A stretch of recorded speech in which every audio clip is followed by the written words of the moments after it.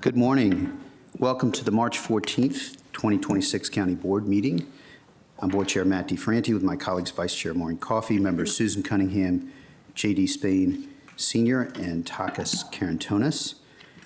Thank you for being with us today. Before we begin, I'd like to take a moment per our custom over this last year to highlight resources for our federal workers and our immigrants. I'll ask the clerk to please pull up the slide. If you know someone or you yourself need resources for federal workers or immigrant families, immigrant individuals and communities, here's the information. You can Google it and it will come up, just Arlington County Federal Workers Resources or Arlington County Immigrants Resources. You can also ask Mr. Kushner, our clerk, or out front, Mr. Davis, for a copy of this. Before we begin, I have a few general announcements. For in-person speakers, the podium height can be adjusted by using the up-down arrow buttons on the right. Many in the room could actually point with me to the place on the podium where you can do this. As you face us, it's on the right. There's a place that you can push up if you are taller or bring down if you are less tall. If you are submitting documents as part of your testimony, please hand them to the clerk along with your name and contact information. Clerk's right over here. For remote speakers, please keep your microphones muted and your cameras off until you are called on to speak. Occasionally, we may need to get up and stretch our legs. However, there are speakers and monitors in the back so that we can continue to see and hear the meeting. Public comment. We'll begin with public comment. As a reminder, this time is reserved for topics that are not related to recent or upcoming public hearings. To help ensure fairness and efficiency, we have a one speaker per topic rule. If you are here with a coordinated group, we ask that you please designate one representative to speak on that topic. You probably have already, you will need to have already done that with our clerk and our deputy clerk. They can represent and note that there are others present to share your views. As many of you know, there are two ways to say that you're aligned with those who are speaking. I find standing up as behind the person in your seats to be the best way, but also equally works is the sign for applause in sign language. If you'd like to share more detailed input or engage in a deeper discussion with us, we encourage you to attend an Open Door Monday session or email us at countyboard@arlingtonva.us. All of us will meet with you, or almost all of us would meet with you once as well. More information is available on our website. We're getting a good 80 or 85 people per Open Door Monday at this time. The clerk will call speakers two at a time to help us keep things moving. Please come to the front and be ready to speak when your name is called. Please see our clerks if you have any further questions. With that, Mr. Clerk, can you please call the first two public comment speakers?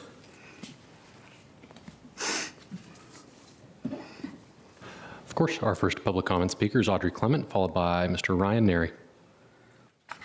Ms. Clement.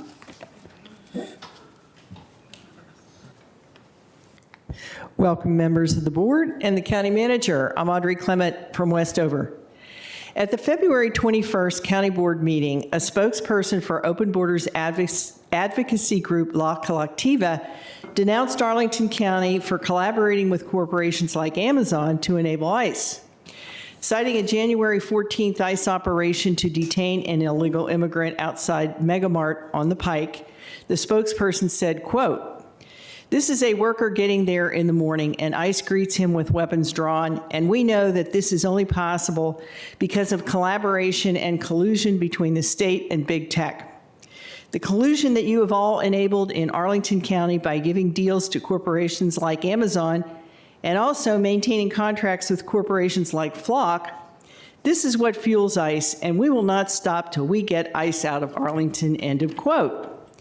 Now, just who did ICE detain on January 14th? According to the patch, he is Dianel Florian Garcia, a twice-deported Guatemalan who served time for both driving under the influence and stabbing his roommate in the gut while intoxicated. Having re-entered the United States a third time, he was arrested in September 2025 for driving while intoxicated and was awaiting trial when detained by ICE. Florian Garcia pled guilty to the charge and will be sentenced on May 12th. Despite the threat posed by drunk drivers like Florian Garcia, another Open Borders advocate, Maria Powers, said, quote, "Many Arlingtonians wake up every day afraid for our neighbors. Due process covers everyone present in the United States. It has nothing to do with citizenship," end of quote. Nevertheless, the Open Borders crowd doesn't lose sleep over legal immigrants scared of being assaulted or run over by someone with no legal right to be here. Thank you. Next speaker. Our next speaker is Ryan Neri, followed by Ms. Susan Campbell. Mr. Neri.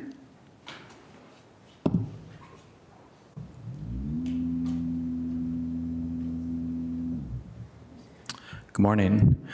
We are now 3 weeks into an illegal and unprovoked war, 1 year into a cruel and arbitrary deportation regime, and 2.5 years into a genocide. Black rain falls from the sky in Tehran as mothers and fathers in Minab mourn the loss of 170 schoolgirls wiped off the face of the earth by a U.S. Tomahawk missile. Families are ripped apart and deported, sometimes to countries they've not seen in decades. Children survive on 600 calories a day in tent cities prone to flooding, freezing, and bombing. What has been Arlington County's response to this? To supercharge the defense surveillance industrial complex. As we watch our world crumble around us, Arlington Economic Development sponsored the launch of the Innovation Quarter, backed by a veritable rogues gallery of defense and AI firms. SAIC, Northrop Grumman, and In-Q-Tel are just a few. The Arlington County Board celebrated his launch, and why not? As Ms. Coffey put it, these companies are the reason we have access to so many nice things here in Arlington. But if that's the case, why are we closing the 100-year-old Cherrydale Library and slashing the library's collections budget by 17%? Why are we eliminating the Arlington Aerials and Arlington Tigers competitive gymnastics programs? Is it because we have to support a 5.9% increase in Arlington's police budget? Is it because we have to fund quote-unquote economic development that promotes death and destruction abroad? You sit there and tell us that these things are not political, which is the height of absurdity. Nothing could be more political than a company that streamlines killing and surveilling. It is time to end our role in the perpetual cycle of violence committed abroad in the name of freedom and security. We don't need an innovation corridor or another tech launch pad. We need an ethics policy now and an economic agenda that aligns with Arlington's ethics, morals, and values. Thank you. Thank you. Our next speaker is Ms. Susan Campbell, followed by Mr. Joseph Ventrone. That's down, right? Hi, good morning. Good morning. Hi. Members of the board and Mark Schwartz.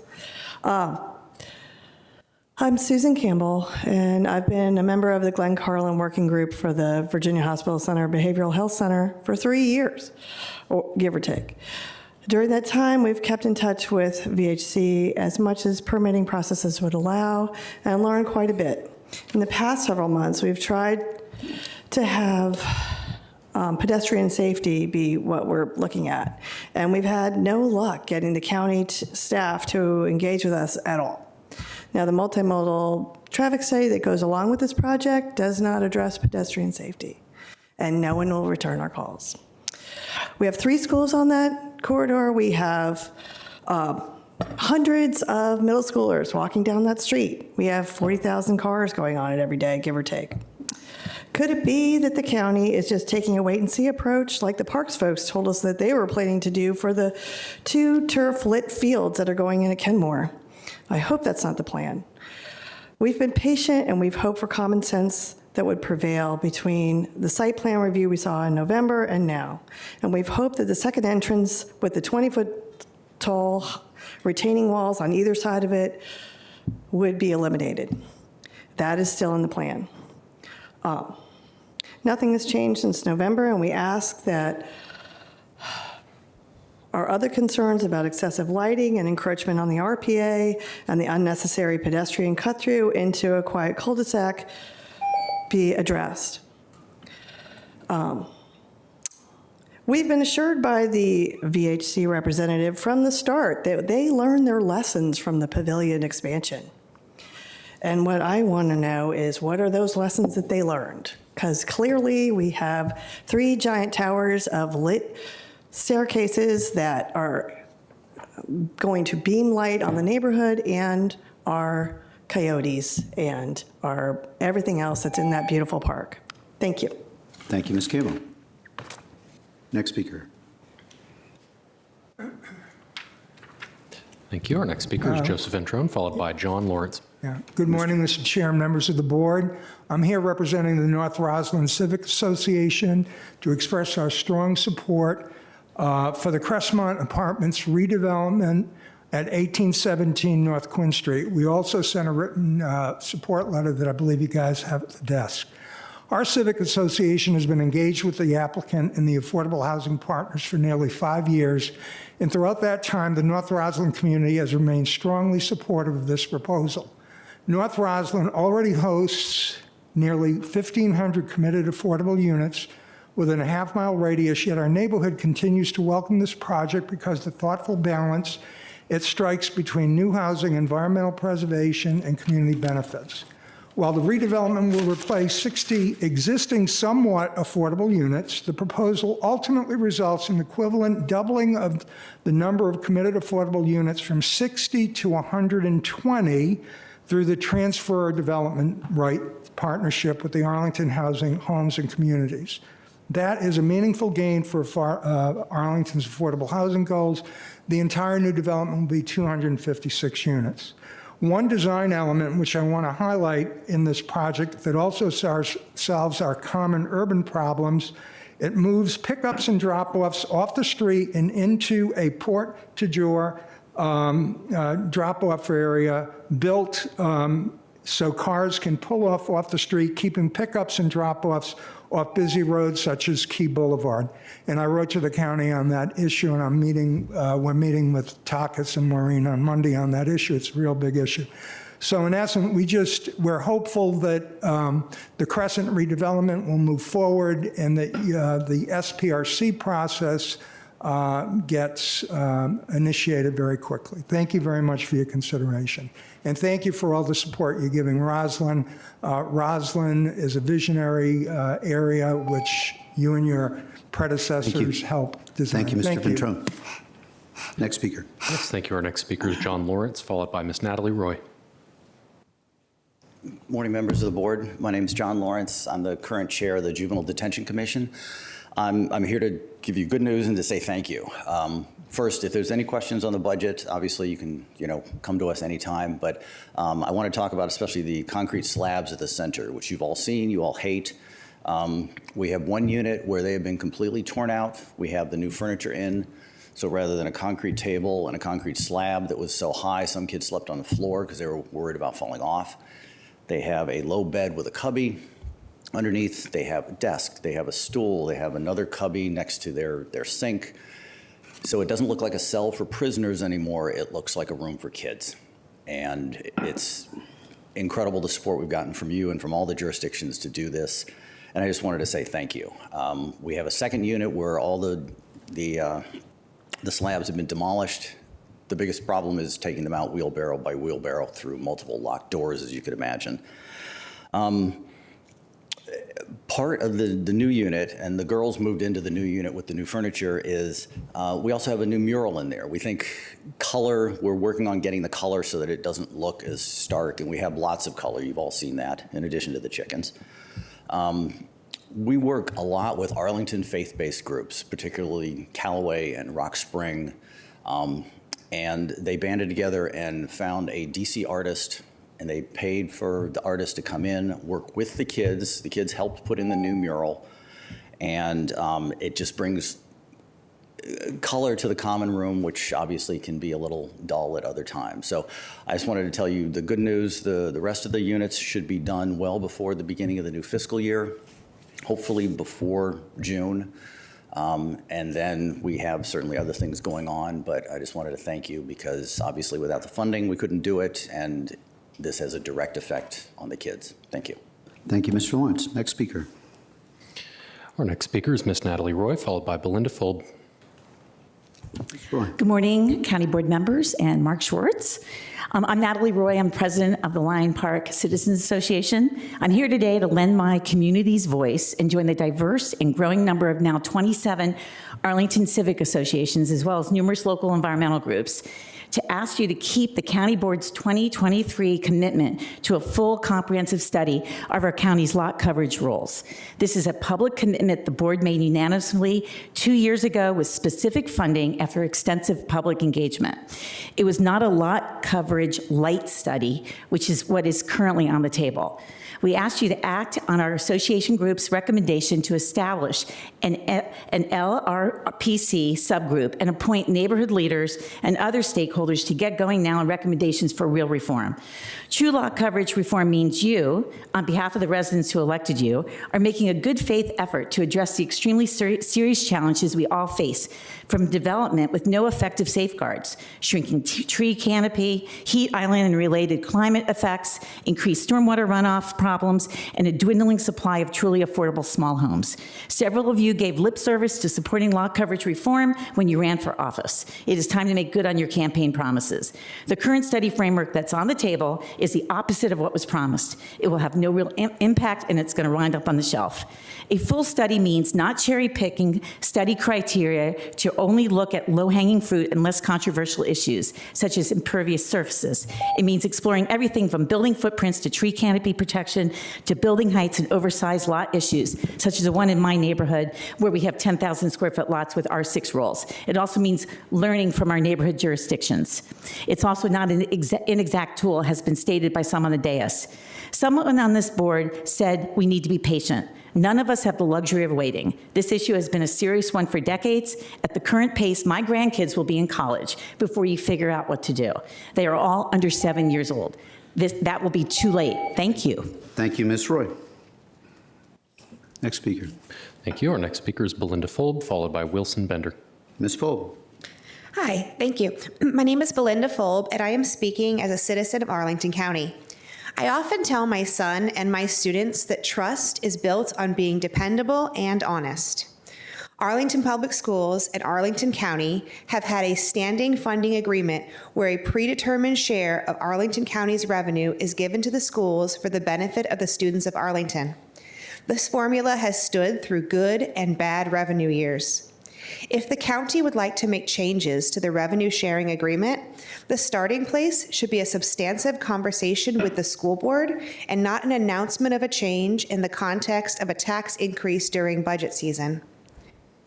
I am confident the school board would be open to discussing the revenue sharing agreement if the county was to raise the subject with them. To my knowledge, that has not happened. Please be dependable and honest. Honor the revenue sharing agreement or communicate with the school board. Be the government entity that we can trust. Thank you. Thank you, Ms. Fulb. Next speaker. Thank you. Our next and final speaker is Wilson Bender.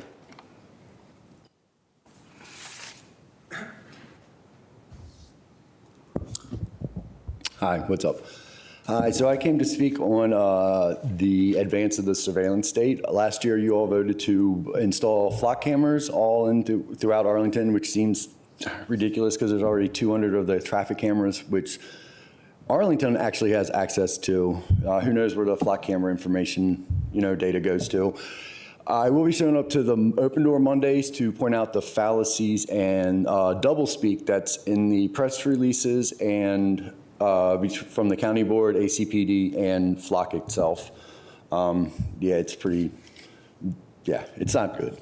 Because when I roll up to kindergarten drop-off on the bike blasting Freebird, the flag is about vanquishing tyranny. Because if it said Big Brother's watching, I wouldn't live here. Also, I will save this for the budget meeting, but it was like $176,000 to install them and $93,000 for the budget's. I know, I'm just pointing out, yeah, no. Let's go on to the couple survey. $100,000. But just to point it out, very easy to dismantle the surveillance state, saves money, I don't really care about the budget. I'm more about, people stealing the data because even though it says it's not there for facial recognition, that is a lie. It's the double speak. That was it. So, I'll show up at the budget meeting to speak on that too, and at the open door meetings to speak on it. What more? Thank you. I have a joke. It's a budget joke though. If you guys are going to close the library and defund the firemen, where is Guy Montag going to work? Thank you, Mr. Bender. Thank you. Have a good one.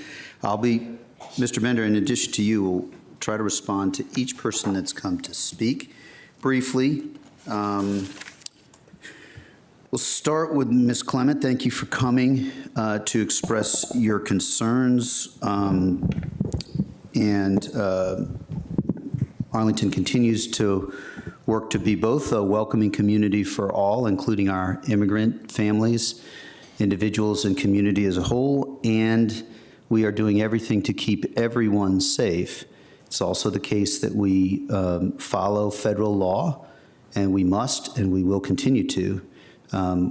With that said, we are trying to do everything we possibly can to keep everyone safe. Appreciate your coming in today. Mr. Neri, broadly, you probably followed Senator Tim Kaine's effort to have a vote with respect to the Iran war that has been started. I certainly personally, my personal capacity, support that. Your broader comments, I think it is important that broadly innovation is important to us, and we are supportive of it. Certainly, I think you'd acknowledge the particular reality that email and the internet began through some research that was not fully unrelated to our defense industry. With respect to ethics and economic development, continue to seek to both be a community that lives our ideals in our budget, as well as is a welcoming place for economic development. There is obviously edges of that are in tension and conflict with what you shared. It's not an easy set of issues. I certainly think that the board as a whole is supportive of economic growth as it benefits our residents as a whole. So I'll leave it there. Ms. Campbell, I believe it's on Monday is an opening meeting. Let's see, Ms. Campbell. The 16th. Yeah, the 16th. I don't know that Ms. Campbell stayed. In any event, just briefly for all of us, the board has taken significant steps on this very street that is involved, and it was not easy to do. South Carlin Springs, we have acquired easements on one entire side of that street because we've been concerned about the students that are very close to a busy street. We are taking additional steps, and pedestrian safety is important to us. This isn't an area that has been zoned for a hospital, and the benefits of this place will be important. I would say further details, I'm sure colleagues may have thoughts on this, But the process is not over, and so we are engaging, and we will take Ms. Campbell's comments to heart. Mr. Ventrone, thank you for mentioning Crestmont Apartments is not actually on a future board meeting, so it's appropriate for you to speak. This is an area we have engaged with staff on, and there's both a policy component to it that we have to think through as we think through transfer of development rights, and then there is the importance of seeing a specific and actual proposal. We have gotten quite a bit of email back and forth on this. Appreciate you coming today and sharing your view. And this work is ongoing. I appreciate that you're going to meet with two colleagues over the coming week. There's additional detail that I think we'll have to see. This is not an area of policy that we have fully resolved, but we are wrestling with it. Mr. Lawrence, thank you for coming in to share your appreciation. I suspect that our liaison, Vice Chair Coffey, may have additional comments on this.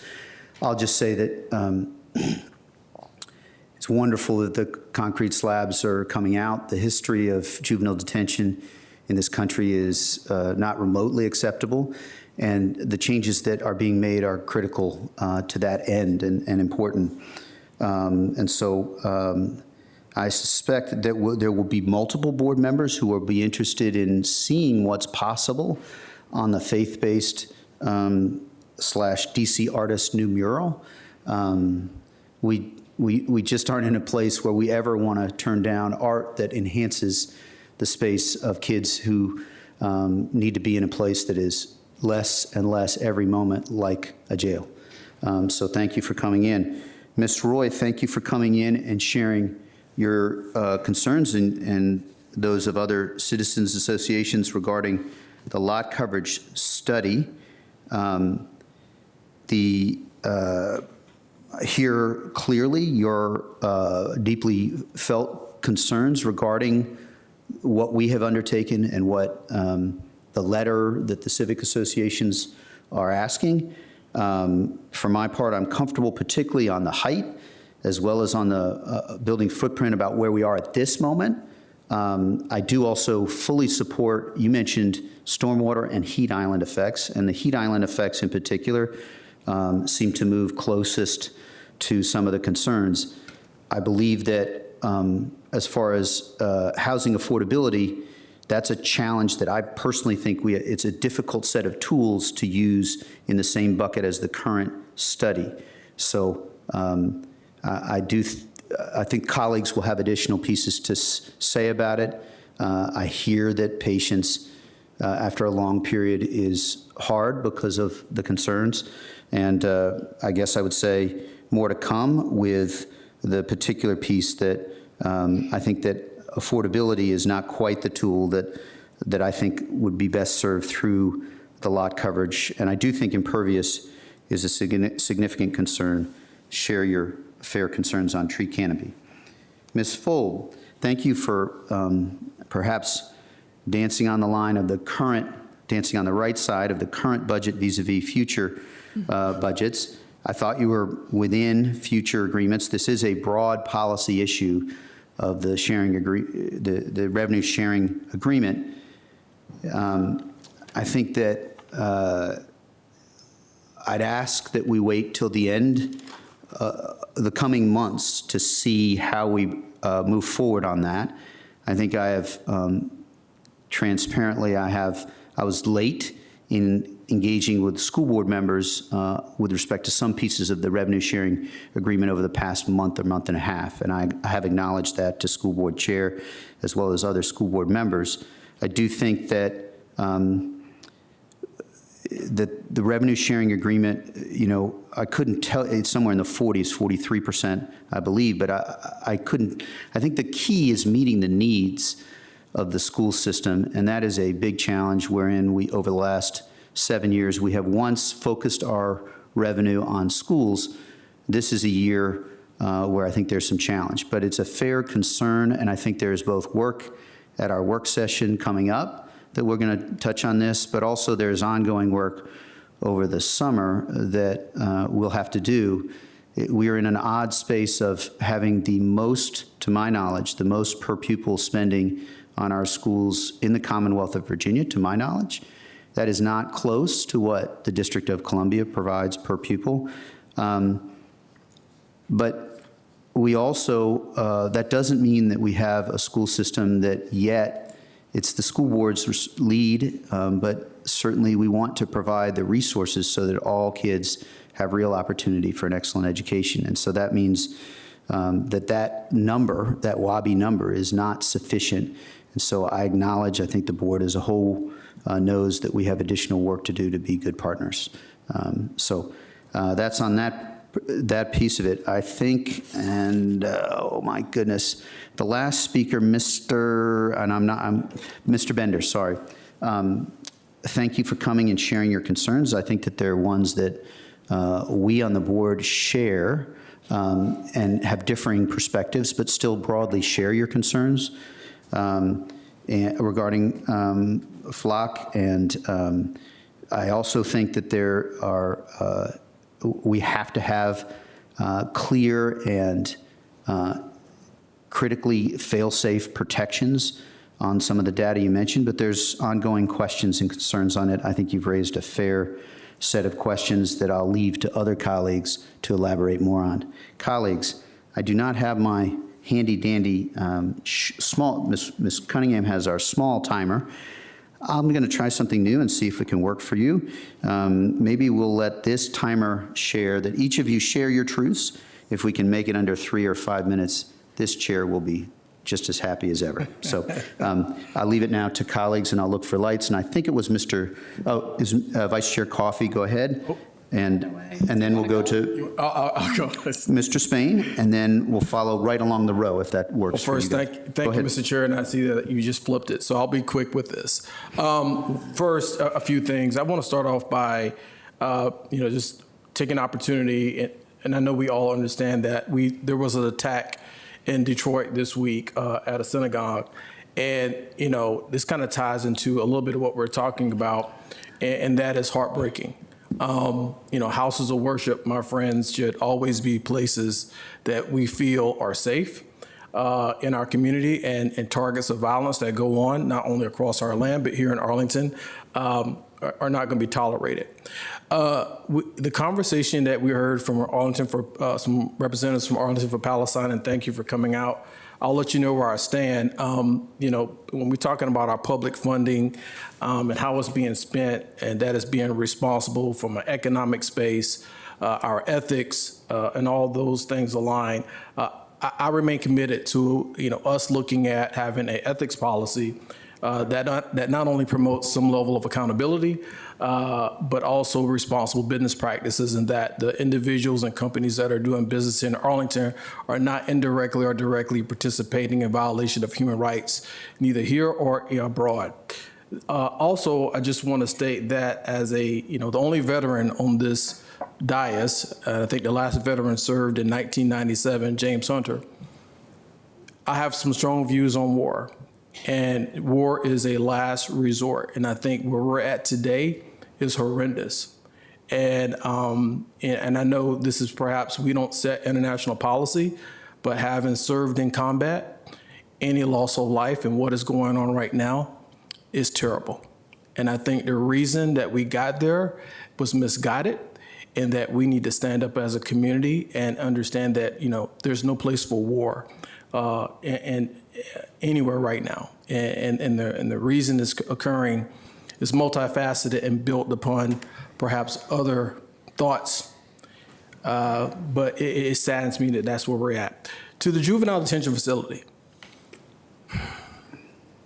I've had the opportunity to visit the juvenile detention facility about twice in as many years. I want to thank you for the upgrades that are being made.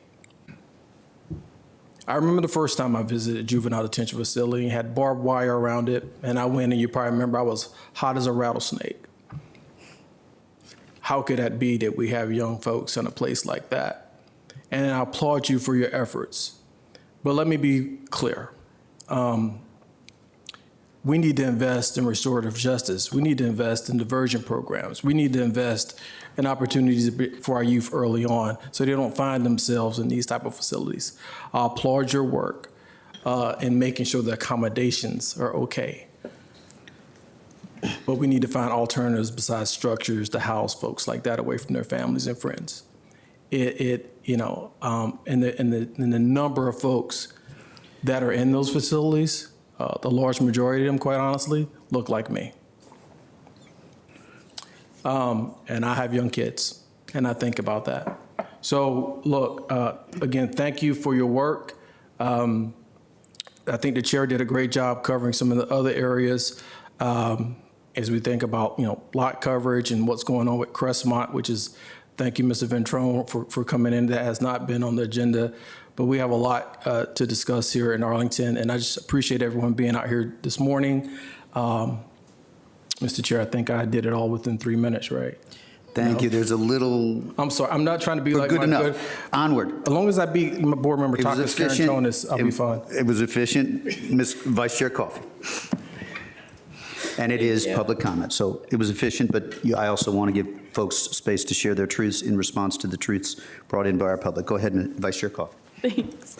I'll pick up with NVJDC. Mr. Lawrence, we really appreciate all the work, and I think, as you know, we've fought hard to keep our kids in our localities, and part of that is because of what we're doing on restorative justice, diversion, mental health and substance use treatment, making sure that kids are actually getting their needs met instead of just being put in punitive centers. And so we're grateful for your partnership. We'll continue to work together, make sure that the state does not change what we are doing.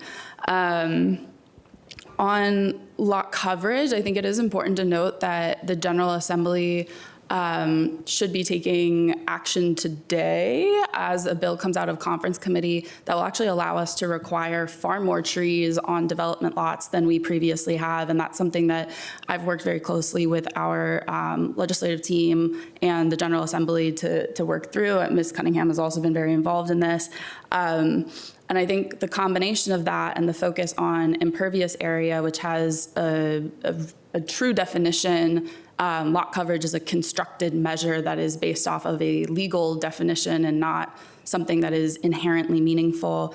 And then also the study of minimum plantable area is really, to me, what is most important as we face our stormwater, heat island, and other issues. I think that this is going to get to the vast majority of what people want. It may not get to the physical size of houses, which I understand is one goal that others have. But to me, the climate and environmental impacts is the focus. On VHC, Ms. Campbell did leave. I think Ms. Cunningham and I will both be at the kickoff. There is a lot to do still, and most importantly, we are just getting this process started because it has been many years of discussion and debate, and having mental health and substance use treatment beds for adults and children in Arlington County is such an important goal.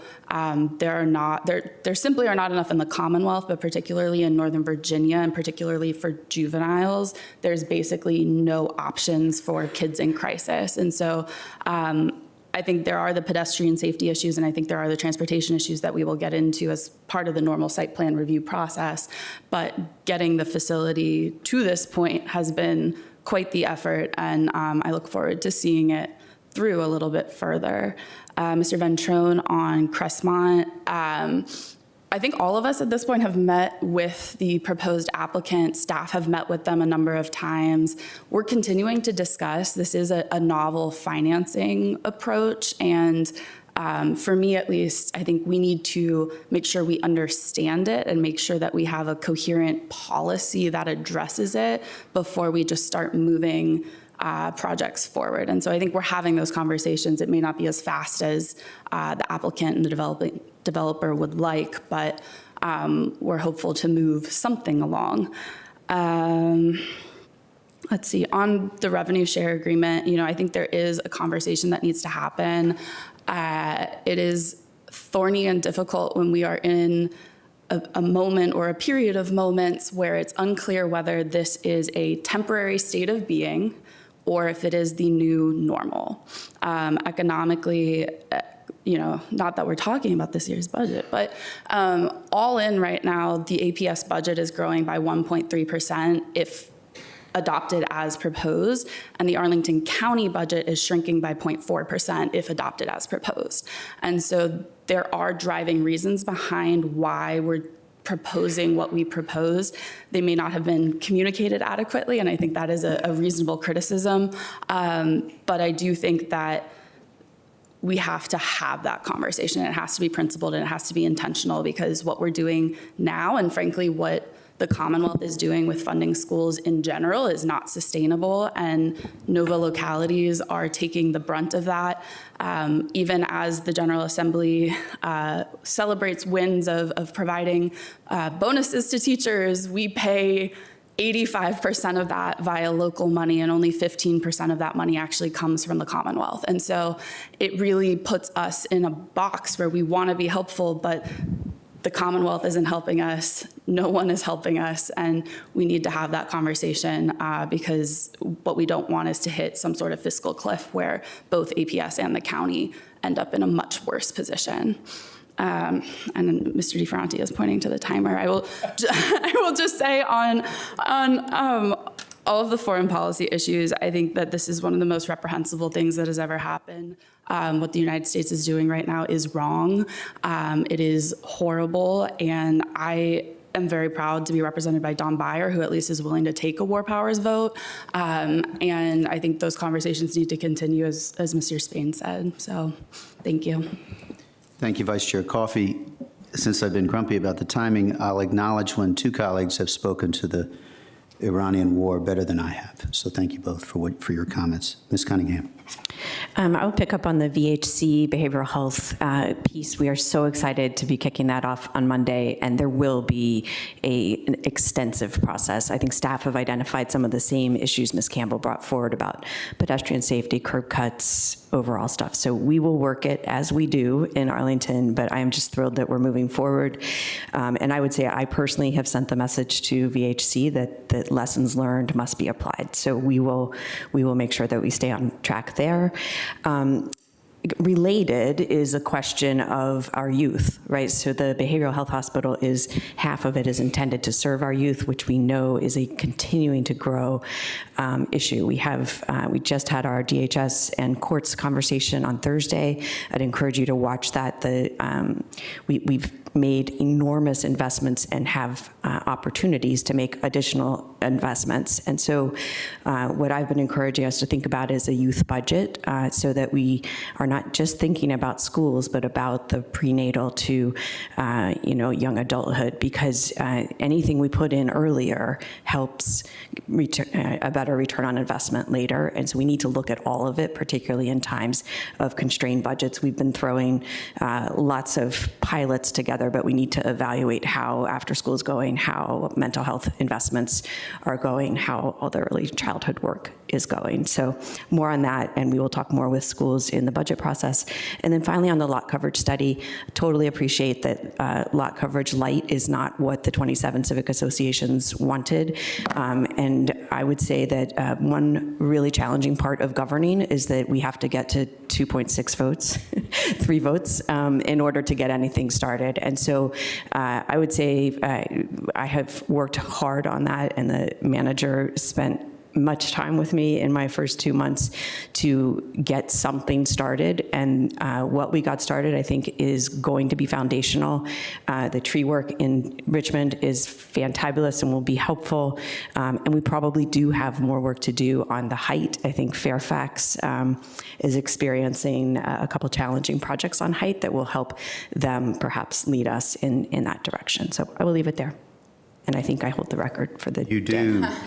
The record is that you're well under the 3 minutes, and I'm grateful, but also appreciate you sharing all your truths and your views on the key subjects that folks came into today. Thank you, each of you who came. You do not have to stay, anyone in the room, but you're welcome to.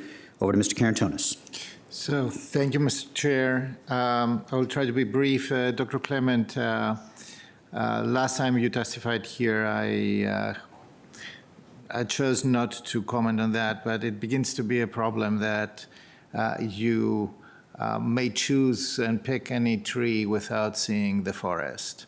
and repeating here and being a conveyor belt for ICE arguments that they somehow care for public safety is kind of preposterous. So I strongly disagree with the line of your argumentation and your positioning here.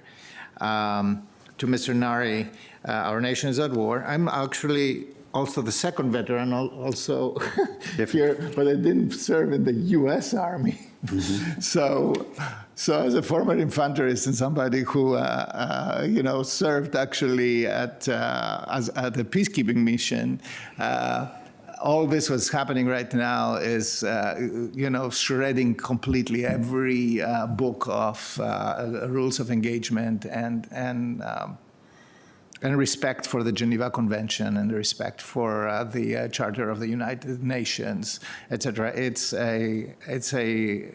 an adventurism that started, and Mr. Nari was right about that, started here by invading our cities and attacking our communities with militarized means and continues now in the international realm. There is a direct line that connects these two actions.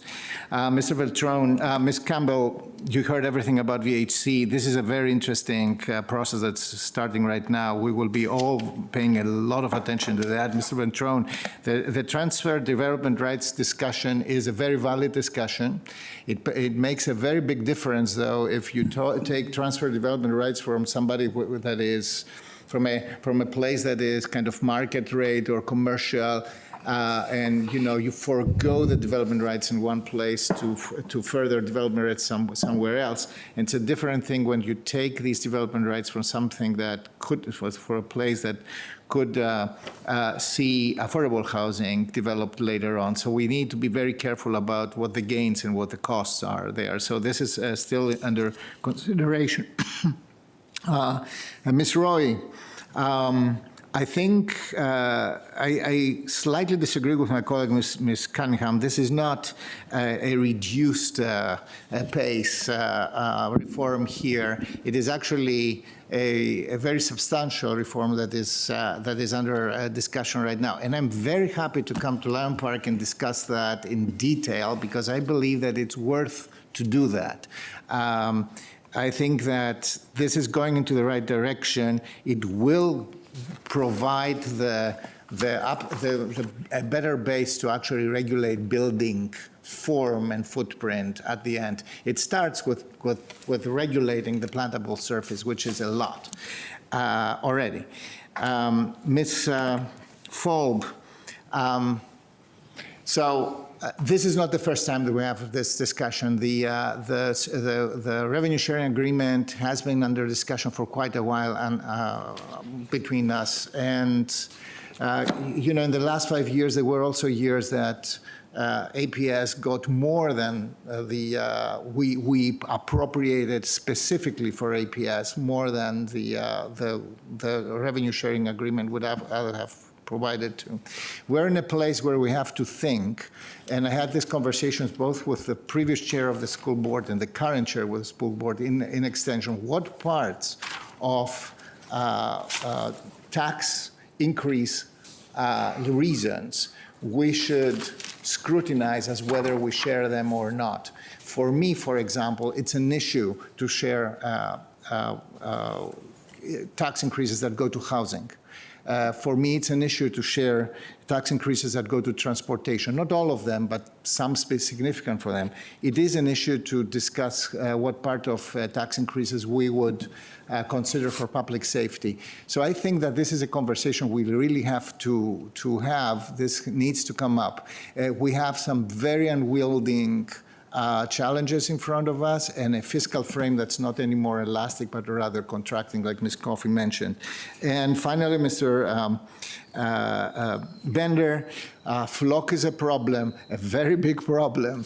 And given of how things are going right now in our nation, my confidence that the guardrails will work, they are there, but that they will work is decreasing precipitously. Thank you. Thank you, Mr. Karantonis. For all the rest of those who came for public comment, you may certainly stay, but you do not have to. We're going to move to our consent agenda. and then we're going to take up our regular hearing items. Thank you each for coming and sharing your views. This is part of our civic work that we all must and do value very much, particularly at this moment. We'll move now to consent agenda. Mr. Kushner, have any items been pulled from our consent agenda? No items have been pulled. Thank you. Is there a motion on the consent agenda? I'll go ahead and move that we adopt the consent agenda. Is there a second on the consent? Second. Thank you, Mr. Spain. All those in favor of adopting the consent agenda, say aye. Aye. Aye. I think that's all five. Great. Just try to make sure. So that motion passes unanimously and the consent agenda is adopted. The board just voted to approve the consent agenda, which includes minor site plan amendments, use permits requests, ordinance amendments, requests to advertise, and more. These items were put on the consent agenda because they were considered non-controversial, but that does not mean that they are not important. So I want to take a few minutes to highlight several items very briefly. Bear with me. This will be as brief as we can get. Maybe I'll set the timer on myself. Item 12, which is the next slide. Item 12 is the County Board approved 2026 Arlington County Housing Choice Voucher Program's annual plan. This program is absolutely critical, and we benefit from I believe over 30 million, or certainly well over 20 million in funds from the federal government on this, and we're very appreciative that in this budget cycle at the federal level, those funds have continued to stay in. The program is the federal government's major program for assisting very low-income families and people who are elderly or disabled or cannot afford decent, safe, and sanitary housing in the private market. Housing choice vouchers are administered locally by public housing agencies such as the Arlington AHCVP, which is our entity that takes that lead. The next slide concerns Dominion Energy and our continued effort to work towards renewable electricity. The board approved 4 solar power purchase agreements with Dominion Energy Solutions for an on-site rooftop solar installations to produce and provide electricity to the county for the next 25 years. You see the 4 sites identified there. I'm thrilled about this. We have been working on it for some time. This is an example of a partnership that is in our interest in this set of cases. So there's something called renewable energy credits, which individual homeowners receive, as well as, in this case, the county for these projects.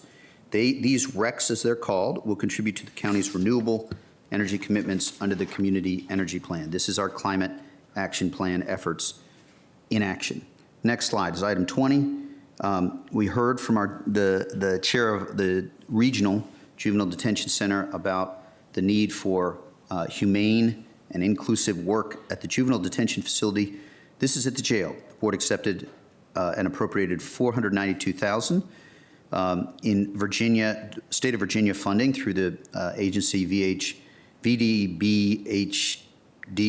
I'm sure it goes faster when it comes out of others' mouths as they get more familiar. These funds will be used to develop a jail-based restoration plan and pay for 2 behavioral health therapists. We talked about that just on Thursday as a critical need of ours.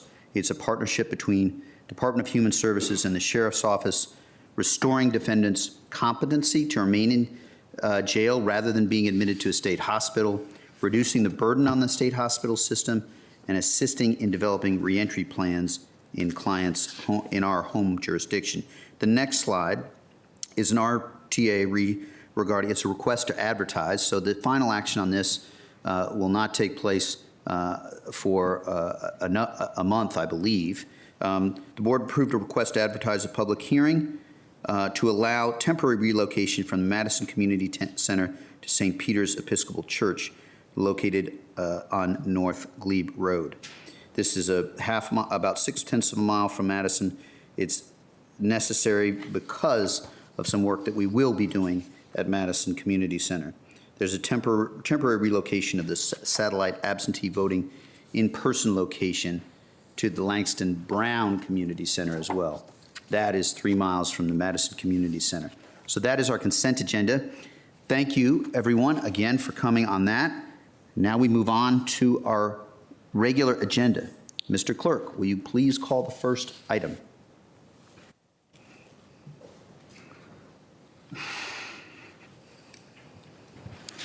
Certainly, our first item on the agenda today is item number 32, which is strategic amendments to sign regulations. This is a multi-part item. Part A is an ordinance to amend, reenact, and recodify the county zoning ordinance, Article 13, signs to facilitate commercial market resiliency.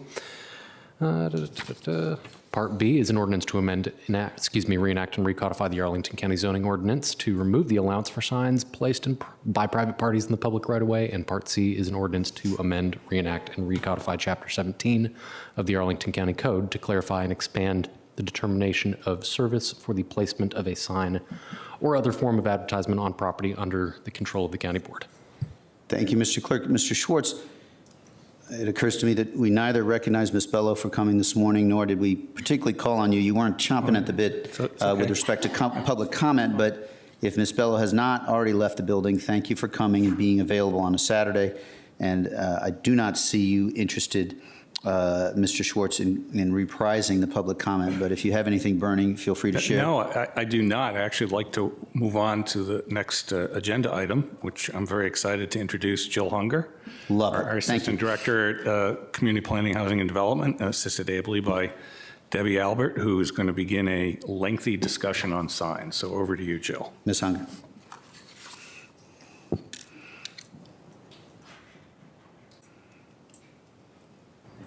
Yeah, thank you. Pulling up a presentation at this point in time. Sure.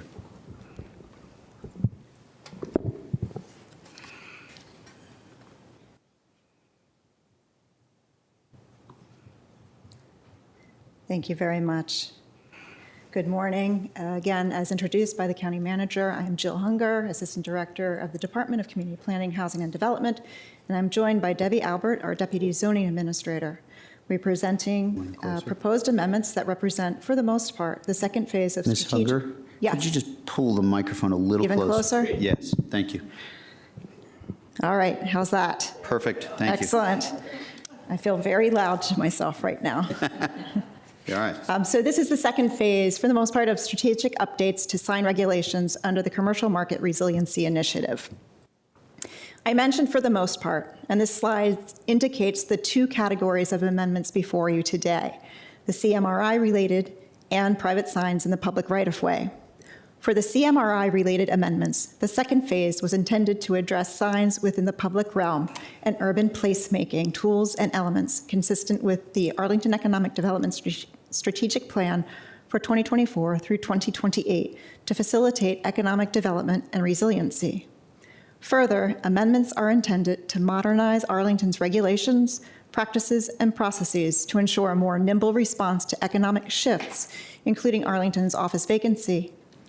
Strategic areas of the CMRI include office conversion, repositioning, redevelopment, and the case of the work before you today, tenant support and placemaking. As staff was considering signs within the public realm, we were also asked to review and consider regulations pertaining to temporary signs placed by private parties in the public right-of-way. There were several considerations, including how changes in voting practices, including early voting and ranked choice voting, affected work to achieve Vision Zero, the reduction of clutter, and how best to address enforcement. Prior to discussing the specifics of the proposed amendments and recommendations, it's important to discuss how we applied the equity lens in our work on both the CMRI-related signs and the private signs in the public right-of-way. We aligned our work and our analysis with the goals and objectives that I mentioned in the previous slide. We wanted to ensure that recommendations did not exacerbate inequities, particularly in areas of high vulnerability. We asked the questions: who benefits, who is burdened, who is missing, how do we know, and what are we doing about it? In the remainder of this presentation, you will see how we work to address these questions, initially highlighting those that benefit and those that are burdened. In the variety of engagement strategies by staff and others, through online engagement, meetings, targeted signs, direct emails to businesses, political interests, residents, workers, commissions, and others, staff believe we are not missing groups. We know this through the outreach received, correspondence, discussion, and data. The application of the equity lens guided our engagement, and the engagement, data, existing policies, goals, objectives, and the equity lens guided our recommendations. And one more slide before moving into the details, an overview of the proposed changes. With the CMRI related, a greater flexibility for types, size, and number of signs allowed in RA districts, the allowance for signs and/or sign types within public districts and on publicly owned property, and that may include automatic changeable copy and off-premise advertising, changes to size and timing standards for certain automatic changeable copy signs, and associated technical edits for consistency, organization, and readability. For the private signs in a public right-of-way, we are looking at the removal of the allowance of temporary signs placed by private parties in the public right-of-way. And although considered with the original request advertised, we are not proposing to amend the number and placement of sidewalk signs. Starting the discussion of the CMRI-related amendments, this slide indicates those that would benefit from the proposal, including the county government, businesses, Arlington Public Schools, visitors to Arlington, and residents. And through careful crafting of the proposal with appropriate placement, processes, and permitting, the amendments would have limited to no anticipated burden on any particular group. Again, providing greater flexibility for signs allowed in the RA districts. The provisions for signs in our RA districts was last significantly updated in 2012. And at that time, buildings in the RA district were either garden-style developments or apartment buildings located on large lots. The proposed amendments to Section 13.6 provide additional allowance for wall and canopy signs that are compatible with an urban form realized with some of the newer developments in RA districts, such as Gables Point and Marbella.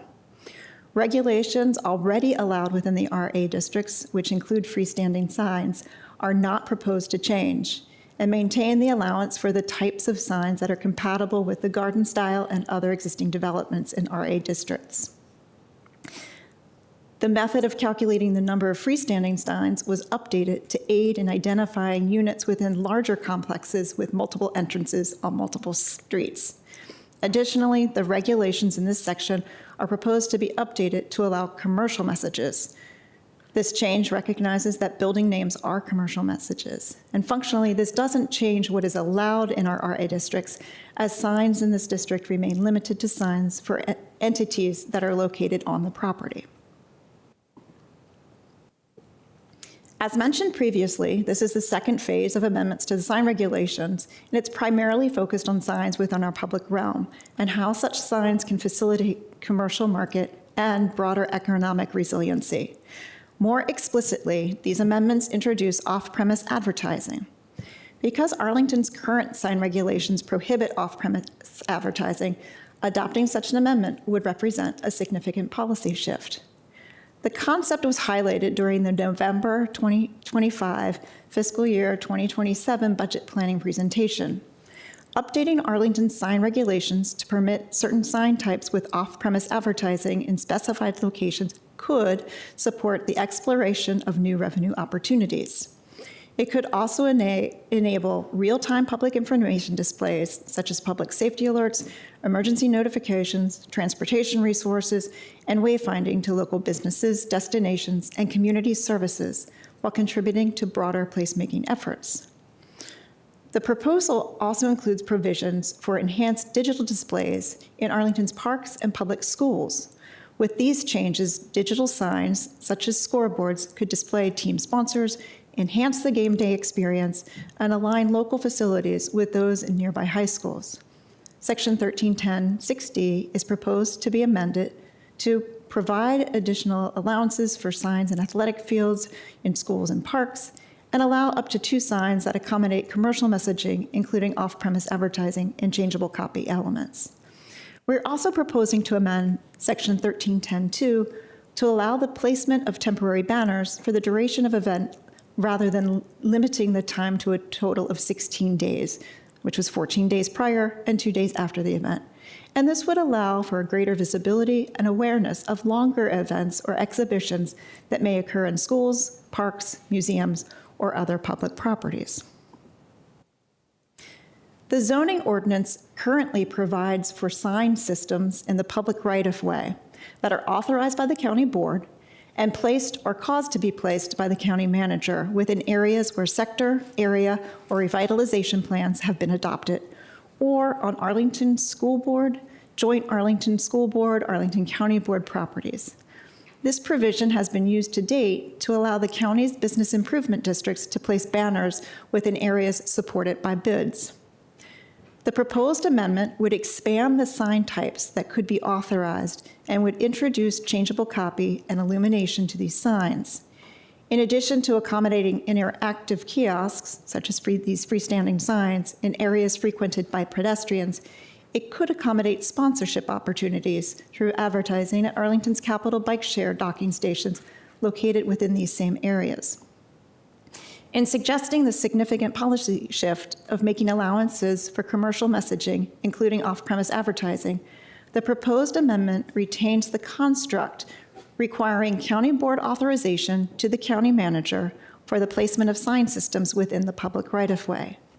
Further, in its authorization, the county board would have to make several findings: that signs would not adversely affect traffic safety and would not result in clutter that would adversely affect the appearance or character of the surrounding neighborhood, that signs are pedestrian-oriented, that signs do not obstruct pedestrian movement, and they do not obstruct the views for motorists, that the placement of the signs maintains a clear walkway zone, and that permission is provided from the underlying property owners and easement holders. In its authorization of such sign systems, the county board would adopt an ordinance that establishes standards that may include the specific size, locations, and physical characteristics of the signs, the placement, maintenance, removal, and replacement of the signs, illumination and changeable copy standards that may deviate from the standards in Section 1313, where the elements of changeable copy is regulated, the length of time for which the signs may be displayed, and the allowance and standards for automatic changeable copy. I want to set forth that this is developing the framework that accommodates the sign systems, and that the implementation, including procurement, contractual elements, or other implementation elements, would be developed at a further date. We are also proposing an amendment to include an increase to the size of automatic changeable copy signs. This change accounts for the increased use of LED or other technology in the fabrication of signs to allow for easily changeable copy. Such signs have been installed as wall signs, which are permitted at a 60 square foot size. And these proposed changes would allow businesses who have invested in these types of signs to take advantage of the ability to update their copy on a daily basis. The proposed amendments also include edits for clarity. As I had mentioned, staff is not recommending proposed changes to regulations pertaining to sidewalk signs. Our current regulations allow for and include self-standing and that they are placed directly in front of business during open hours. There's a size limitation up to 7 square feet per side, no taller than 3.5 feet. Typically one side per public entrance must leave at least 6 feet of clear walkway or for pedestrians, and that no lighting or automatically changing messages are allowed. To obtain a broader range of feedback, staff also specifically included questions about sidewalk signs in an online engagement that was included as part of the outreach for this phase of amendments.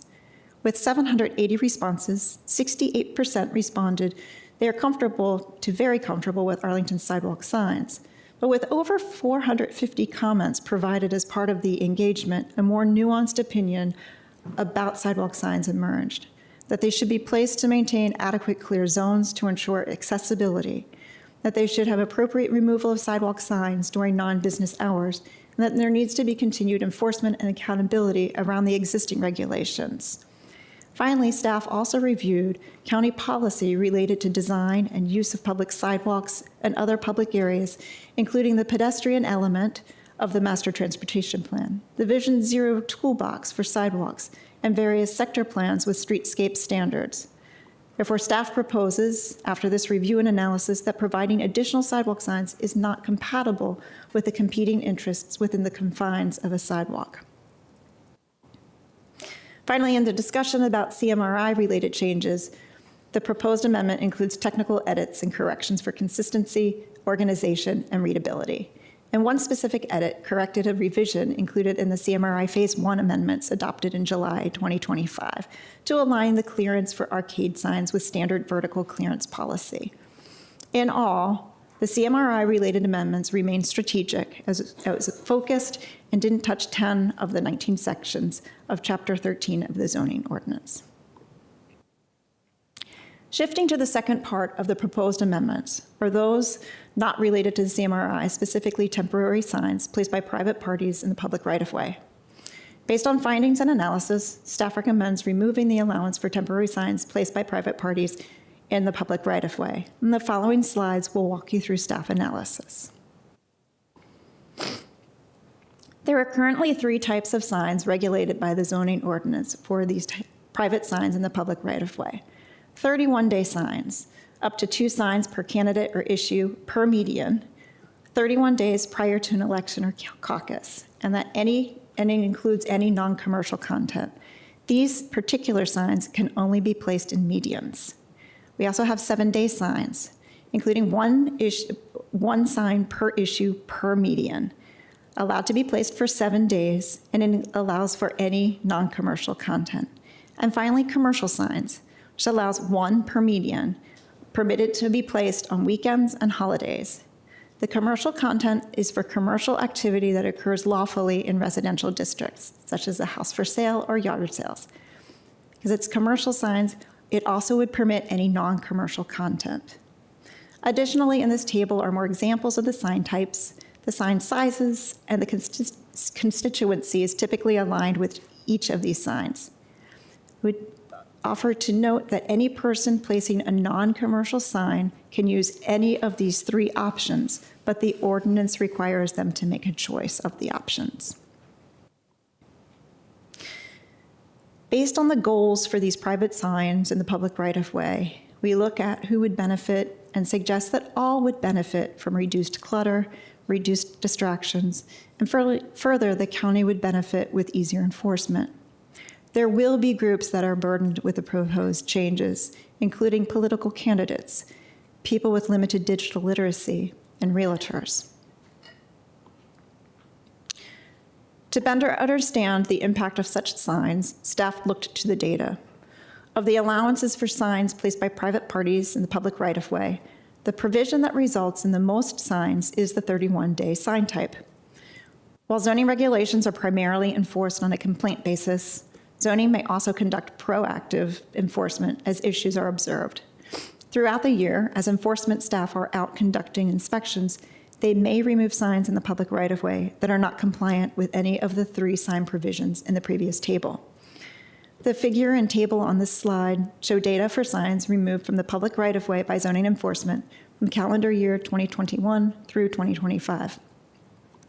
The sign removal rises sharply each year around scheduled elections and moderatorily around scheduled primary elections. Early voting has expanded the period during which such signs are most frequently in place, and ranked choice voting in Arlington may increase the number of candidates and thus the number of signs. With more signs over a longer duration, concerns about clutter and motorist distraction grow. Vision Zero crash data from 2020 through 2025 shows that at least 1 in 5 fatal or severe crashes in Arlington involves driver distraction. They find that distractions may include phone use, multitasking, or simply not paying attention. The statistic is likely underreported because it is not always easy to prove that distraction was the cause of a crash, and that Vision Zero action must emphasize and enforce the importance of avoiding distractions. In addition, the Transportation Safety Equity Analysis notes that crashes occur twice the rate in equity emphasis areas, locations that closely align with areas with a high concentration of vulnerable populations as depicted in our Community Vulnerability Index map. Reducing the overall number of signs, which can become loose and contribute to road debris, is therefore an important strategy for minimizing potential clutter, reducing visual distractions, and supporting efforts to eliminate traffic fatalities and serious injuries. The equity emphasis areas and the areas with high vulnerability also correspond closely to areas with populations, including older adults, low-income residents, and people of color that face disproportionate barriers to both accessing and effectively using digital technologies. Through our Digital Equity Initiative, there are efforts to bridge this digital divide so these populations can stay better informed. As part of the online engagement mentioned earlier, staff also included a question specifically about temporary signs placed in the medians. With 750 responses, 58% of the respondents indicated they were not at all comfortable with median signs, and 22% were only somewhat comfortable. There were several themes within the 450 comments, plus the upvotes, that provided more insight.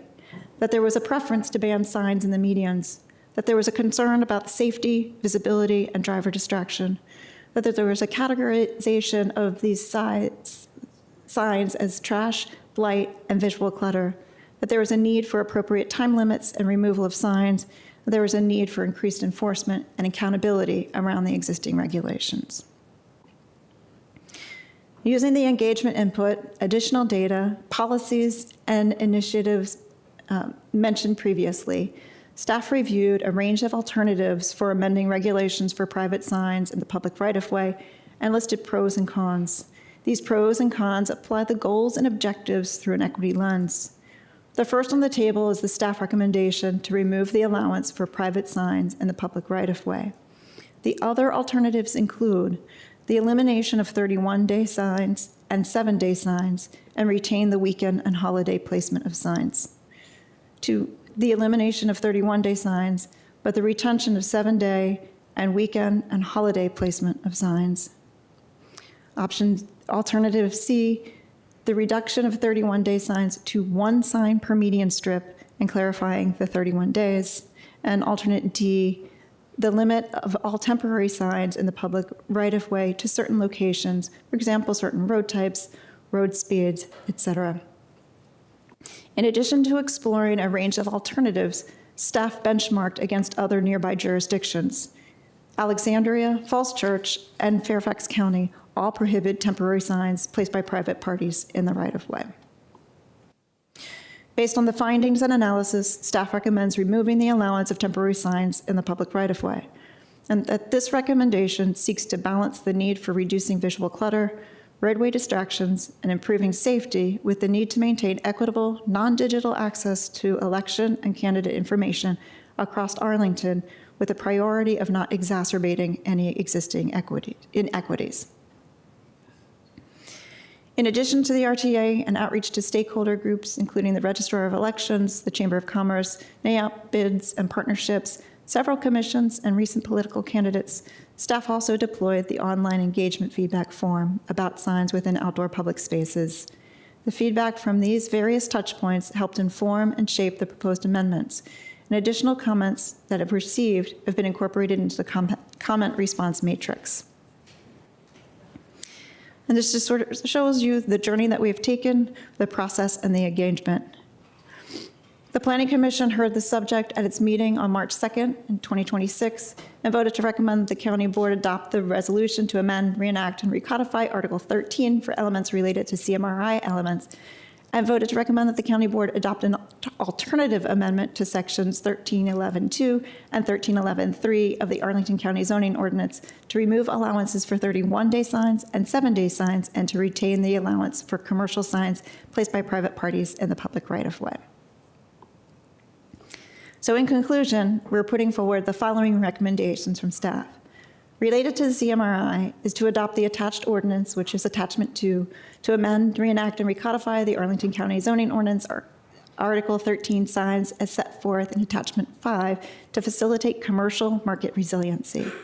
Related to private signs in the public right-of-way is to adopt the attached ordinance, attachment 3, to amend, reenact, and recodify the Arlington County Zoning Ordinance, Article 13 signs as set forth in attachment 6 to remove the allowance for temporary private signs placed in the public right-of-way, and a more technical recommendation to help implement the provisions within the CMRI-related amendments to adopt the attached ordinance to amend, reenact, and recodify Chapter 17 of the Arlington County Code. This concludes my presentation. Thank you very much. Thank you, Ms. Hunger. Really appreciate the presentation and the work. We will next move to our advisory groups, and I believe we have Mr. Berkey virtually, and I see him popping up. So it now goes to Mr. Berkey for the Planning Commission's advice as you guys took this up, and we are in receipt of your letter. Go ahead, Mr. Berkey. Thank you, Mr. Chair. Regret I'm not able to be there in person, but good morning, Mr. Chair and members of the County Board. I'm Eric Berkey. I'm here on behalf of the Planning Commission. I will attempt to be quite brief. So as you noted, the Planning Commission did hear this item at our March 2nd, 2026 public hearing.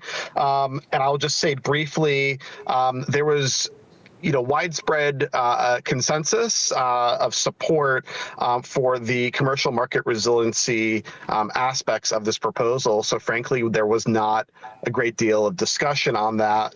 There was a lot of support for those aspects also at the Zoning Ordinance Committee, especially the changes to athletic scoreboards. So I'm not going to touch on that because I think for the most part there was wide support there.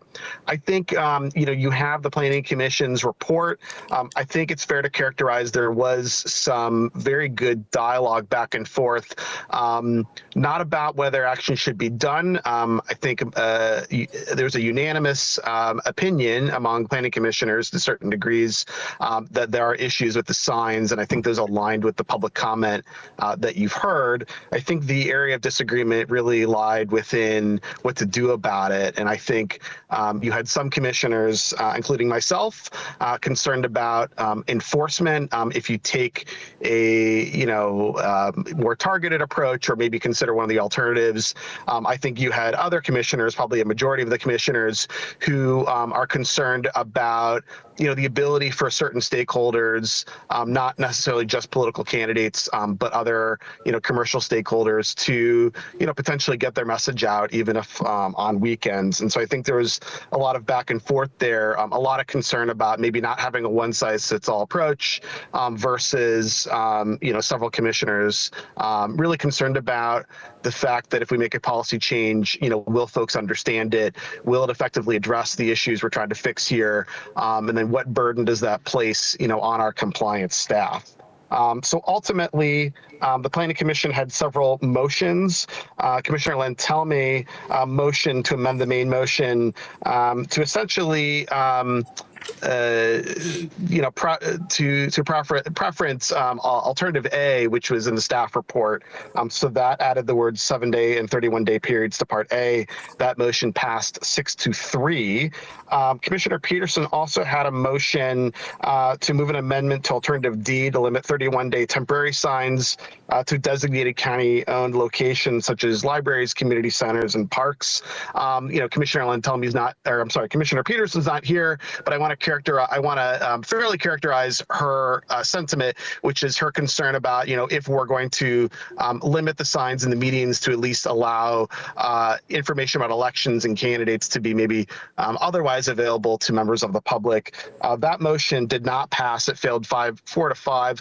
And I think the reason that it failed wasn't that there wasn't necessarily support for some of what Commissioner Peterson was looking for. I think it was more about process and the fact that we haven't really had any staff research or a staff report into such an idea.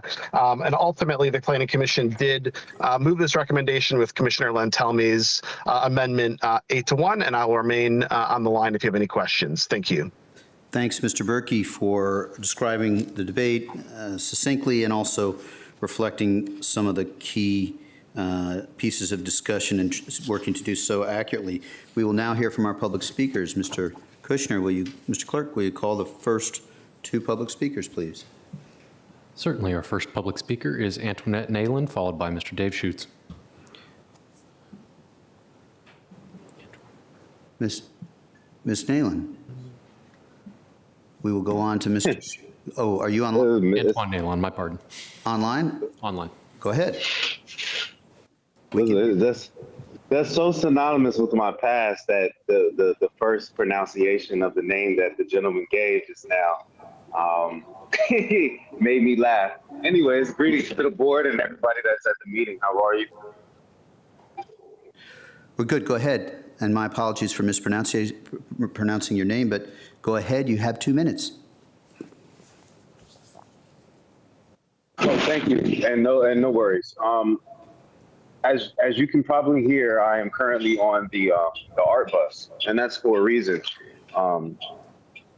The art bus services Arlington County, as you know, on a local basis, and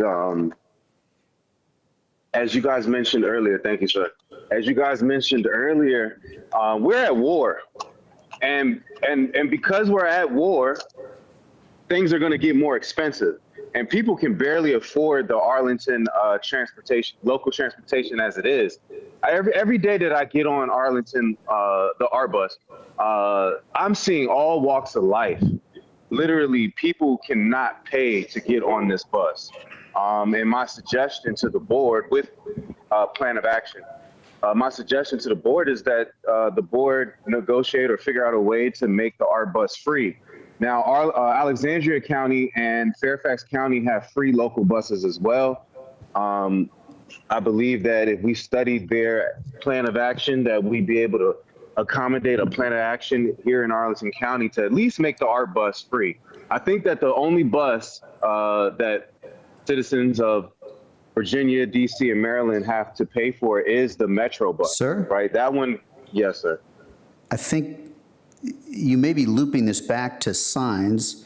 What you just described on the art bus is actually related to budget, which is not a topic for today. But do you want to, are you going to connect this to signs? Because that's part of what we're discussing at this moment. You know what? My apologies, sir. I am off that topic. No problem. I signed up to speak about the art bus. I do apologize to everyone. No problem. Here's what we can do. I think I have it memorized off the top, that the art bus discussion, when you want to share your views on the art bus and the budget, the best time to do that is March the 24th, which I think is a Tuesday night. And Mr. Kushner, I'm going to ask you to nod or correct me if I'm wrong. That's correct. And at 6:30 at night is when we'll start to have that conversation. And we will have the virtual option, so you could certainly use your phone to connect with us then. But we're going to send you an email that enables you to know that is the time, 6:30 on Tuesday, the 24th of March, when you can share your thoughts on the art bus. And certainly, I think all of us on the board have wrestled with some of your questions. So I hope that works for you, and we will hope to see you then. Will that work for you, sir? Yeah, but my apologies, by the way. No problem. I think I may have misread the email. But yeah, thank you for the time. Thank you to the board, and thank you to everybody that's in attendance. Thank you, sir. For writing art. We'll look forward to seeing you on the 24th. Thank you. And that's Antoine for the record. Mr. Nayland. Our next speaker is Mr. Dave Schutz, followed by Wilson Bender. Mr. Schutz, I believe. Good morning. Good morning. I'm against the idea of limiting political signs in the medians. I think they're an important part of our municipal conversation and worth the trouble they otherwise cause. I think that if you are identifying people burdened, it is challengers. And as incumbents, you may think that's not terribly important. But as a citizen, I think it is. Thanks very much. Thank you, Mr. Schutz, for your comments. Mr. Bender, I believe, is next. Correct, followed by Chris DeRosa. This one's real short. I'm tired of picking up all the signs out of the creek and along the Arlington Loop. Everybody up there is guilty of it, and everybody who's, I'm just tired of it. I saw one on the way today. I'm not going to say who it was because, but yeah, they're always in the creek. I've left some there for like longer times to see how long they go, and it's usually until the springtime, till Parks and Rec comes through and does like their seasonal thing. But yeah, they end up in the creek and they're garbage, like litter and stuff, not just clutter. All right, thanks. Thank you, Mr. Bender. Next speaker, Ms. DeRosa.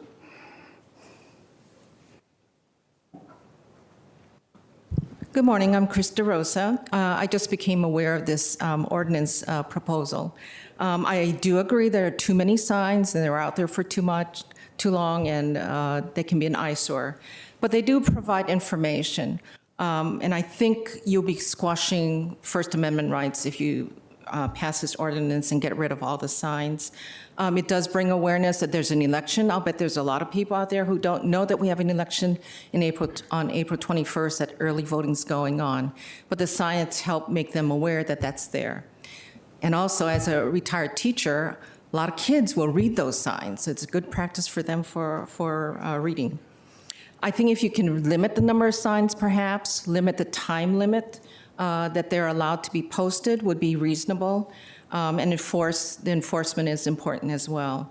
I thought it was funny that ranked choice voting has produced maybe more candidates. I think that's great.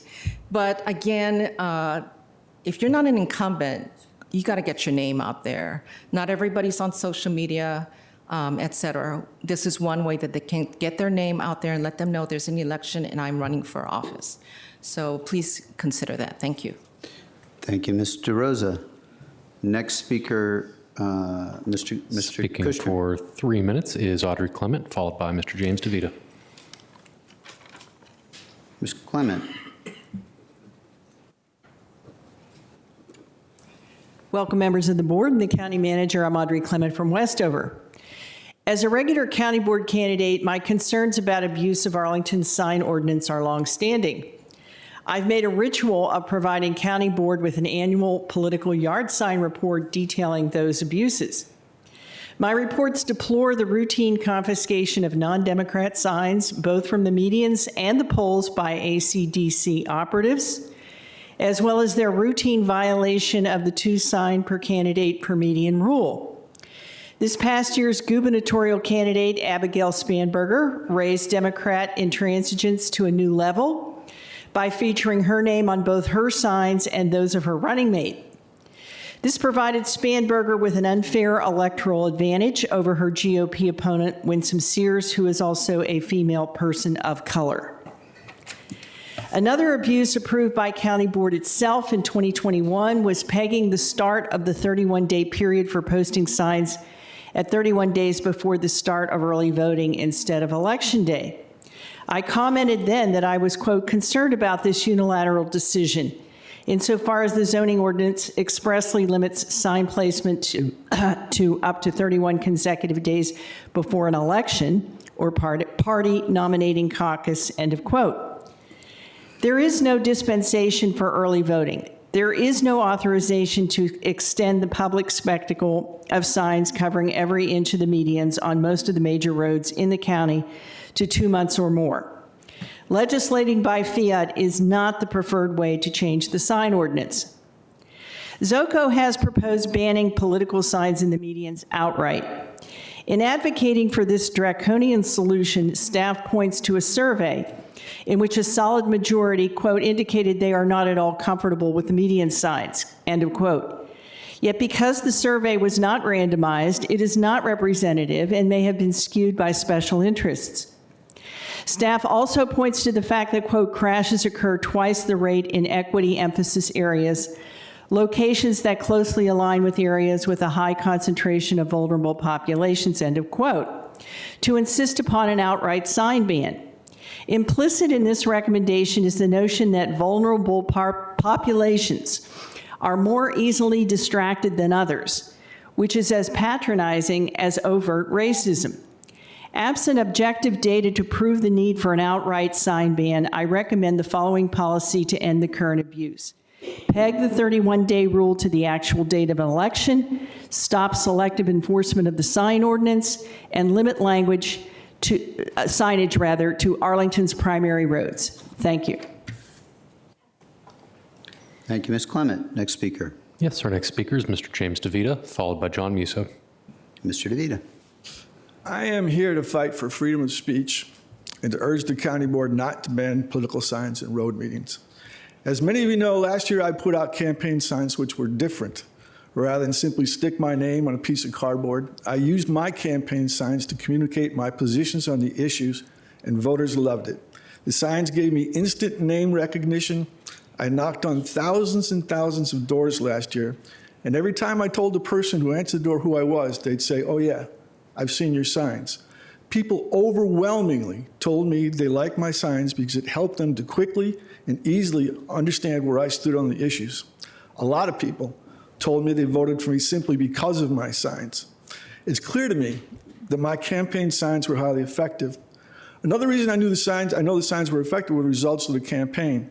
In 1 year, I went from 2,000 votes to 9,000 votes. 9,351 people voted for me last year. That's more votes than Mr. Spain got when he won. It's more votes than Patrick Hope got when he won, and more votes than my opponent, Matt DeFerranti, has ever gotten in a contested primary.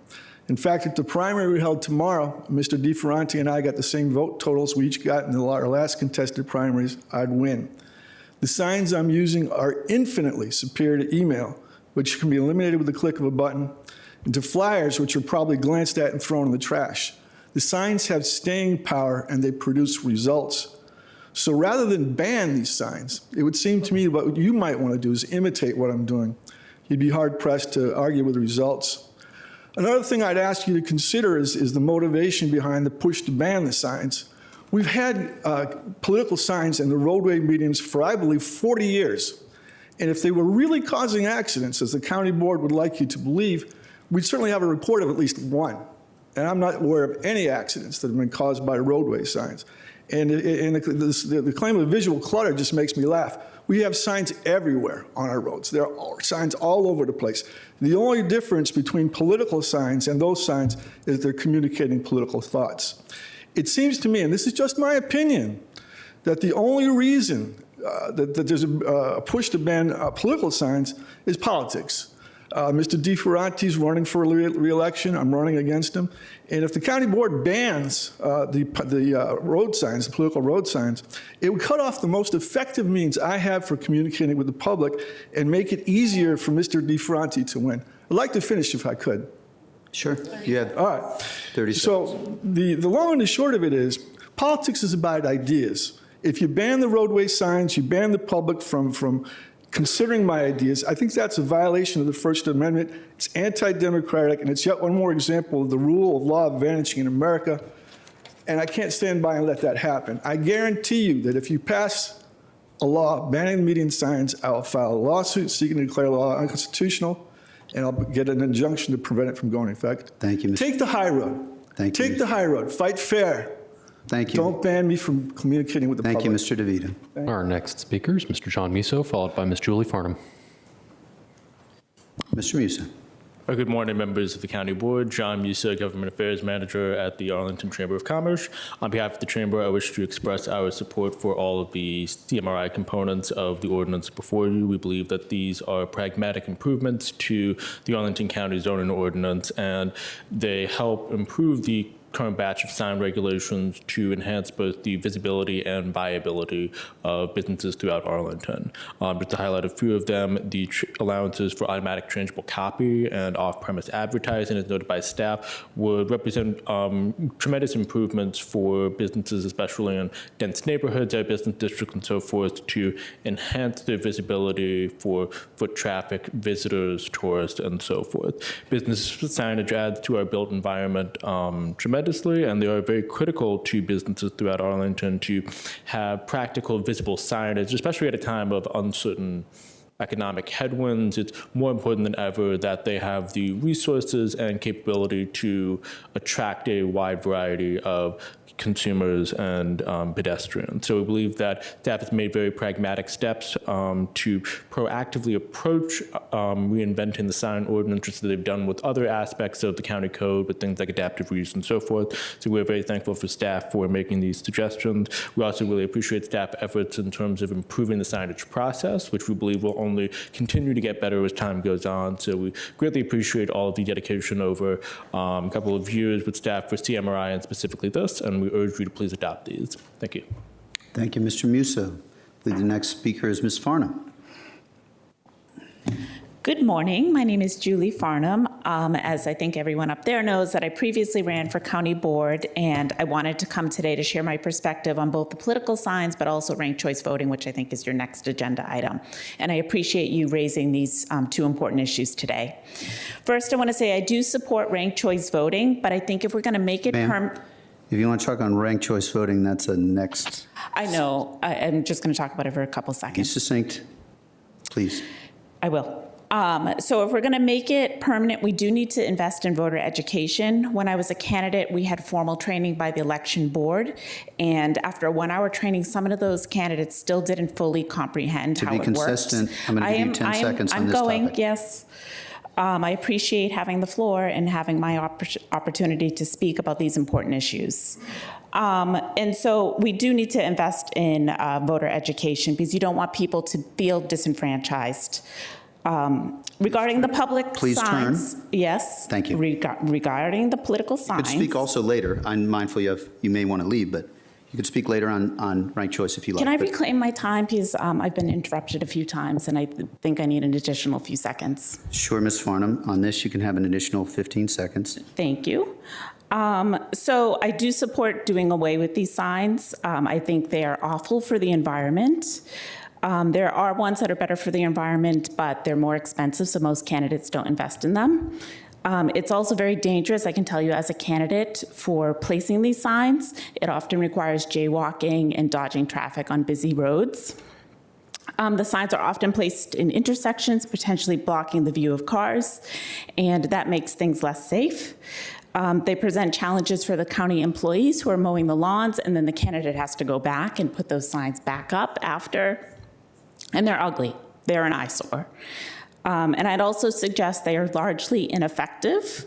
I don't think anyone has looked at signs and said, you know, that sign is so fabulous, I'm going to change my vote. It hasn't happened. I know some people say that residents in high rises and apartment buildings, that's the only way they find out about these campaigns.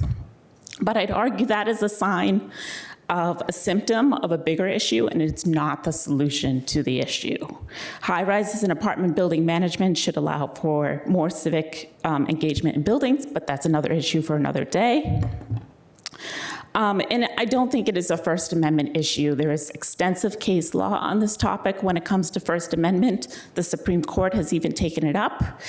They have ruled that signs must be permitted on private property, but that same protection does not extend to public property. So in summary, yes to ranked choice voting with education and a hard no on allowing political signs in the public right away. So thank you. Thank you, Ms. Farnham, and my apologies. I'm just trying to apply the rules consistently. If you do wish to stay for ranked choice, if you're able, you can certainly speak on that issue. Thank you. And the next speaker is Mr. Peter Oshanek, followed by Mr. John Weistat. Hi, good morning, County Board, staff, members of the public. My name is Peter Oshanek. I moved from Richmond to Clarendon in 2010, and then later that year down to Shirlington, where I've lived for 15 years since. And I'm proud to be an at-large member of the Shirlington Civic Association Board as our representative to the Arlington Neighborhood Advisory Committee. I am here this morning to encourage the board to further explore other options before committing to an outright ban on median signs. There are many avenues to pursue to alleviate the issues that signs do cause while allowing them to still do their job of raising awareness of causes and candidates. A blanket ban tips the scale in favor of incumbents and candidates whose policies favor single-family homeowners and creates an unbalanced impact on areas where residents can't display signs based on condo association or property management rules. So I'd like to encourage the board to research further and thoroughly investigate mitigating alternatives rather than enacting a blanket ban. Thank you very much. Thank you, Mr. Oshanek. Next speaker, I believe it's Mr. Weistat. Correct. Our next speaker is Mr. John Weistat, followed by Bernie Byrne. Hi, all.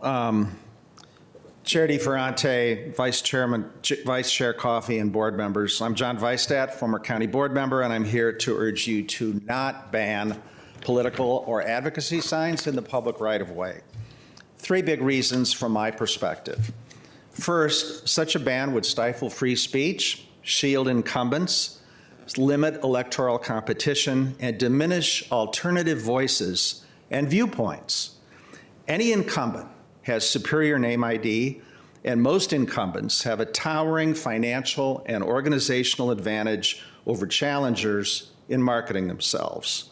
Resist the self-serving temptation to further handicap under-resourced challengers or causes by banning a key tool to promote their candidacies or issues in the public domain? Do you really want to ban median signs for critical community concerns like school bonds or gerrymandering? Number two, the ban is inequitable and would have a disparate impact on certain neighborhoods and populations. I love the discussion that the staff had about the county's equity lens. Frankly, I think your equity lens has a bad case of cataracts. Many seniors are oblivious to electioneering by social media, and too many limited income residents may lack the technology of today's smartphones.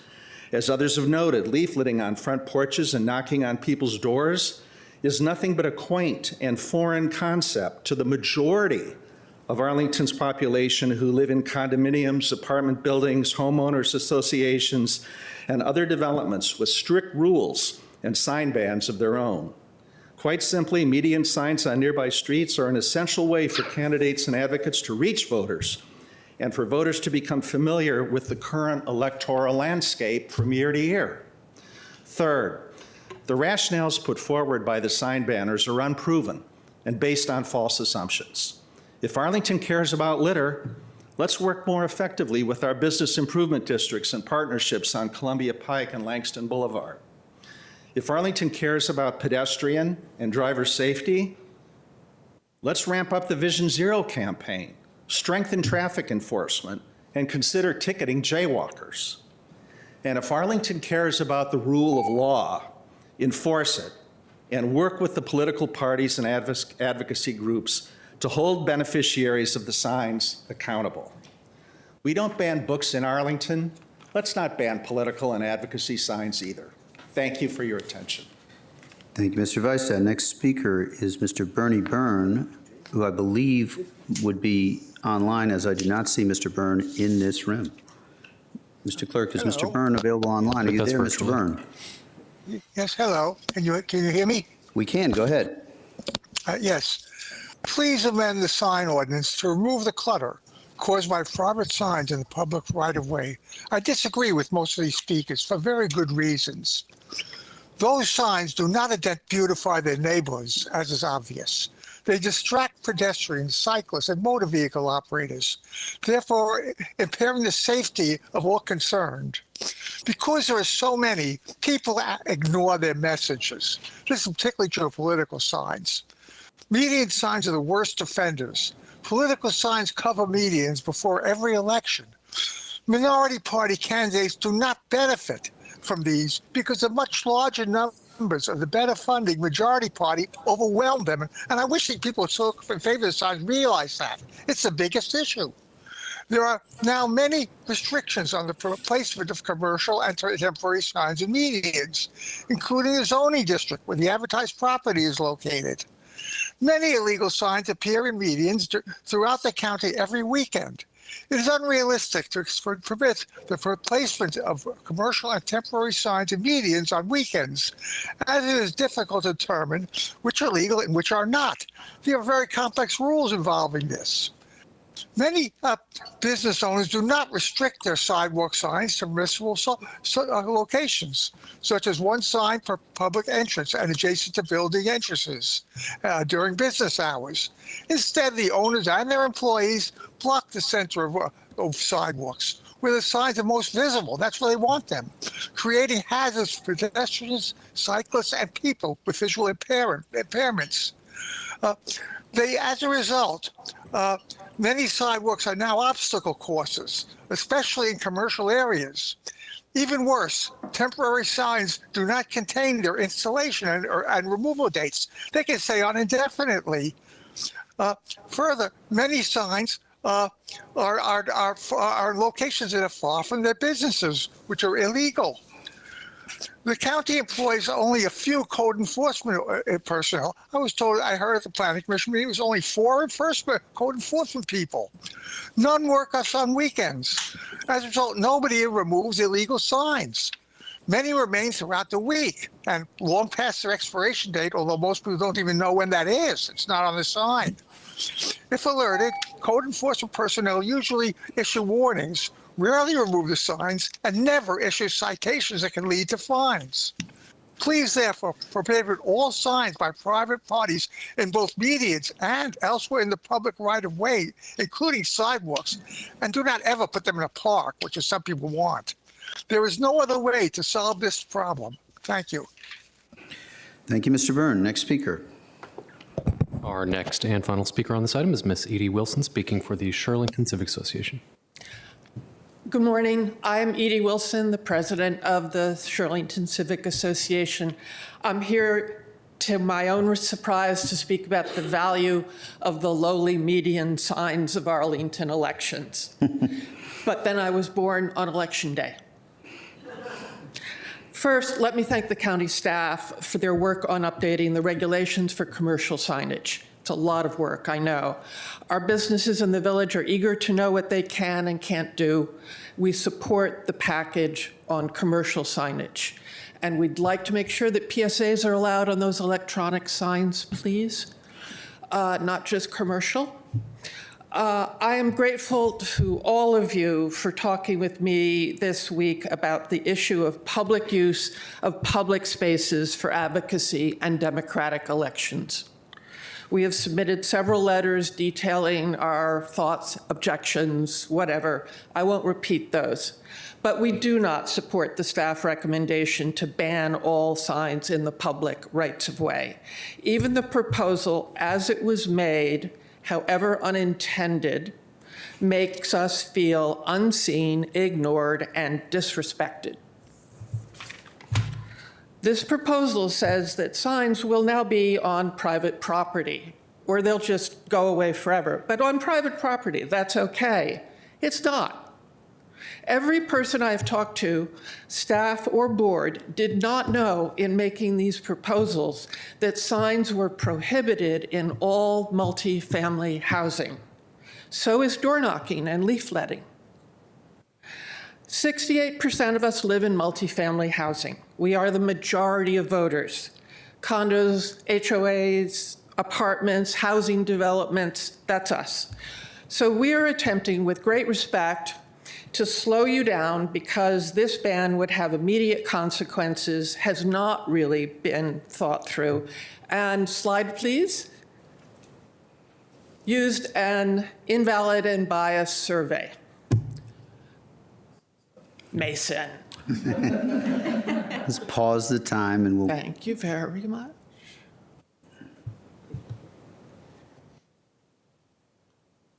Okay, I'm not going to make a big deal here, but yet again, we have a county outreach survey which is not statistically valid and which in this case was biased because we asked people about median signs in an election month. There are 12 months in a year. It's okay, we showed it to a professional pollster. We don't have to argue it here, but it just, sorry, just wanted to note. So, moving right along, this ban would literally black out the Shirlington community, and we're not the only ones. Election-related signage is presented as antiquated, annoying, irrelevant, a problem for mowing, for enforcement, and easily replaceable by digital outreach.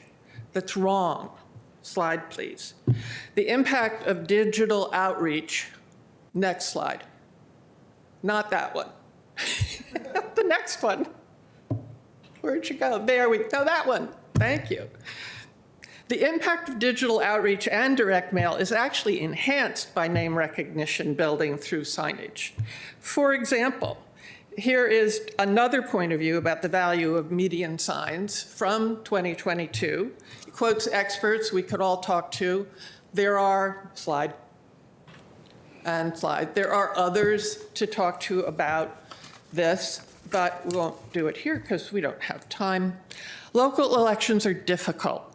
It's hard to create awareness of them, and harder still for voters to get to know the candidates who are not exactly celebrities. Present company accepted, of course. Every area has a different civic culture. Arlington's strengths vis-a-vis using election-related median signs are, ironically, its small size, its strong sense of community, its increased density, and ironically, its road system. That's why a median sign is much more valuable to Arlington's candidates and anyone's get out the vote efforts than a yard sign on a suburban street in 104 square mile Fairfax. In Shirlington, Good. Go ahead. In Shirlington, as I have to continue reminding county staff, we do not have a single family home, not one. We are the missing middle. All we have for public notices like this is our medians, and for elections, they are certainly all we have. We promise to pick up our signs. We already do. As indeed, so should all of you, according to the staff report. Thank you. Thank you very much. Thank you. Thank you to all of our speakers.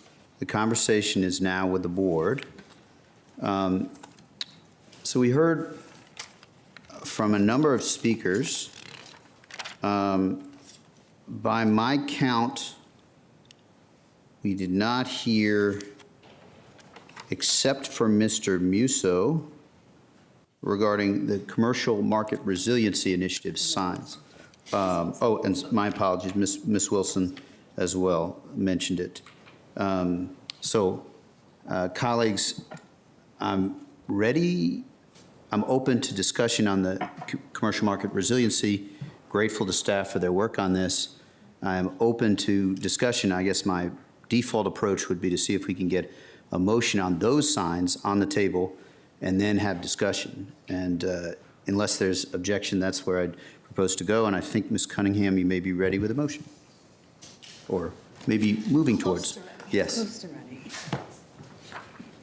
Just to clarify for those in the audience, everybody except two didn't focus on the other signs and what are called 31-day signs in the bulk of your comments. That's why we're addressing the economic and commercial market resiliency related signs first. Go ahead, Ms. Cunningham. Great. So on item 32A and 32C, CMRI signs, I move that the county board adopt the ordinances attached to the county board report dated March 6th, 2026, as shown in attachment 2 to amend, reenact, and recodify the Arlington County zoning ordinance, Article 13 signs, to facilitate commercial market resiliency, including an increase of sign types, size, and number of signs allowed in RA districts, signs within public districts and publicly owned property, automatic changeable copy standards, allowance for signs and/or sign types in specified locations for commercial activities, products, or services not on the lot on which the sign is placed, and attachment 4 to amend, reenact, and recodify Chapter 17, miscellaneous of the Arlington County Code to clarify and expand in Section 17-1 the determination of service for the placement of a sign or other form of advertisement on property under the control of the county board. And I can second. Thank you. Motion from Ms. Cunningham and a second from Mr. Karantonis. Colleagues, discussion on this item. And sorry, speak to your motion. I'll just speak to it very briefly, and I think the other two public speakers said the same thing I would, which is this is an incredible body of work, which was no small lift in a small team. So thank you all for the attention to the detail, to the feedback from the business community in particular, the work with the civic associations and other residents to try to get this one right. I know we got a little bit more work to do in the coming years, but this is another huge step forward, so thank you. Thank you, Ms. Cunningham, and my apologies for not immediately returning to you. Mr. Karantonis, as a seconder, would you like to speak? And colleagues, if you have remarks on this, please feel free to share. Only some concluding remarks later. I have a question for the discussion. So if it's open for discussion, I would like to go. The CMRI sign? Yes. On CMRI, yes. And it is now open for discussion on Yes. CMRI. Ask the question. Go for it. So it's a, before profusely thanking you for the heavy lift, I happen to remember how it was last time this board here visited the issue. So I wanted to ask you one thing. So there are several site plans and forming code regulations on signage, etc. Are they now asked to, if they want to take advantage of the new regulations, do they have to go through a tedious process of updating, or is it going to be a little bit more easier? Because, you know, the old regime was very restrictive, and we have been hearing, I've been hearing for decades, no, not decades, a decade. I've been hearing, you know, a lot of, you know, discomfort with the regulations. So I want to see how we can, you know, spread the message now that I hope that this board will support the change and you know, smoothen the pathway for people to update. Site plan properties and form-based code properties can take advantage of the new sign regulations as long as they don't have conditions that are more restrictive than what's in the ordinance. Conditions for a site plan are the zoning ordinance, and they can't be amended with an amendment to this document. So that means that for those who have restrictions that are still there, they will have to come to us or start the process of amendment. That's correct. Right. I will say that we do, as just sort of as a general process, when property owners come forward with site plan amendments, we always encourage them to take a look at their conditions, and if they have conditions related to signs, that they may think about cleaning those up right. While they have it open.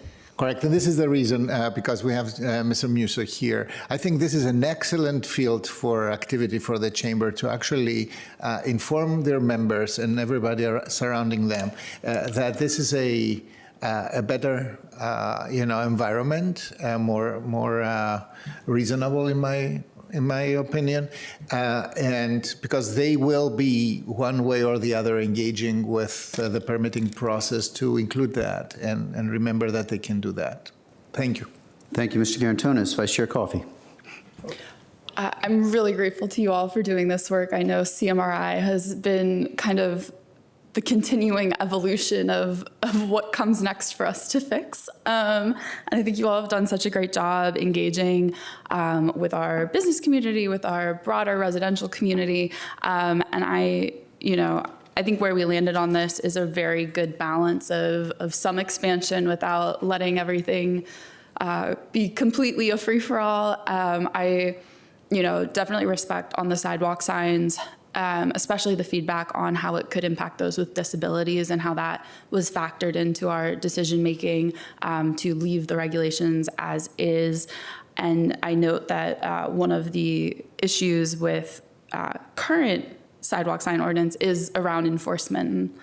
We'll parking lot that to come back to in a little bit. But in general, I think that this has been really, really great work and is largely uncontroversial, and we're very appreciative, and so I look forward to supporting it.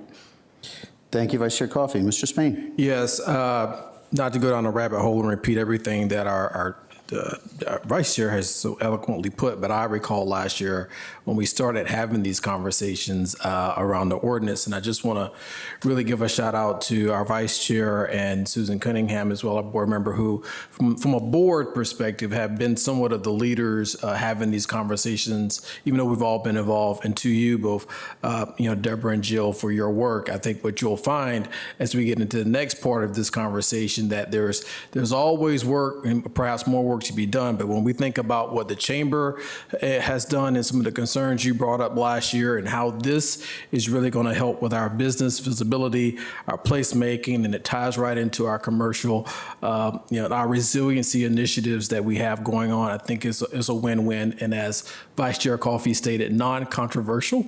So I'm grateful to support this, and thank you again also to the county manager. Sir, I know you've been kind of quiet today. I'm not sure what's going on.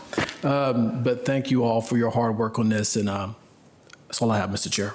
Thank you, Mr. Spain. My only question on this, I'm supportive. My only question on this is just confirming with our attorney, and perhaps this motion as structured, these with respect to A and C and the so-called commercial market resiliency initiative signs is effective immediately after we pass. Is that correct? That's correct.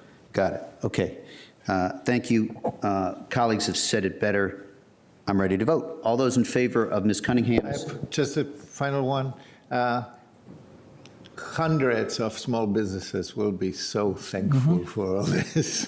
It was currently the rule to have to find, to navigate, to find the right signage company that knows the system and understands the regulations, et cetera, and that's now far easier to do. So thanks again. Thank you, Mr. Karantonis. And colleagues on the left, if they're vestigial, let me know. If they're not, and you want to speak again, go for it. Oh, Ms. Cunningham was aligned. We're ready to vote. All those in favor say aye. Aye. That passes 5-0. Thank you. I'm sorry I was confused because I thought we might have concluding comments, and I was ready, and I appreciate colleagues being ready to conclude. The conversation now turns to the subject of, I suspect, about 12 of the commenters who spoke, and it is on the other signs, and there's a couple of different pieces of those. There's currently 7-day signs and currently 31-day signs. I'm a little struck by simultaneously, we could open up this wide to sets of questions. I'm going to try to structure our conversation into buckets that are sort of clutter first, clutter and environmental first, safety second, engagement third, First Amendment fourth, keeping in mind that's those questions, and then fifth, voting and incumbency, because that's what our folks mentioned, but mostly voting. So those are the categories. We'll have a category at the end that is a catch-all as we consider this, but I believe it's appropriate for us to have some discussion before we put a motion on the table, unless there's widespread disagreement. So clutter and environmental. It's open for those who would like to ask questions or have succinct comments on that you want to share at this stage.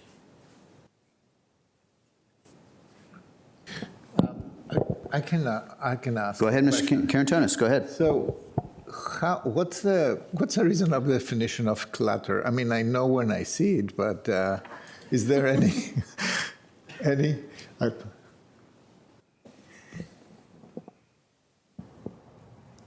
don't think we have a defined definition of clutter in our zoning ordinance or anywhere, but we would refer to our dictionaries to understand what that means. I think for many of us, it could be a little bit subjective. Some people see clutter, some people see just a very busy tapestry of the urban environment. I love that. So, thank you. I mean, there is one that I would always offer, which is, kind of the relation of the available space and the amount of stuff that is on this space. So if you put 20 signs on a minuscule median, that's maybe the size of this, then it is striking people as too much.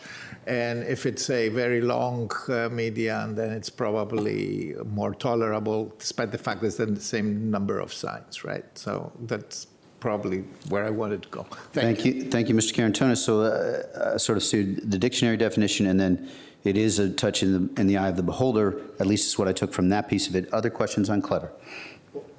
Go ahead. I don't have so much of a question about clutter as to many of us have gone through, let's say, campaigns. I view clutter in a lot of different ways. I've actually seen clutter, right? Look, there's a reality here in Arlington when a campaign occurs, especially in those summer months when grass is growing 12 inches a week. We implore our contractors to go out, cut grass, signs are placed, and guess what the contractors do? They pick up them signs, and they don't really place them back the way the campaigns do. I've seen it, right? So what you'll see when you drive around Arlington, sometimes you'll see 8 campaign signs, for exact, stacked up at the end of the curb, and sometimes they're all out in the street. I view that as clutter, right? And is there a way around that? I think we'll talk a little bit later on about enforcement mechanisms, but any thoughts to the staff? What did you hear? I mean, I think on that issue with clutter, any concerns? I think where the concern lies is getting back to what Board Member Karatonis was talking about, and it's almost sort of the number per area Sure. associated with And we'll it. get to that, yeah. And sort of signs per square foot, signs per median. And, Exactly. And right now, the way that the ordinance is crafted, it is 2 signs per candidate or per topic per median. I think we can address that. So, Thank you. Yep. Thank you, Mr. Spain. I want to keep it open, but I also don't want to have so many categories that we're sort of dallying too much. Clutter, I did. It's on me. Clutter, and I'll let folks, if you don't have to comment on clutter, you may, and we'll turn next to clutter and environment. But the two of you have not spoken yet, so I'm going to go to Ms. Vice Chair Coffey first, and then Ms. Cunningham, if that's okay. Yeah, I will say that our staff have done their job, which is to research and look at the ordinance and zoning side of things. And I do think that more of this is about how we all receive that information. And so not a ton of questions for staff, but it is true that there is the potential for infinite signs in our medians, right? Let's say there is 2 congressional primaries coming up that include Arlington that each may have between 7 and 15 Democratic candidates in a primary. Each of those candidates could put signs in all of our medians, plus a referendum sign, plus a 5 county board candidate signs, plus our school board candidates, plus any issues that may be on the ballot. And there is no limit to the overall total of signs that could be placed. Is that right? That's correct. And I turn to my colleague. Yeah. But 2 times each candidate, right? Right, but when you have... And referendum. And referendums and PACs could place their own signs if that were separate from a candidate? Yeah, and I just want to clarify that these signs are not limited to political candidates. They are non-commercial, any non-commercial speech. Right. And so therein to me lies one of the greatest problems in general. I will say that my first public comment of I do not think we should have these signs, we think we should ban the signs, was in May 13th, 2023, when I was a candidate and I was placing signs. And it became very clear to me in 2023, we had a ton of candidates because we had all of our constitutionals, our General Assembly members, all of our local people, 6 candidates for county board alone. And there were, I think, too many signs. I think it goes into environment, it goes into safety. The signs, in order to be weatherproof, have to either be made of plastic or coated in plastic, which makes them unrecyclable. And then when you have so many signs, especially on our major roadways, a lot of them come out of the ground, they blow out, they become litter, they become things in the roadway. I know we've all seen signs on the curb or in the gutter. The stakes come out of the ground. That is a safety issue because then you're looking at potentially popped tires or other issues from driving over them. And I don't think from a environmental standpoint, if we're committed to our climate goals and sustainability, it doesn't make sense to me personally. And I think that understanding we cannot limit the total number of signs, it does produce a situation in which there are often too many signs. And I think I have heard that from so many people, including many of our multifamily residential neighborhoods. This is one thing that is actually one of the most salient things to my own neighbors in my building. I think one of my favorite anecdotal stories is that I live on a building that faces Washington Boulevard, one of our most signed streets, I would say. And my window, you can see all the median signs. My neighbor directly below me, also able to see the exact same signs. We have the same windows in the same column. I had known her for a year plus before I was running for office, and I was talking to her one day and she was like, "Oh, what are you doing this week?" And I was like, "Knocking on doors." And she was like, "Why?" And I was like, I'm running for office. You could see my sign with my name on it from our shared window out our apartment. And she said, I don't really pay attention to those. There's too many. And they just become, something to ignore. And so I do think that there is a diminishing return when it comes to the quantity of signs. If there is only one sign, yeah, maybe you do pay a little bit of attention to what that says. When there are 30 signs, you're just looking at clutter at that point. And so I have a lot more to say on other topics. I didn't expect to be breaking things up. So And you have just helped us along, so we'll do less breaking things up, and we'll open the door. But to some of the other topics, just accelerating into environment and safety, but first giving you, Ms. Cunningham, the opportunity to talk on clutter and whatever others of those two or others that you have on your mind. I think my mother would have a comment if I were to actually talk on clutter, because there's a long history, but we'll leave that aside. My question is, do we know what costs we are incurring as a county for the removal, recycling, and the enforcement, responding to enforcement requests? What data do we have or can we estimate? We have data on the number of signs removed, but those signs are typically removed during the regular workday of our 4 zoning inspectors. Okay, so the chart was the number that have been removed, which obviously spikes during certain seasons, but also has been growing over time. In terms of, are there fines that are issued, and how much revenue there? I'm not aware of ever having been fines issued for these types of signs. It's a challenging type of sign to issue a sign for. I could go throughout the county putting up signs with your name on them, and we can't prove that you placed those signs. So that's challenging. There are civil penalties for signs in the ordinance, but it would be difficult application for this type of sign. Great. And do we know how many complaints we received, roughly, like through report a problem or the? Unfortunately, we don't have data on the complaints. They don't track these because they don't have addresses. Got it. So Okay. I was not able to get a tally. Got it. That might be something we want to look at in the future, just because the category, probably we could keep account. I know we're still building those systems over time. So I think I'll leave it there, but just that it's not free to county residents to have the signs out there enforced to the extent that we do enforce them, and then recycled. So just lifting that up as we are not talking about budget, but always thinking about budget. And then a second question is, as we get more electronic signage, particularly in our multifamily and commercial districts, as we just voted, is that open to any speech? And is it available for PSAs, for potentially candidates and everything else?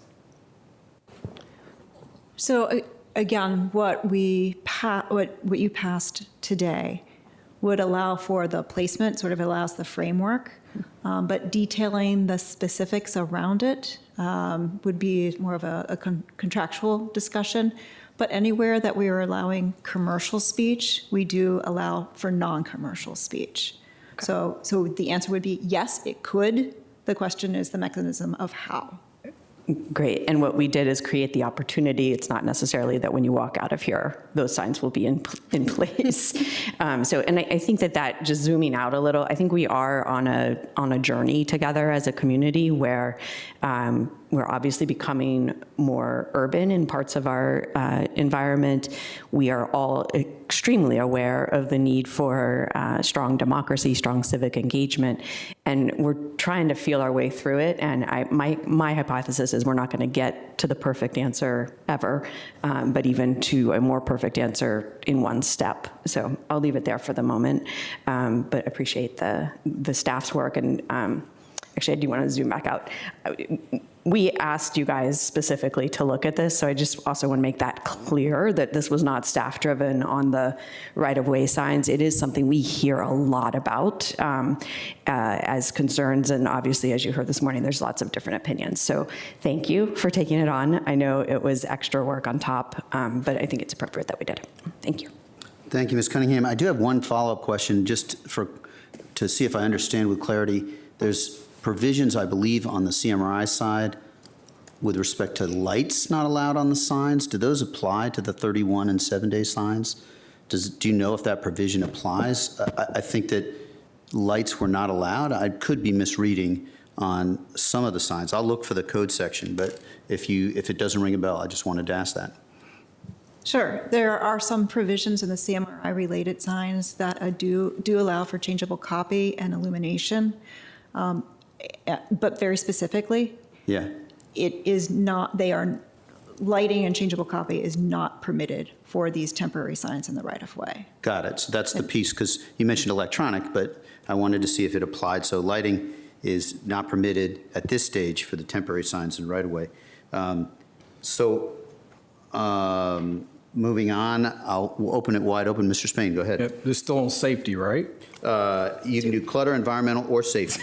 Safety is good. I'll just speak to safety, and I would say that really there's no safe way to really go out and put out median signs. Let's just be quite honest about that. But what I will say is we want to maximize safety here in our community. And I think we should also look at this moment perhaps in a voluntary capacity or way where we can educate individuals and communities in our community about placement of signs and timing perhaps, which is preferred. And quite honestly, wearing perhaps a vest if you're going out late at night or if you're going early in the morning. I think across America, right, you see the signage put up, and I think when we think about safety and looking at the numbers that we've heard, knock on wood, we have not lost anyone or anyone's gotten injured to date because of signs. And I hope that never happens, but I think we need to seize this moment again, maybe as a voluntary way for us to put out some guidance on the best way to place signs. Thank you, Mr. Chair.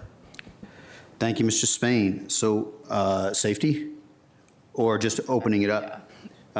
Safety? Enforcement, yes. Mr. Carantonis, we'll come back to you, Vice Chair Koff. Go ahead, Mr. Right. Carantonis. Thank you. So let me try to stratify or to have a hierarchy of what the safety concerns are about. First and foremost, is the concerns on medians that they somehow block the view, or how do we have to qualify how signs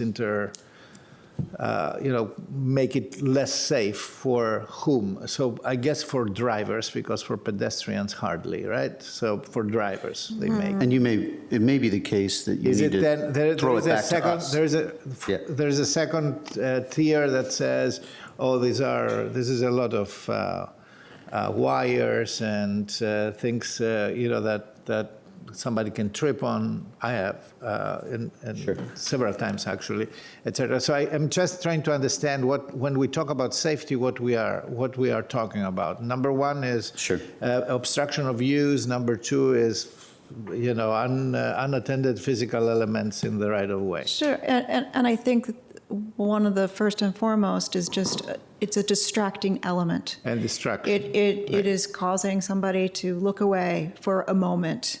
It is something that's catching somebody's eye while they may be driving. And you multiply that by a fair number of these types of signs. So the idea is trying to limit distractions to all drivers. So that's sort of one element of the safety. As you pointed out, could it be an obstruction? I think depending on the placement, it could be considered. The idea of them blowing off and becoming a hazard in the way of a pedestrian, a hazard for a person that is driving a vehicle, a hazard for a person riding a bicycle. So I think all of these things, all of them, are elements of safety and what we are trying to mitigate through our recommendation. Right. The reason I'm asking that is because, first, I think it needs to be rationalized to a certain degree. I fully agree that, especially with proliferation, at some point this becomes, it has this dimension. It's a serious dimension. But on distraction, so I can imagine. I mean, we are surrounded by distractions, right? I mean, things that you can. And here in. I was on this side of when we discussed the previous signage ordinance, and the discussion was permanently about the destruction that all these commercial signs bring, and we don't want to be Times Square, and we don't want to have,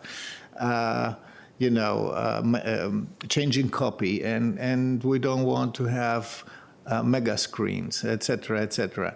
So this is a discussion. I mean, there is at some point a expectation from those who participate in traffic to also understand that there are items that are, challenging their concentration and learn to live with that, right?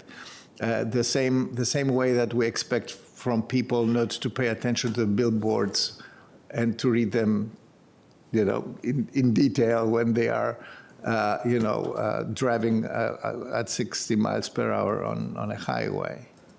Thank you for that. So how do we balance that? Where do we have a point where we say this is definitely so a distraction? I can give you an example.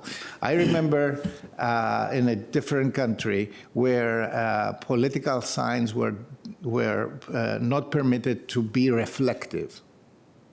So you couldn't use the reflective colors. So you couldn't use colors that compete with traffic sign reflectivity. That was a specific instruction. So that's a comment, and it may be for us to wrestle with these things. And so I think, Mr. Karantos, that's at least my take, that you've identified the balance, but I don't recall from the staff report or the presentation that it's an easy space for staff to get into opining on that. That's sort of why we get paid the little pennies. I mean, we have been challenged here to show, an Exhibit A of an accident that happened because of signs on the medians, right? Which I believe has happened. I mean, personally, I do believe that somebody stopped at Mr. De Vita's sign, somebody just screeching called, and somebody just behind it. But I'm trying to figure out whether this is a decisive argument or is it just something to have in mind. But that's for us to wrestle with a little bit. But I'll certainly fine if you want to opine. I just want to give you space if it's for us to. No, I very much appreciate that. I think it was based on some of the reading I was able to do and the documentation through Vision Zero. When they were looking at what's going on. And one of the comments that really struck me is the idea of distractions and driver distractions. And the fact of the matter is, much of that is not reported because a driver may not realize that they were distracted and it might be something else.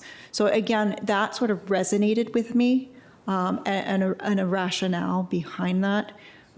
We recognize that there are a multitude of reasons around safety. So it's not just one particular thing. It's sort of a number of different things. Great, thank you. Thank you. All right, so Vice Chair Coffey, and keeping in mind, we may be getting close to getting concrete and having a motion on the table, but I also want to give space, as I promised to. So Vice Chair Coffey, go ahead, and then we'll come to you. Sure, and I think one of the other important facets of Vision Zero that we've been trying to embrace from a transportation perspective is engineering and designing for safety. We can't control human behavior. We can't control everything. The ideal, right, is that we make every person keep their eyes on the road and focus and drive at the speed limit and never look away and all of that. And we know that that's just not true. And so Vision Zero is being preemptive to think about what are those design context elements that create potential unsafe situations and how do we mitigate that and how do we plan around that. I also think bears repeating from Mr. Spain, there is no legal or safe way to place a sign in the vast majority of medians in Arlington County. There is no legal way to place signs in the medians of most of our county because you are literally running into the middle of the road. And as someone who has done it, it is not safe. It doesn't feel safe, whether you're doing it at night because there's less traffic, but then it's dark and you don't really quite know if someone's gonna see you, or if you're doing it in the day where there's more cars and then there's kind of this dodging, like Frogger element to it. It does not feel safe, and it is, you know, whether or not we've had an accident or not, it is a huge risk for us to be taking to have an ordinance on our books that allows an end state that our traffic laws prohibit the actual doing of in order to reach that end state. And so to me, I think that that is a problem. I also would ask for staff if we could pull up slide 17, because I think there's some confusion around this graph that I'd like to clear up. Just a second.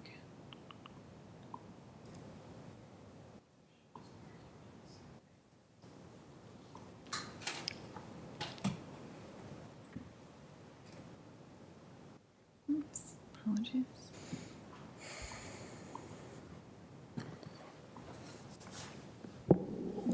Sorry. We're getting there. I'm trying. It's okay. It's all right. Okay, so this is not a survey, correct? Correct. Okay, this is the amalgamation of the number of enforcement actions taken by our staff in response to complaints about signs. Is that correct? That's correct. Okay. So that's why it peaks at elections, because the peak time of reporting of them is there are more signs, there are more complaints. And I would also note that 2024 here, with the highest number of median signs removed, we also had to add a tab to our Report a Problem website in order to allow people to more swiftly report illegal signs, because I remember working with staff on the website to make sure there was a very clear button at the top. And once there was more opportunity to report, more people did report, and then we had more enforcement action. And I think for me, this is kind of the crux of the issue for me. How many zoning enforcement staff do we have for the county? We have 4 staff and a supervisor. We have 4 staff and a supervisor doing sign enforcement, but can you give a flavor of some of the other types of zoning enforcement that those 4 people are doing? They enforce site plan conditions as well as any other zoning provision on private property and public property. Great, thank you.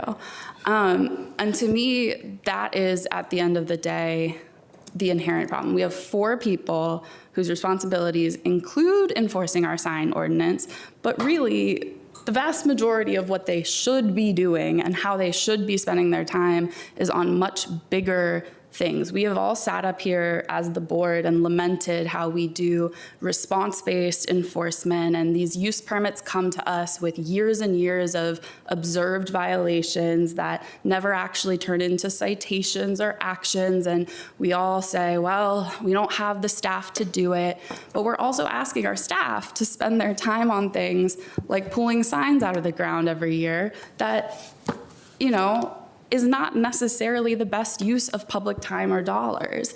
And the lack of our ability to enforce means that currently what I have observed is that social compliance is at an all-time low. And it might be that our county streets, there's arguable ways that you can go and place things safely, but at this point, I've seen median signs on I-66, on 395, on Route 50, which is a VDOT street, which is already prohibited. And we don't have the ability to enforce it as it currently stands. And so taking bites around the edges when we already see that the rules we have in place are not being enforced and people are ignoring them. And there's also the kind of keeping up with the Joneses element of when one illegal sign goes up in some median somewhere, surely other signs are going to follow because people assume if that sign's allowed to be there, then my sign should be allowed to be there. And I find it hard to believe that without increased enforcement, which I just think that is not going to happen with only 4 staff members, limited budget, we're not adding more enforcement staff, they don't have more time in their lives or in their work days. We're never going to be able to enforce the sign ordinance adequately to create compliance to the existing rules or any potential future rule changes.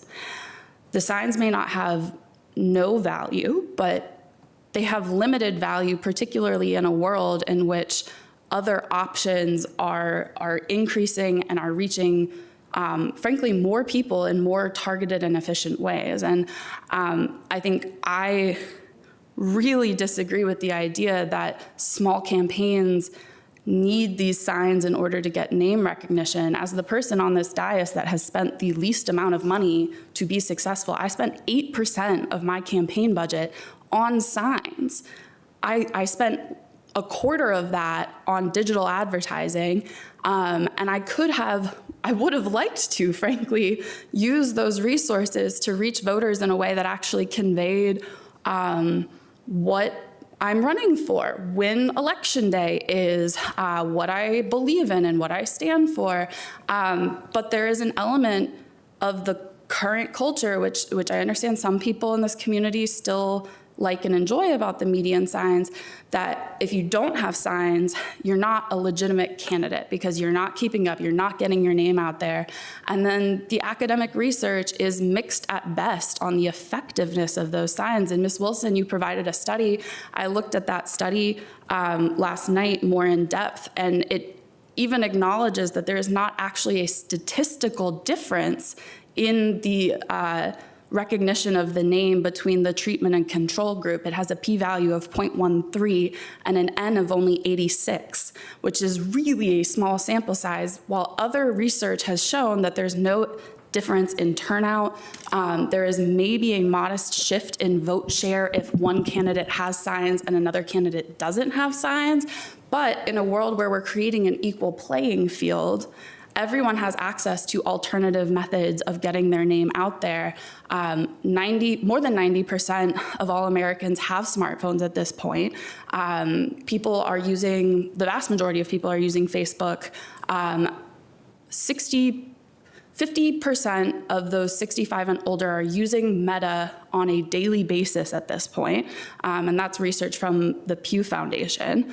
There are so many alternatives to get your name out there that are actually better ways to do it. Whether you are a business, a political candidate, whoever it is, there are options available to you that, on balance, when you consider the staff time and resources necessary, the safety elements, the environmental elements, at the end of the day, it is just not worth it for me to keep our median signs. And I say that, again, as someone who went through this as the small upstart candidate who was fighting uphill the whole time, who didn't have people to write me big checks to pay for signs, and who lives in a multi-unit building. And I think it's also really important to emphasize Alexandria and Falls Church, who control their own streets, have both already gone through this and have prohibited median signs in their right-of-ways.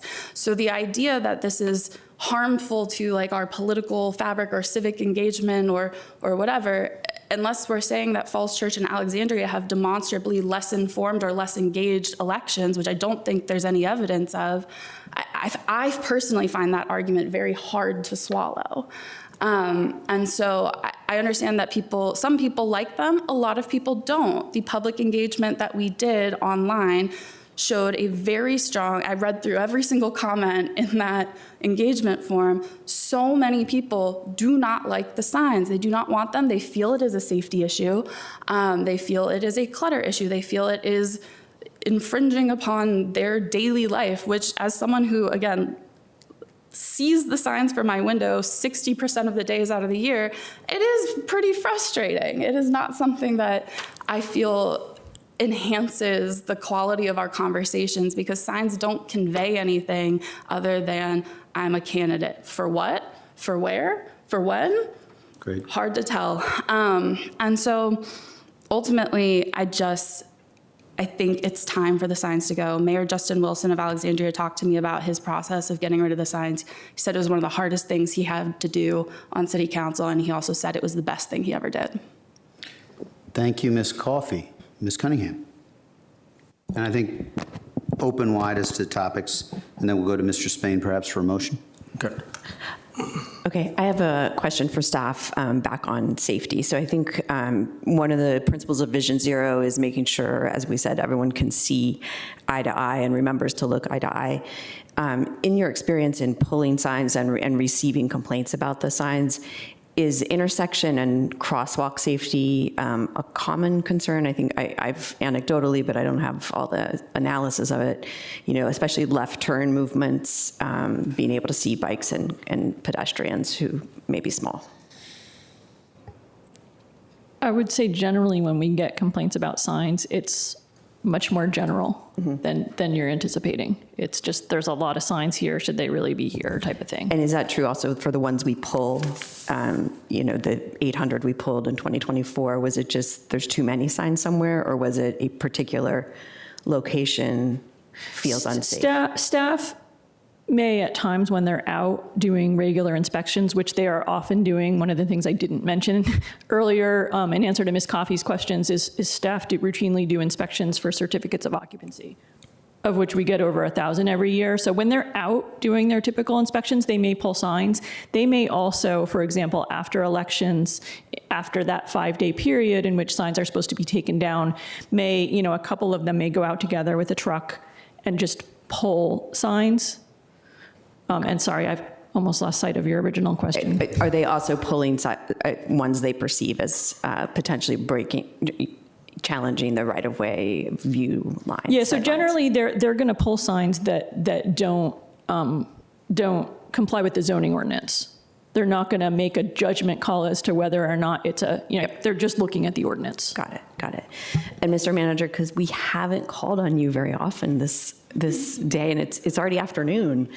A question for you, again, thinking about budget. In terms of unmet needs for the county, I think we've had many conversations about our enforcement team is smaller than we would like to make sure COs are issued quickly and enforced, that Airbnb illegal habitants are enforced, and other things. So what would be the number of people and the cost to be able to fully fund our enforcement forces?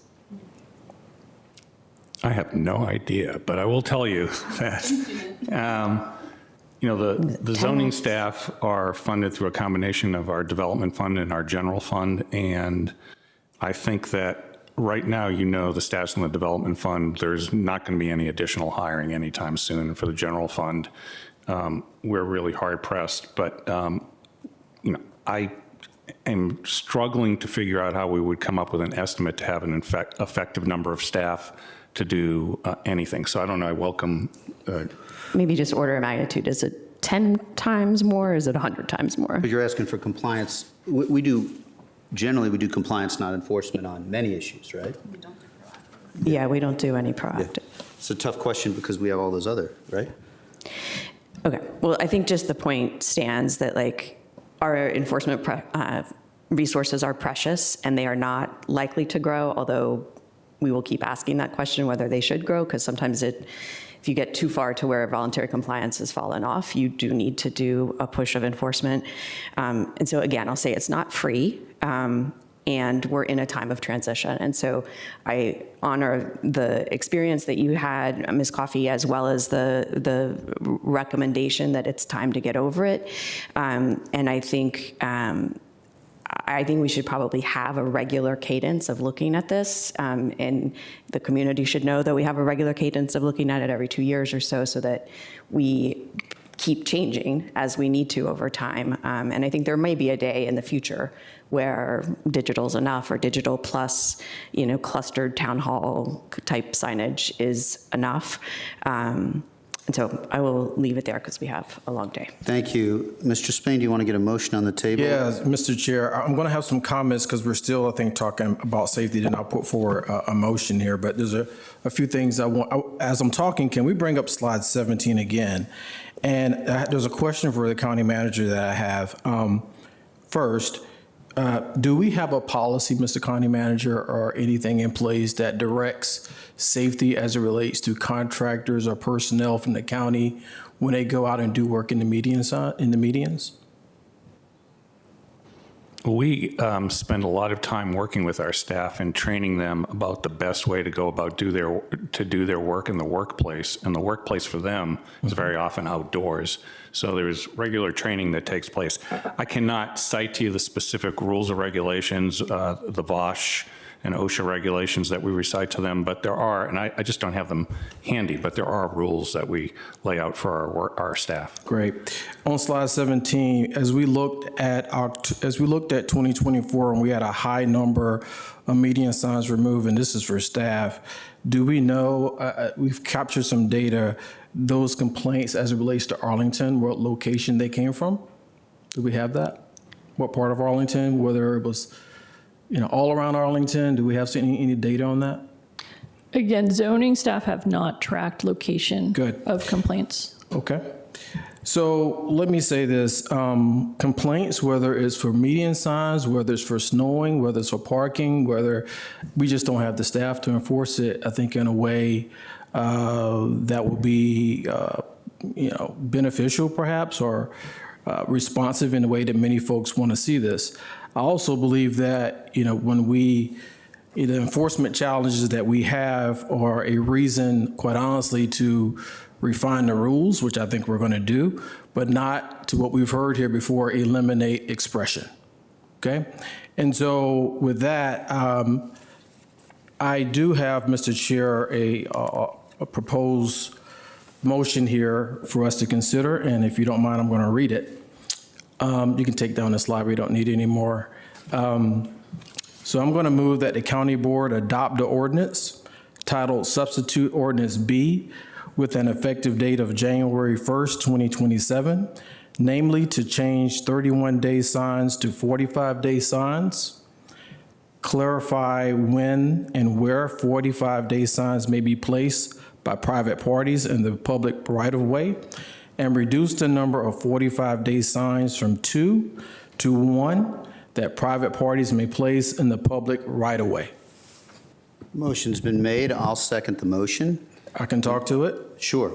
So another aspect of this, and we've heard earlier, and I've done some work in the equity space for a while, and let me just say, when you put what we have before us up against, and you heard this earlier, our very own equity resolution, you're actually talking about restricting equitable access to information. And it quite honestly, in my opinion, disadvantages certain candidates and disproportionately burdens residents who rely on public signage to participate in our democracy. So look, equity in Arlington is more than just a resolution or a chart. And ensuring that all of our residents and candidates have a fair, visible, and accessible platform to engage in local elections, not removing one of the few tools that achieve this is important to me. And so I am going to put forward this motion because banning median signs would be a step backward, in my opinion, for our democracy rather than moving forward. And I know we're going to have some conversations here, but I think in anything that you do in policy shaping, there's a wrong way to do the right thing. And we have to go out slow at first and increase speed with proficiency. And I think as I reflect upon 8 or 9 months ago when I started hearing about this, is that there may be a day when there's no signs in Arlington.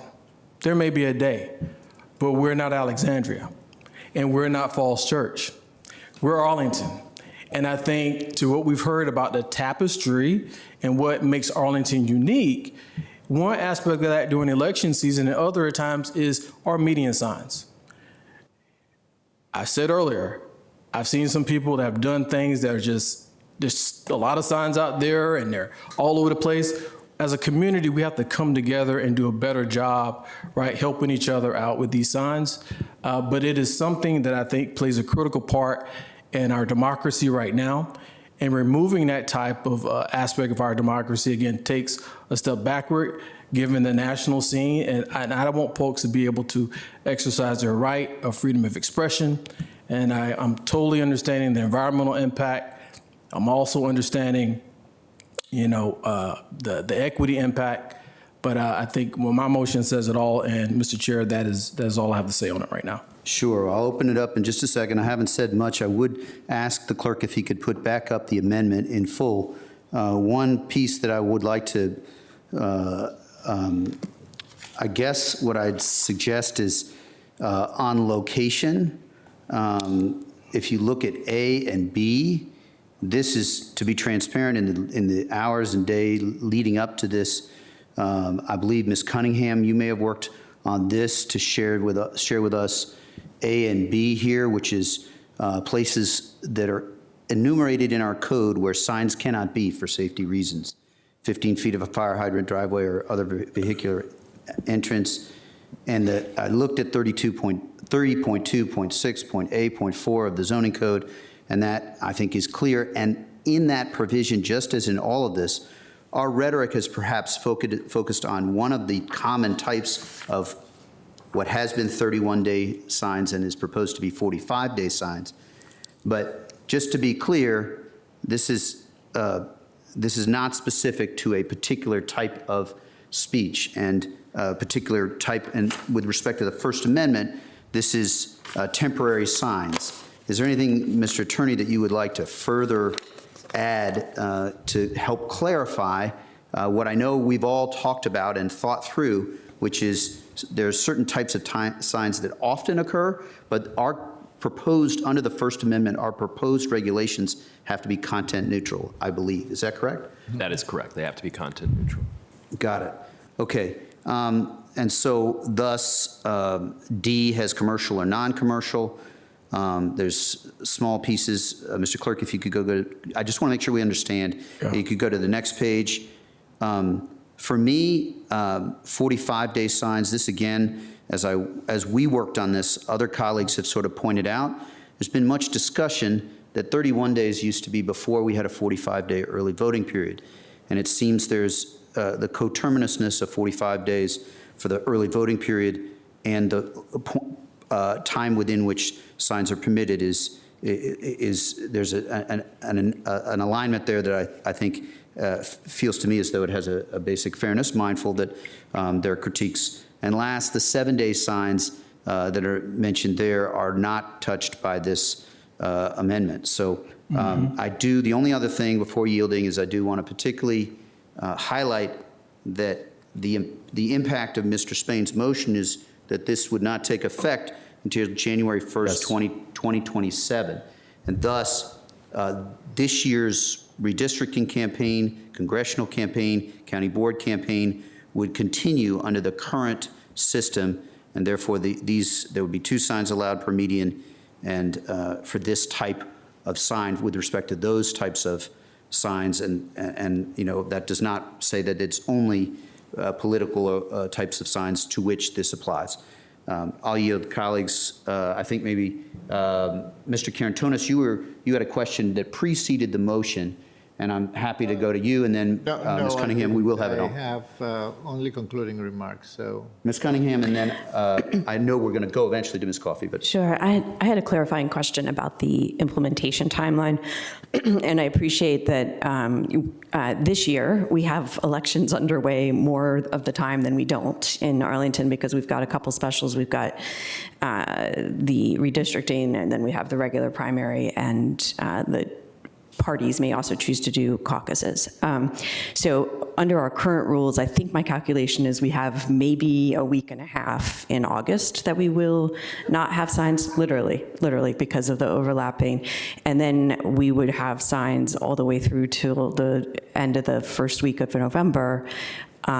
And unless anybody in that election is currently in an elected seat, in which case there'll be some special soon after. So we literally could have, from the beginning of this year, I think it was January 8th, I think we had a week at the beginning of the year, and we would have a week and a few days in August, and we'll have signs everywhere the rest of that year. And so I fully appreciate whenever we're doing anything that could impact both businesses and speech, we want to be cautious, but I'd raise the question whether January 1 is the right date or someplace, before the 45-day period begins for the August primary. Certainly, I think we would all agree that the redistricting people are already voting, so let's not touch that at all.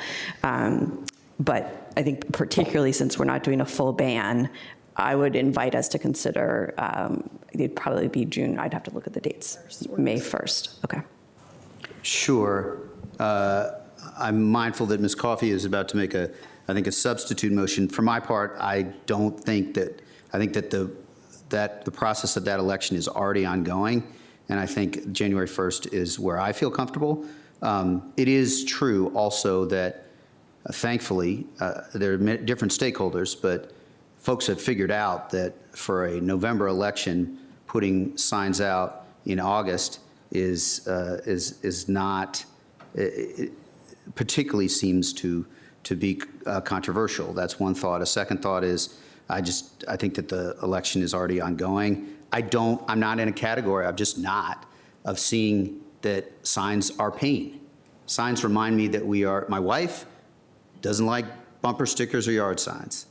I love her, and she doesn't love that aspect of me, but democracy is inconvenient. It's painful, but it's the cost of not having a country that is moving in the direction, in my view, it's the cost of not having a country that is moving in a direction that I don't see as advantageous. Another way of saying that is there are HOAs that have super restrictive things, and that's not what I see as in our best interest, particularly because it is a reality amongst all of the signs as you consider political signs. The history of Arlington is that primaries and caucuses were tiny turnouts. And finally, we are getting to a place where usually 15,000 or 20,000 or 25,000 people vote in primaries. And many people do not know of them. And anecdotally, I grant that the scholarly piece, there's a question of who has the burden of proof, those who support signs or those who don't. But for me, anecdotally, I think it's important that in the cost benefit, I just have a different assessment of the cost of this versus the benefit of what I see as such a critical piece. But that's all context, and I just have given my position on May 1st versus January 1st. You're next, Vice Chair Coffey, but I do think it might be beneficial if folks want to weigh, if folks have thoughts, we can do a substitute motion first, or we can talk about this implementation date question if either Mr. Spain or Mr. Karantonis have thoughts, or if you have thoughts on that. Why don't we start with your thoughts on the implementation date, then see if Mr. Karantonis and Mr. Spain have thoughts on the implementation date, then come back to you for a full substitute motion. And for those of you who are here and care about democracy but really want us to get to ranked choice voting, the only hope I can offer you is that we do not have lunch. So we're going to keep going until we address this. But first to you, Ms. Coffey, on implementation date. Yeah, I mean, I think I feel very strongly that we should certainly not change the rules whilst the sign period is already occurring for the April 21st election. Those signs will need to be, no matter what we do, taken down no later than 5 days after April 21st. So let's all keep that in mind. And then from that point, the next period of signs, barring another special election, which this year we certainly cannot write out of the possibilities, should not be allowed until, under current ordinance, 31 days before 45 days before August 4th, which I think... May 20th, I think. May 20th. And so I think...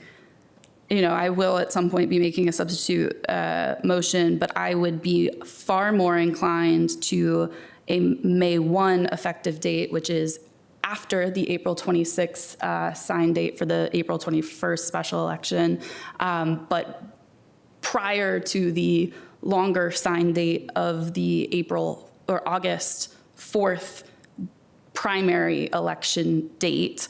And I don't think I concur with the view that because candidates are declared, that means that the election is underway. I think if the sign period had already been initiated and people had planned and put things up and everything, that's a different case. But to me, I think that is distinct from it is an election year, because if we were taking that to be the standard, then we could never change the signs ever. So We're certainly not within the May 20th period. I will acknowledge that. So let's hear from other colleagues, if you would, on the implementation date. Mr. Karantonis. Thank you. I hear Ms. Cunningham and Ms. Coffey. I think it's a general issue of policy, political hygiene here to say when we make this kind of a decision that changes a long-established modus operandi here to opt for enactment in the next cycle, which starts right after November or 1st of January of 2027. I will agree with Mr. DeFranti that the benefit there would be a benefit. I mean, we have to expect a proliferation of signs in an extremely hot election year with multiple elections, etc. But I believe that at this point, I would take this downside in favor of doing that orderly and do that in the first of next, enable this, enact this in the next cycle. Thank you. And by the way, it may also stimulate a little bit more thinking about what else can be done, since we are looking at a longer period of thinking about public communication and visual culture. Right? Thank you, Mr. Karantonis. Mr. Spain, we'll come back. Well, let me say this. Ultimately, we need to arrive at a place whereby we're going to have one sign per median and cut back on the the time that signs are out there in the view. I'm open, quite honestly, Ms. Cunningham, to pulling that time back. I understand what we're saying about orderly, but one thing I also know about Arlington is it won't take long for the word to get out. Just look at what we did here, what's happening on here. There was a lot of folks, I think we heard from Ms. Rosa, who said, you just found out about this a week or so ago, and guess what, you're here testifying. I think if we move the date up and it's still a open time for candidates to declare, right, they will have more than enough time to adjust and be prepared for the ordinance that is going to be in place a bit earlier. So in that regard, I'm opening Ms. Cunningham to moving the time up should you want to put forth something. Okay. Sure. So we have a sense. What I guess I suggest is that we hear the full substitute motion from Ms. Coffey. For my part, it's also the appearance of impropriety in addition that concerns me, I just think that we can get to it, and it's not impropriety. It's just this is a change ongoing for quite some period of time. So we will have additional debate and discussion on that. But to you, Vice Chair Coffey, for a substitute motion, I believe. Great, thank you. You've all discovered I'm in a different place than my colleagues on this, and I think that's okay. But, I think I'll make a motion, I'll speak to it after.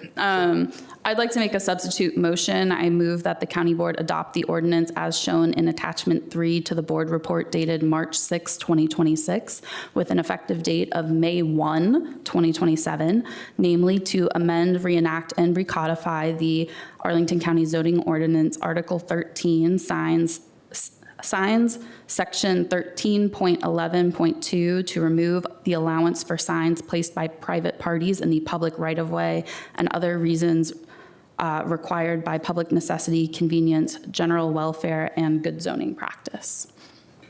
Motion's been made. Is there a second? I'd second for purposes of discussion. Thank you, Ms. Coffey and Vice Chair Coffey and Ms. Cunningham. Just want to speak to your motion Yeah, absolutely. or your substitute motion. Yes. So one thing I want to make clear is that one, Mr. DeFerranti has been against this the entire time, as far as I'm concerned, that we've had these conversations. And so any allegations that there's some sort of political motive for this particular campaign cycle are just completely incorrect and off base. This is something that I brought and Susan was willing to support the work on because of how often I hear it from our residents that they want us to address this. It is also under the Supreme Court standard from 2015 of Reed versus Town of Gilbert, sign bans that are content neutral and apply equally to all types of signs is not a violation of the First Amendment of the Constitution. Our neighbors, I already mentioned Alexandria and Falls Church, but Fairfax, Prince William, everywhere that has their roads controlled and maintained by VDOT do not allow signs. We are the only place in Northern Virginia, I believe, that does allow these types of signs. And so I definitely understand and respect everyone's desire for an engaged citizenry. I just, again, am in a different place, and I think it is overblown to say that this somehow relates to the fabric of our democracy. I think there are so many alternatives and growing alternatives for how to reach people. I think that solely honing in on signs, honestly, is a little bit dismissive of the level of activity and action that really is what gets people engaged. It is face-to-face conversations. It is talking to people at community events, at their doors, making sure that you are a presence in the community, making sure that you are connecting with people. And it is hard to knock in multi-unit buildings, but I did it. I hit thousands of doors in our apartments myself. It is also possible to reach people through so many other ways. And so I am in a different place. I think that there's going to be a lot of people in our community who are going to be quite frustrated when the signs come back again, because I think that there's a lot of people who really did want this, and they expressed that in our community engagement forum. They've expressed that to me directly. I've seen it from people all across geographically, different walks of life, different backgrounds, different places. So that's why I make this motion. I think there is a desire among the general public, and I understand that it may not be the desire of political parties or the people who are most deeply connected in our community, who know how all of this works and who frankly benefit from how it currently works, to change the way that we currently operate. But I think the everyday regular Arlington resident would really like the signs to go away. Thank you, Ms. Coffey. So for my part, obvious, it's from my comments, I'm not in a space to support the substitute motion. I do think, for me, I see it as outside of my, we've received a comment from independent candidate, Mr. Weistat. We've received testimony today. I do not presume to say that that speaks more per se than the engagement that we have done. I'm not actually in a space to know what, I personally do not know what broadly Arlingtonians think on this. 58% had concerns. I have talked, we did receive a letter from one of the parties, the Democratic Party. We did not receive a letter from the Republican Party on this. Democratic Party saying they would like to keep signs. It was very carefully worded. I'm not sure that it's a central issue that that party would like to engage with overly. I feel like moving from 2 to 1 certainly is significant. This is both non-commercial and commercial speech. I think that this is a fair way forward. For me, the adjoining jurisdictions certainly is not dispositive on this issue. I think it is relevant but not dispositive. I also think, for me, the cost, of not, not knowing about an election is so worrisome to me that outweighs, and I don't see it as clutter. I also am reusing my signs from a prior time, but I think it's also important to acknowledge that it's hard to know exactly how this works, perfectly how this works for incumbent and non-incumbents. I would err on the side of giving space to those challenging who spoke today, but I'm not in a space quite to support. Colleagues, other comments on this substitute amendment? I would just say I appreciate bringing the substitute amendment. I think it is, the simpler our rules can be, the better it is for both our staff and our community. And so again, I think there may be a day where we can get there. I think we could go in one step, but it would cause some disruptions. And I think for me, the most compelling piece is that we're in the midst of a lot of other disruptions, and so different people will experience it and read it different ways. And so I think I want to get out of 2026 before we talk about an outright ban again, but I do agree that intellectually that's kind of the right answer if we can get about finding ways to make sure that there are public opportunities for engagement and awareness, which we will talk about a little bit later. And then Mr. Karantonis, I do want to lift up that the next item on our agenda is about this election cycle. So I appreciate the intellectual rigor of thinking about being a year away, but this board made that bet already, and we're about to take that up for the question of the general. So I would just ask for your full consideration of either May 1, which would be my preference, or August 15th as an implementation date. I appreciate that, but it's not entirely true, because we announced already this would be the third or fourth year in a row that we say we will decide about ranked choice voting or not ranked choice voting. So every campaign knows what is there, but the signage was not part of the announced changes. So, do you want to speak? Go ahead, Mr. Spain.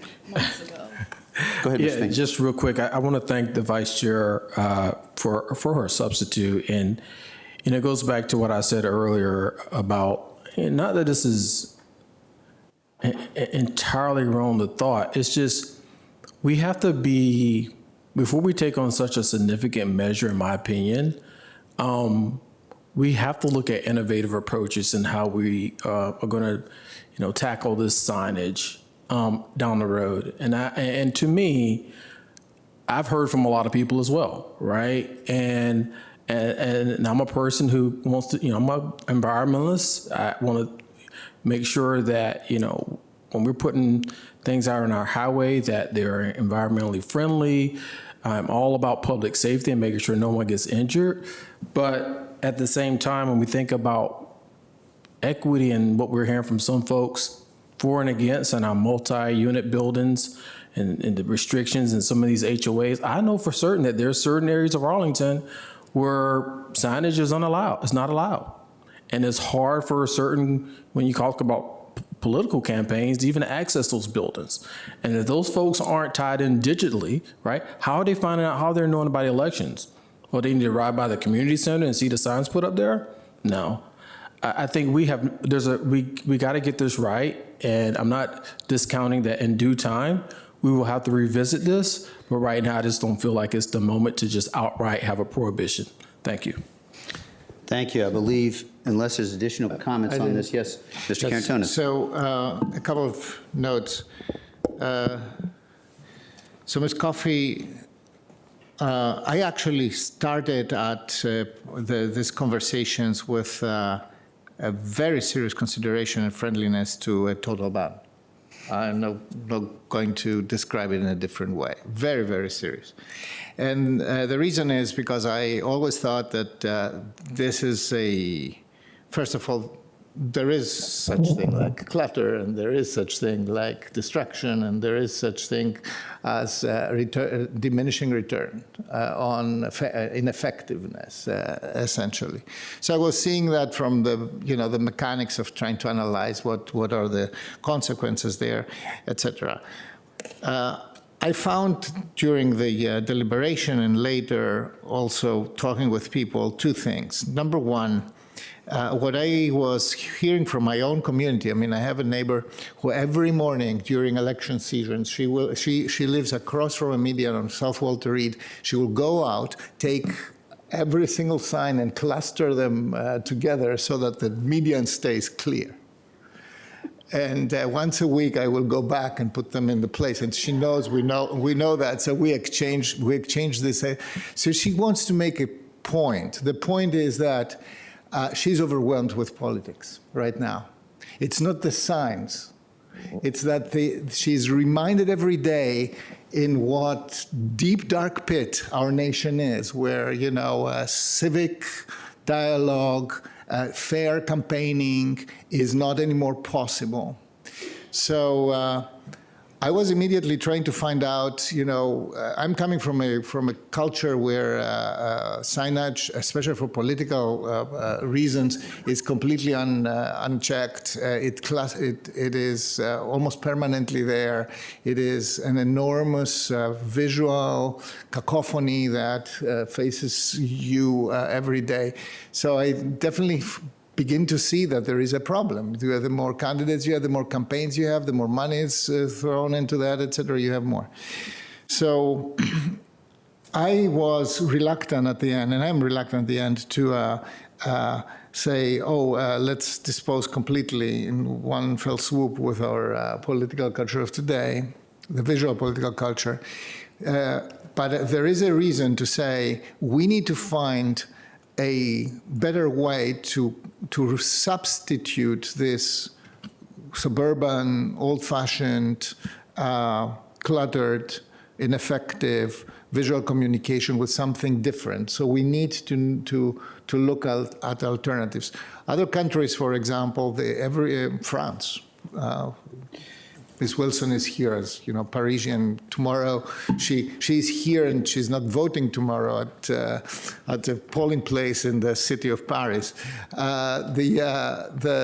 Paris is setting up poster billboards in a long list of defined public spaces, and campaigns can put their posters there. They are very orderly, mostly.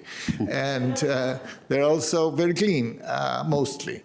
So, but they have thought about that, and they found solutions that work both in a suburban setting as in an urban setting, in a setting where HOA is, my HOA, for example, is a dictatorship. There is no way to have anything, not even a sticker, before you get dinged by somebody. So this is the reason why I'm reluctant at this point to support that. I may be. I have also the impression. I go to DC often, so you see there that this the visual communication on the polls, etc. They have a very contested election right now. Actually makes a difference. And therefore, I'm still for reducing, making it an issue.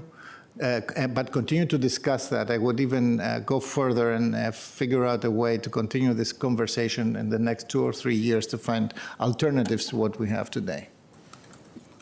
Thank you, Mr. Karantonis. Mr. Spain. 30 seconds. And it's only because Board Member Karantonis brought this up about how folks in Arlington, every year there's an election, right? Yeah. We are just, every time you turn around, there's something going on. And I get it, and I hear it. But some food for thought, if we want to give folks a break about signage and all things politics, I think there's going to be some opportunities down the road when we look at how our government operates in all these positions and our form of government, as we examine it, and how we elect and when we elect. And if we change that dynamic in and of itself, potentially, you may see some pressures come up or lifted when it comes to all these signs every year. That's not the only reason you want to change your form of government, but I'm just saying that's one aspect you can look at. Thanks, Mr. Chair.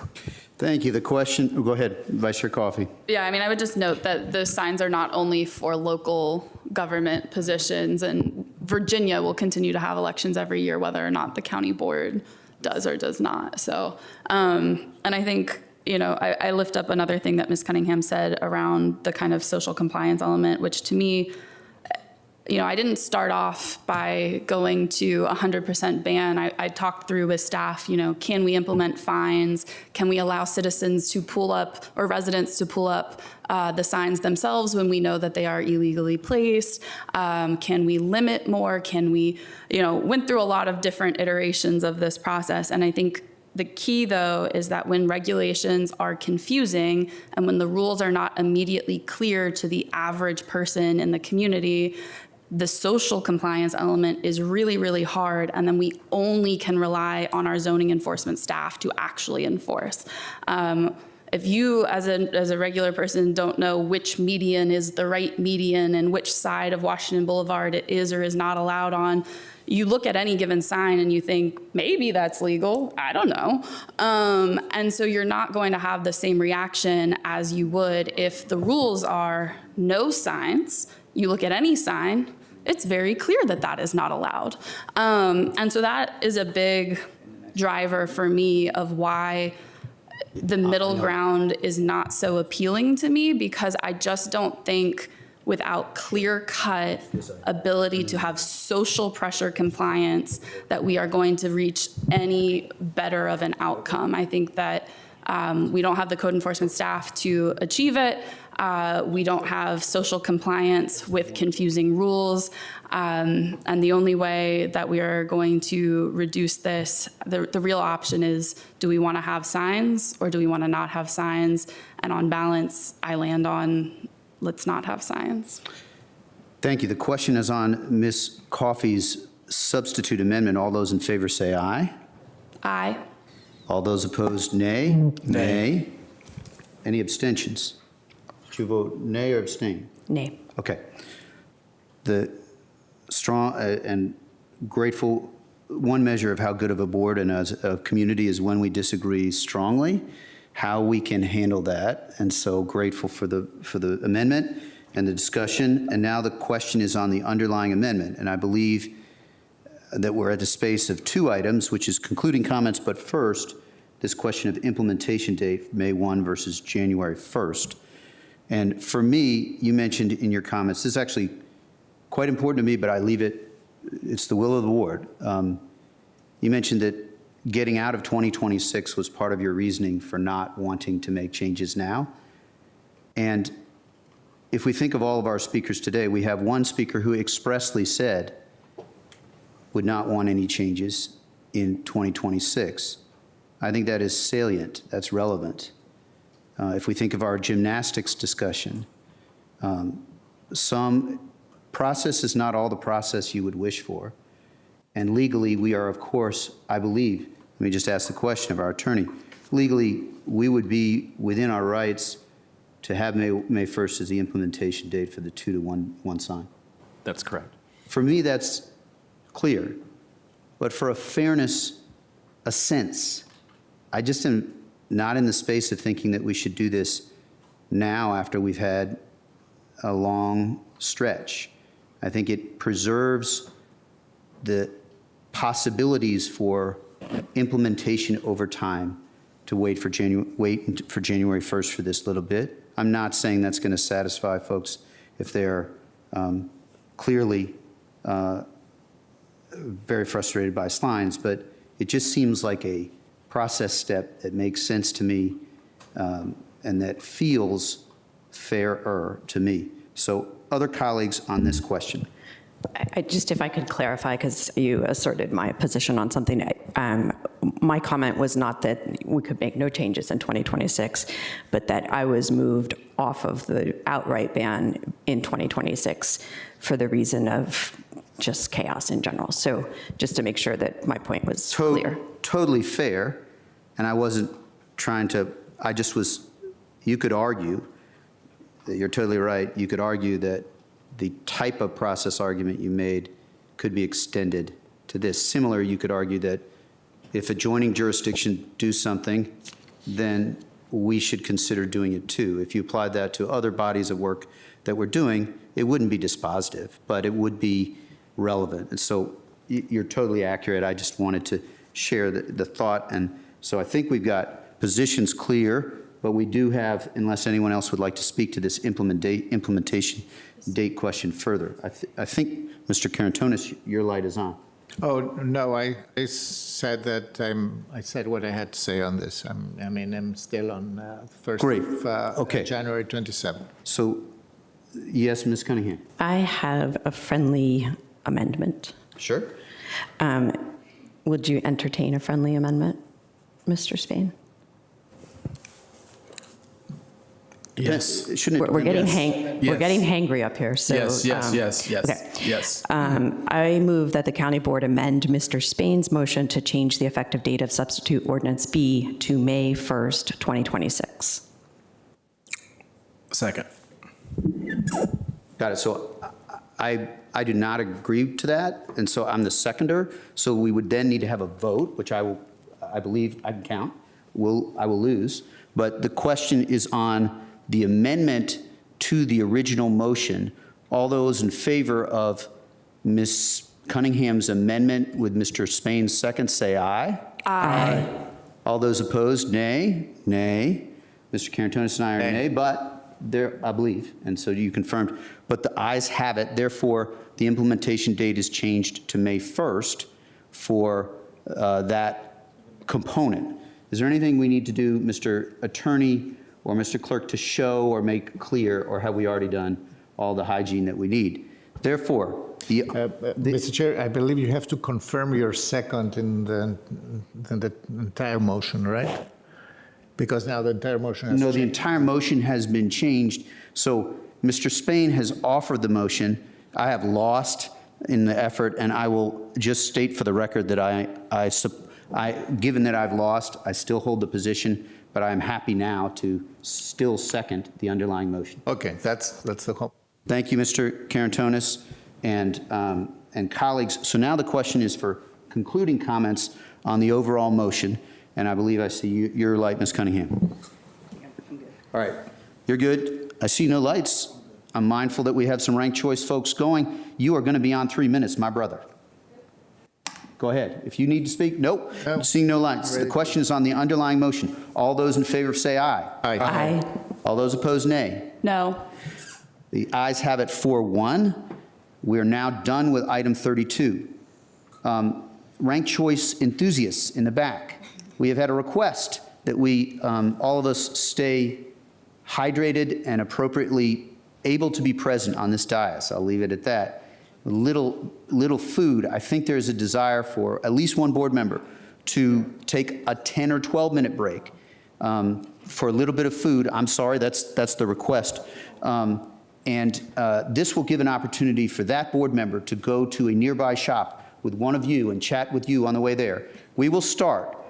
Or it can be you two, whatever you want individually. But we will start at 1:10 promptly. And sorry for trying to work this out. And sorry for the additional delay. We're doing our democracy. We are recessed until 1:10 and 1:10 precisely. Thank you.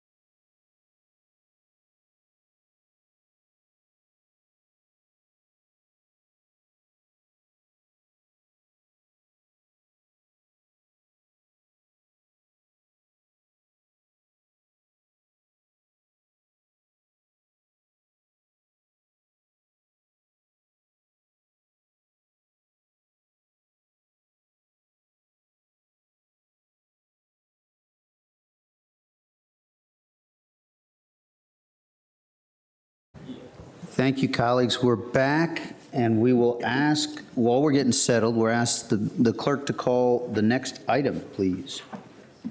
Item number 33 is consideration of ranked choice voting for upcoming general elections. Thank you.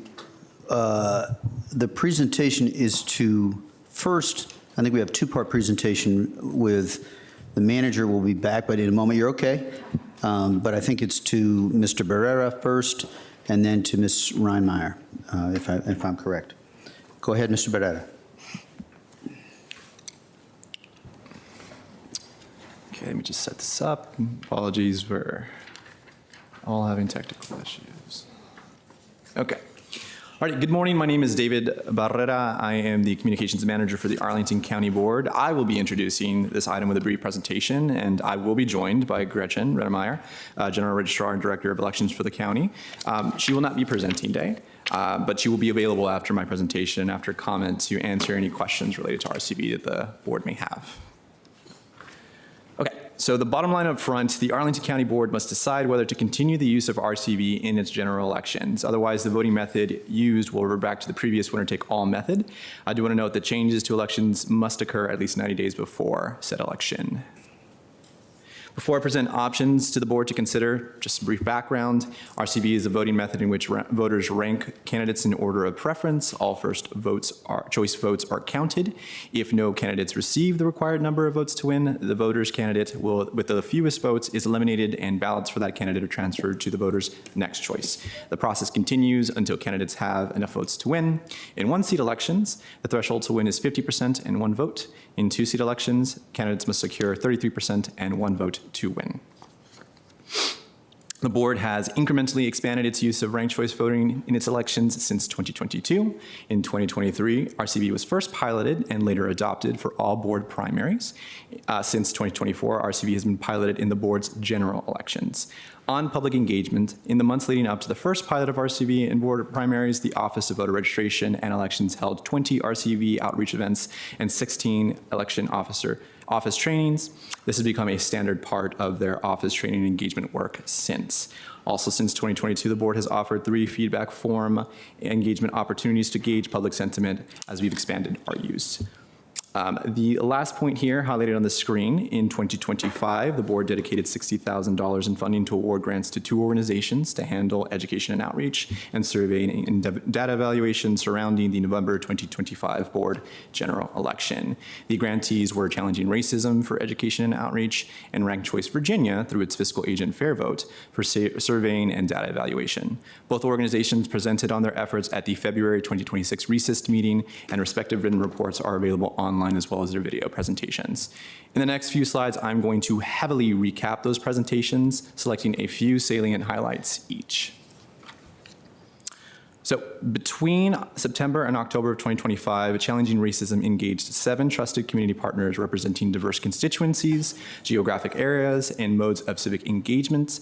These partners included advocacy organizations, housing providers, youth and family serving organizations, faith and immigrant serving institutions, and nonpartisan civic groups. Through this work, Challenging Racism conducted 12 education events and 14 outreach activities. As part of the report, Challenging Racism reflected on their experiences and provided 8 lessons learned and best practices listed on the screen. For brevity, I'm not going to read through all of them, but I do want to highlight that the report recommended that future RCV education initiatives build on these lessons by continuing to invest in partnership-driven outreach, multi-format engagement, and early alignments while refining planning, timelines, and data collection to further strengthen impact and accountability. Ranked Choice Virginia, in partnership with Fair Vote and the Ranked Choice Voting Resource Center, coordinated the work on designing, contracting, and evaluation of a scientific weighted post-election survey. They contracted with Survey USA, and they asked questions across 4 areas of voter experience, which are all listed on the screen. 584 people completed the survey. Again, I am heavily recapping this work product for the sake of brevity, but a few key findings pulled from their report. 96% of voters were confident marking their ballots, 80% very confident, and 16% mostly confident. 87% of voters understood the ballot counting process, 62% confident, and 25% pretty sure. 66% of voters supported using RCV in future general elections for Arlington County Board, 36% strongly and 30% somewhat.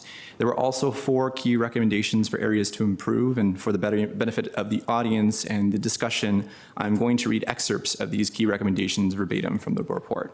So on Spanish language and Latino voter outreach, Latino voters consistently reported the least familiarity with the sample survey, the survey sample. Less than half, 45%, knew that they would be using RCV before they received their ballots, and 23% reported that they were not sure or did not understand how ballots were counted. Latino voters also showed the least support for continued RCV use across ethnic groups, though the net support, and this is important to highlight, was still positive at plus 19 points. To assist Latino voters in developing their understanding of RCV, it is recommended the county could invest in earlier sustained outreach to Latino residents, including Spanish language education. On age-tailored voter education, the survey revealed distinct patterns across age groups that suggest different informational needs. Younger voters, ages 18 to 29, showed lower confidence marking their ballots. 12% were not very confident compared to just 3% of voters ages 30 and older. Meanwhile, seniors ages 65 and plus reported less confidence in the counting process. 23% were not sure or did not understand compared to 13% overall. Younger voters may benefit with more hands-on practice and digital engagement, while older voters may seek clear explanations of the counting process and reassurance that their votes will be counted correctly. Single ranking misconception. Roughly 9% of voters expressed concern that ranking more candidates would hurt their first choice, a misconception that persists 2 years into Arlington's use of RCV with the general electorate. Though the share of voters who hold this view is relatively small, the county could continue to explore new approaches for addressing this point of confusion, including revised ballot instructions and visuals, oral instructions by poll workers, and focused outreach with trusted community groups to dispel this concern. The last point, nonpartisan candidate information. Because RCV encourages voters to consider more candidates, the process could also increase the demand for reliable information about the people running for office.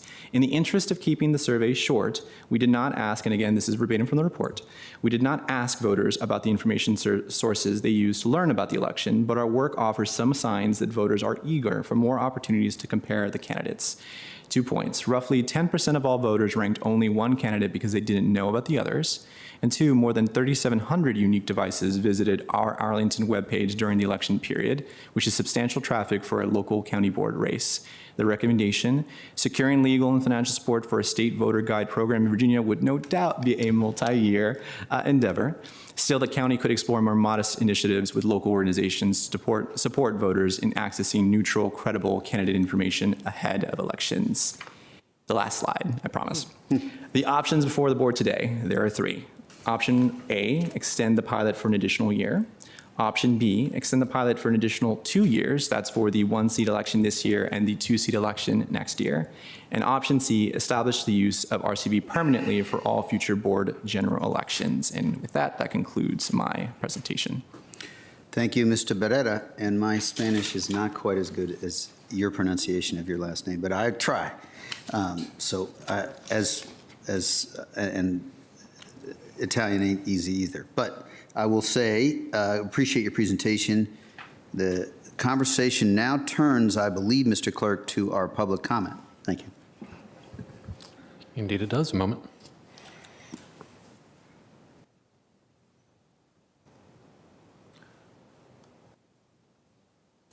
Ready. Our first speaker, and I believe this may be a holdover from previously, Mr. Antoine Nalon, followed by Ms. Liz White. Mr. Nalon, I believe probably might not be with us. Vestigial from the previous item, if I may. So I'd go White? on then to Ms. Liz White, followed by Pamela Berg. Are you there virtually, Ms. White? Ms. White, I see you online. I am, yes. Go ahead. I am. Go ahead. Okay, hello. Thank you so much for letting me address you all again today. I know this is certainly not my first time. I'm Liz White. I'm the executive director of Upvote Virginia.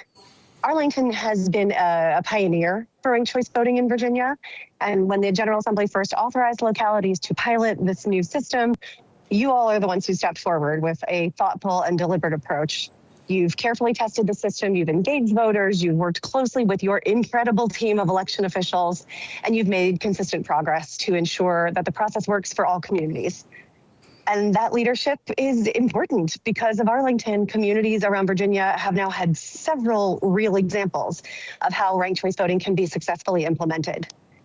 We also know that Arlington is engaged in an important and ongoing conversation about the structure of your local government and how to best ensure representation and accountability for all of the communities. And as that conversation continues, we look forward to ranked choice voting being part of that discussion. RCV is a flexible tool that can support a variety of electoral structures while ensuring that voters have meaningful choices and majority-supported outcomes. By making ranked choice voting permanent for the county board elections, Arlington can build on the careful work you've already done. You can provide long-term certainty for voters and election administrators while continuing to demonstrate what thoughtful election innovation looks like in Virginia. On behalf of Vote Virginia and the many Arlington residents who support ranked choice voting, I urge you to make the use of ranked choice voting permanent for all county board elections. Thank you so much for your time. Thank you, Ms. White. Next speaker. Yes, our next speaker is Pamela Berg, followed by our 3-minute speakers, beginning with Krista Rosa. Ms. Berg. Good morning. Can hear me okay? All right. Yes. Thank you so much. My name is Pamela Berg. I'm speaking as the president of the League of Women Voters of Arlington and Alexandria City. I'm here in support of establishing ranked choice voting as the permanent method for county board general elections. Arlington has now piloted ranked choice voting across multiple election cycles, and the community has had repeated opportunities to experience it, learn about it, and provide feedback. The recent outreach and education effort added to that foundation by expanding awareness and engagement across a broad range of Arlington communities. Together, these experiences give us clear and practical understanding of how ranked choice voting works here. At some point, the purpose of a pilot is to decide. Arlington has reached that point. Ranked choice voting has proven workable for voters, administratively manageable for electoral staffs, and consistent with our shared goals of voter access, clarity, and participation. We can and should continue improving outreach and voter education, as we do with any election method. But the question before you now is one of governance. For that reason, I encourage the board to establish ranked choice voting as the permanent method for future county board elections. Thank you so much. Thank you, Ms. Berg. Next speaker. Beginning with our 3-minute speakers now, Ms. Krista Rosa, followed by Ms. Joan Port. Mr. Rosa. Hi, it's me again, Krista Rosa. I'm here to ask you to do the right thing, and that is to vote for option C, to authorize the use of ranked choice voting in general elections permanently. You know I support ranked choice voting. You know I believe that ranked choice voting builds a stronger democracy. You may or may not know that I've devoted many, many hours of my personal time as a volunteer with a couple of different nonpartisan nonprofit organizations to educate our voters here in Arlington and beyond about RCV, and also to urge legislators in Richmond to allow the expanded use of RCV, hopefully in the future. I am proud that Arlington has led the way in our Commonwealth. I'm very, very grateful to Gretchen Rennemeyer, her staff, and the Electoral Board for making sure that all our elections, including those using RCV, run well. Today, I ask you to stop making RCV a pilot program. Frankly, I was surprised to see A and B as options. I'm not sure why you want to continue piloting. I don't know if you're afraid of something or you still have questions. Ask us. But in the meantime, listen to your constituents. Poll after poll have found that a strong majority supports the use of ranked choice voting in county elections. We want RCV, choose C. As I said earlier, I've been here many times to ask you to approve the use of ranked choice voting in county board elections. I hope this is the last time I have to do this.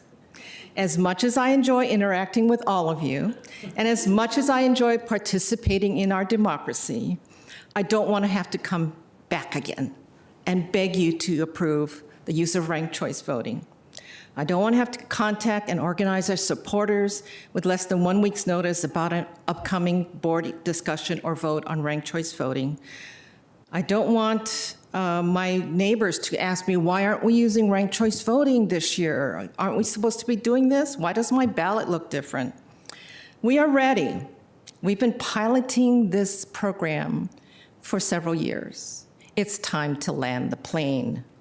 Choose C. ranked choice voting for all future county board general elections. Thank you. Thank you, Mr. Rosa. Next speaker. Yes, our next speaker is Ms. Joan Port, followed by Ms. Janice Morris. Ms. Port. Thank you. Thank you, Mr. Chair, Madam Vice Chair, members of the board. Joan Port, President, League of Women Voters of Virginia, and longtime Arlingtonian. And I should know better not to follow Krista Rosa. But she has kind of said it all. We know that ranked choice voting works. I don't have to explain why it works. You guys know why it works. We know that it cuts down on negative campaigning. And in this time of political viciousness, that is very, very important. We know that it helps people from marginalized communities get on the ballot because they are no longer considered the spoiler, and it opens up our process to many, many people who would normally not have that opportunity. And these are very, very important reasons. I know that I've been here before, like Chris has said. I know the Arlington League has been here before. I know that education works. I know that we have to continue education. That's a given. And I can see from my perspective on the state league that there has been the same reaction in Charlottesville, which has just voted for this. People respond to it. People like it. People get it. And yes, we do need to continue education. That should continue anyway. But it is time to move on, and as Chris eloquently said, land the plane and vote for C. Thank you very much. Thank you, Ms. Port. Next speaker. Our next speaker is Janice Morris, followed by Ms. Michelle Labonte. Good morning, or good afternoon. County board members, I am Janice Morris. I'm a volunteer with the League of Women Voters. Isn't this the best? Mm-hmm. And I also volunteer for Upvote Virginia. I want to thank you for your past support of ranked choice voting, both in the primaries for county board races and also in the general elections. Thank you also for considering today to make the use of RCV permanent for all future county board general elections. I strongly urge you to support this option. As a recent assessment solicited by the county board concludes, the surveys, and I quote, the survey's last section asked voters whether they support using RCV in future general elections for Arlington County Board. Roughly 2/3 expressed support, 36% strongly, and 30% somewhat. Roughly 1 in 4, 25% opposed continued RCV use, 11% somewhat, and 15% strongly, leaving net support at plus 41 percentage points. This clearly indicates strong support in the county for RCV. For those who are skeptical, nationwide experiences with RCV indicate that repeated exposure to its use is the best method for bringing broader understanding and support for this approach. In contrast, uncertainty about its future use promotes confusion and distrust of the process. As you know, the Virginia General Assembly has decided to expand the use of RCV to towns and to make the option available permanently to local jurisdictions. This is another indication that the campaign for democracy reform is growing and exploring new ways to reduce polarization, enhance the voice of the voter, and increase diversity in our candidates is strongly needed. While ranked choice voting, like any voting system, is not perfect, it leads us in the right direction. So I respectfully ask for your support in making it permanent for future county board general elections. Thank you. Thank you, Ms. Morris. Next speaker. Yes, our next speaker is Ms. Michelle Labonte, followed by Mr. Frank Lusby. Hello, good morning, thank you. My name is Michelle Labonte, and I'm also a proud member of the Arlington Alexandria City League of Women Voters, and also want to urge you to choose option C to make ranked choice voting permanent. I would just wanted to add that my approval or interest in ranked choice voting has come not from my participation with the League of Women Voters, but it's something that I saw as a retired Foreign Service officer, watching and participating and observing and commenting on on elections in other jurisdictions to see the wide variety of ways that exist in the world to have more fair and inclusive elections, and also to see how much better voter participation is in most other places in the world than what we see in the United States. So I was delighted to find out that Arlington was among the few and the first early adopters of ranked choice voting, which I think is imperative not just for us in this county, but for Virginia and beyond as we look at the current environment in which we're operating. And I first learned of ranked choice voting working on anti-corruption efforts, and the anti-corruption community points to the power of money and political parties to the detriment of the individual voters. So I think we can make a real statement about where we stand in Arlington and make this permanent and continue to be the leaders that we are in what I call the ranked choice voting movement. It's not just a method, it's part of all of the democratic reforms that I think we need to see going forward. And if our impassioned pleas here aren't enough for the movie buffs, apparently the Academy Awards are determined by ranked choice voting. So if you like the way those turned out, then we have that to go with. Thank you very much for your time. Thank you. Next speaker. Yes, our next speaker is Mr. Frank Lusby, followed by our 5-minute speaker, Mr. Dave Schutz. Mr. Lusby, would you be online? Yes. Can you Go hear ahead. me? Go ahead. Greetings, greetings, board members. Frank Lusby from Arlington. Here are my concerns with ranked choice voting. Number one, logistical complications. Virginia already has a complicated election process with 45 days early voting, mail-in ballots, and same-day registrations, and RCV further complicates this. It requires transporting media sticks from over 50 precincts to a computer in the election office where they need to be decrypted in order to be tabulated by a third-party software that is not certified as a voting machine. This creates multiple opportunities for chain of custody, tabulation errors, and results in reduced voter confidence, even if all is done correctly. 2, delay of results up to 10 days or more.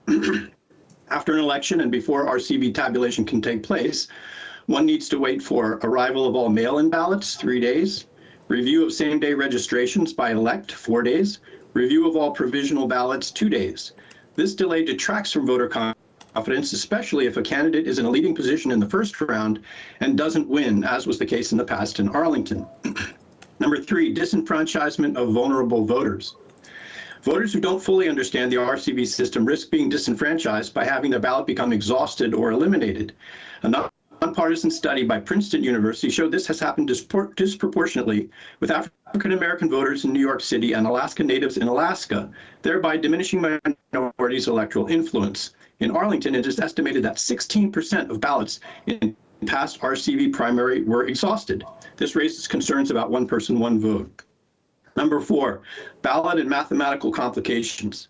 Ballots are more complicated, resulting in greater chance of errors. It requires 2- or 3-sided ballots that increase costs, voter lines, wait times, and spoiled ballots. It's difficult to explain and understand the transfer of voters' second and third choices, especially in multi-seat races. RCV forces voters to study and understand all candidates in a race in order to rank them properly, which has been shown to discourage participation and reduce voter turnout. Finally, there's no established standard for conducting an RCV recount or audit, and it is unable to report election results by precinct as required by Virginia code. Number 5, parties can game the system with RCV. Examples include candidate flooding. Party encourages multiple candidates with similar ideologies to run. Manipulating rankings. Party encourages voters to rank candidates in certain ways that will benefit their candidate. Vote swapping agreements. Divide and conquer. Exploiting ballot exhaustion. Party uses disinformation to discourage opponents' voters from ranking fully, leading to ballot exhaustion that reduces the total votes needed for a majority.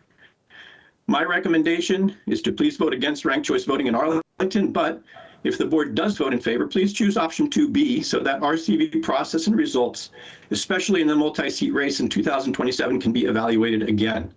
Voting for RCV for 1 year, option A, and then voting against it in 2027, when there will be a multi-seat race board and when the threshold will be 33% to win, we'll support those who feel that the board used this strategy to reduce chances of a non-democratic candidate winning in 2023. Thank you.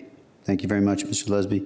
Next speaker. Thank you. Our next and final speaker is Mr. Dave Schutz, speaking for the Arlington Civic Federation. Mr. Schutz. Mr. Schutz. Good afternoon. Thank you for having me. And I'm actually a member of the league, or I think I'm a lapsed member of the league. I need to pay my dues, but I'm solid with them. I want to associate myself with all the previous speakers except for Mr. Lesby, most of whose concerns I don't think are really very, very valid.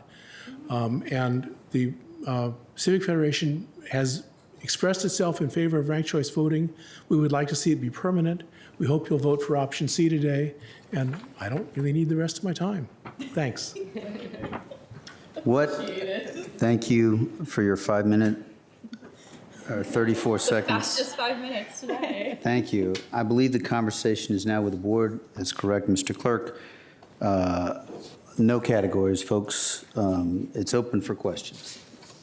Mr. Karantonis.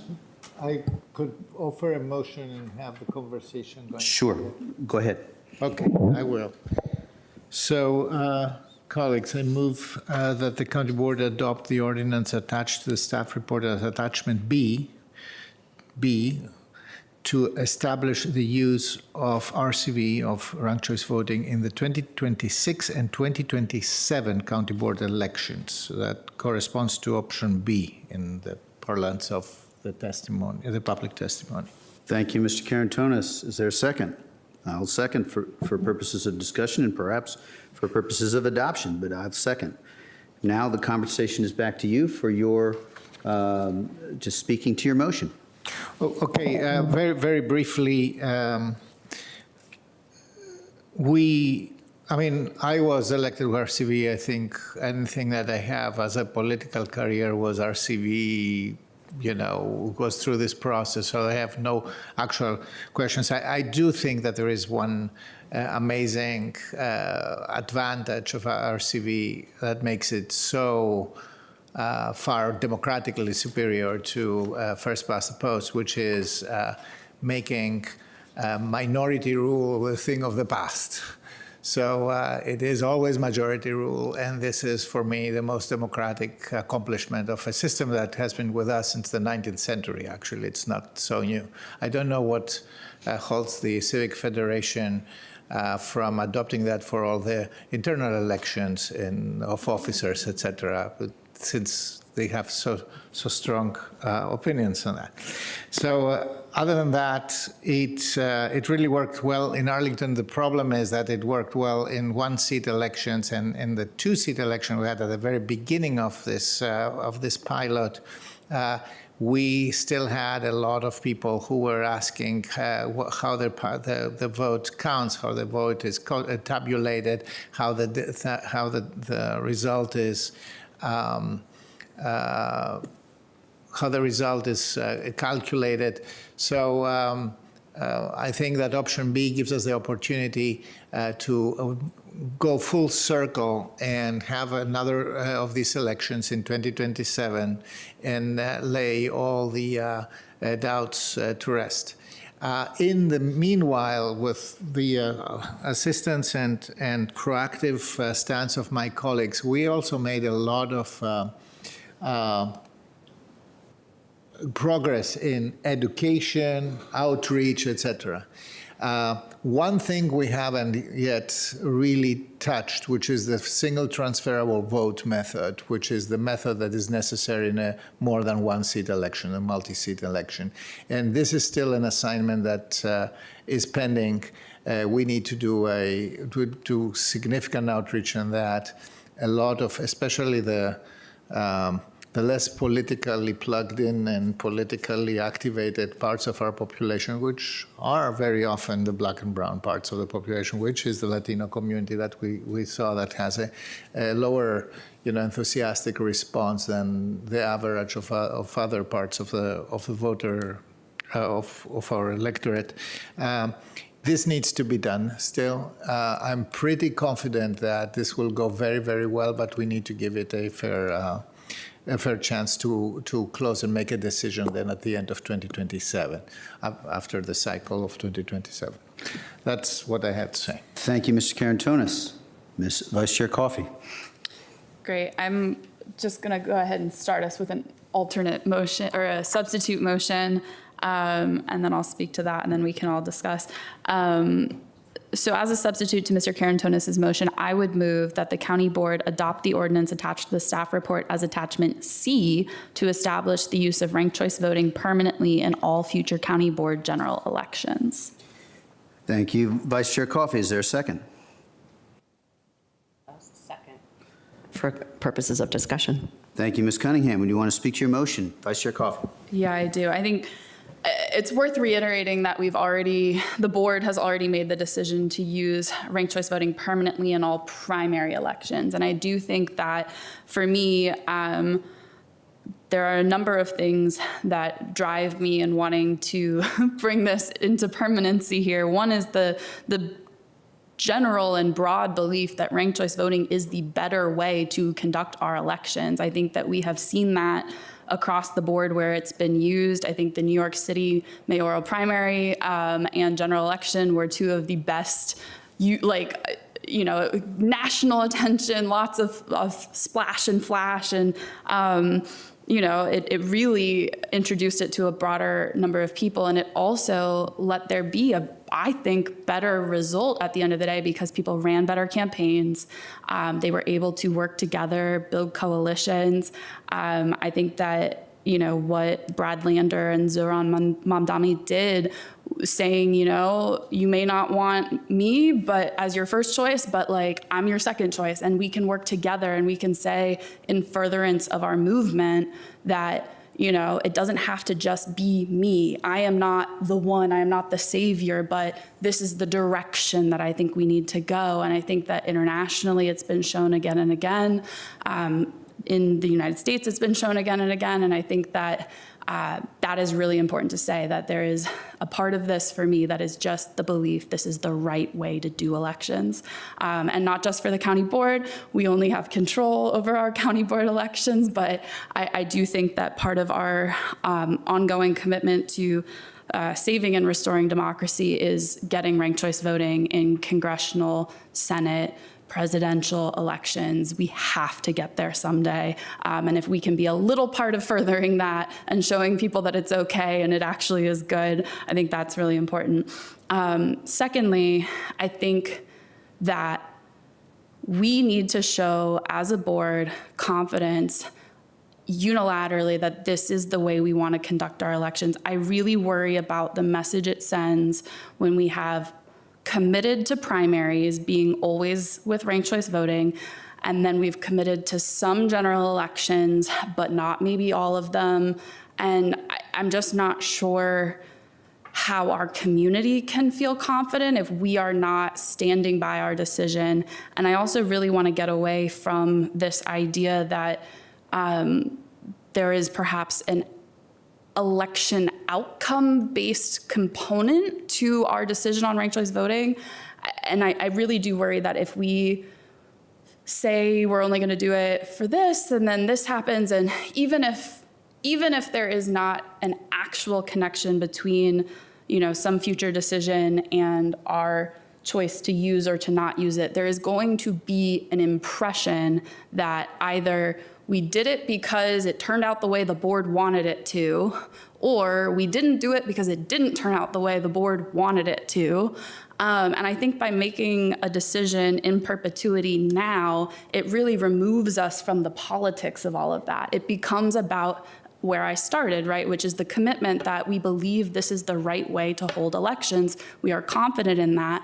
Even if the electoral results do not yield what any of us as individual members of our community or as individual leaders would want to see, it's not about the results. It's about the fairness of the methodology. And so to me, that's why I think it is time for us to adopt this in perpetuity. I think that can and should come along with conversations during budget around what does education look like. I think especially our Spanish language materials that we've heard from RCV Virginia and Fair Vote are going to be so important. I think making sure that also, as we make the decision in perpetuity now, it can help us start preparing for that 2-seat year election education. Knowing now that we need to be working on that and educating for that is going to set us up for success. Having any form of question mark there, I think, is going to lead to more confusion, less confidence, and potentially a more contentious decision at the end of the day. Because what I really worry about is coming to the end of the 2-seat cycle, and then the people making a decision on that after, there are maybe some unhappy other candidates or choices or endorsers or community members. And then it's no longer a conversation about how we're doing the election, but it's a conversation about who won and were you happy about that. And so making that decision in perpetuity now, it really removes all of that.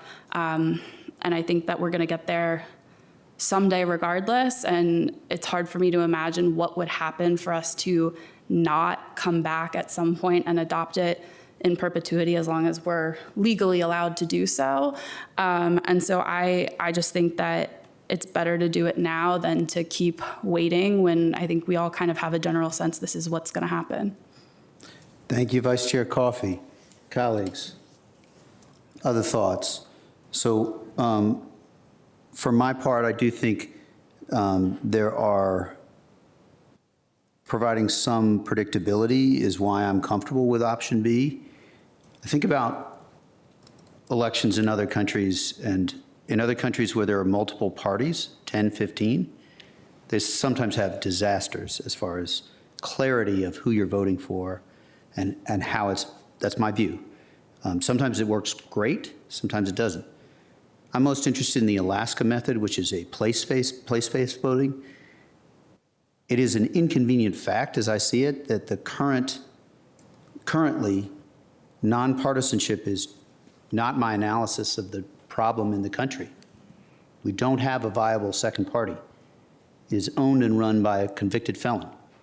And so I think until we have a viable second party on a national basis, I'm not in a space where nonpartisanship is a huge goal of mine.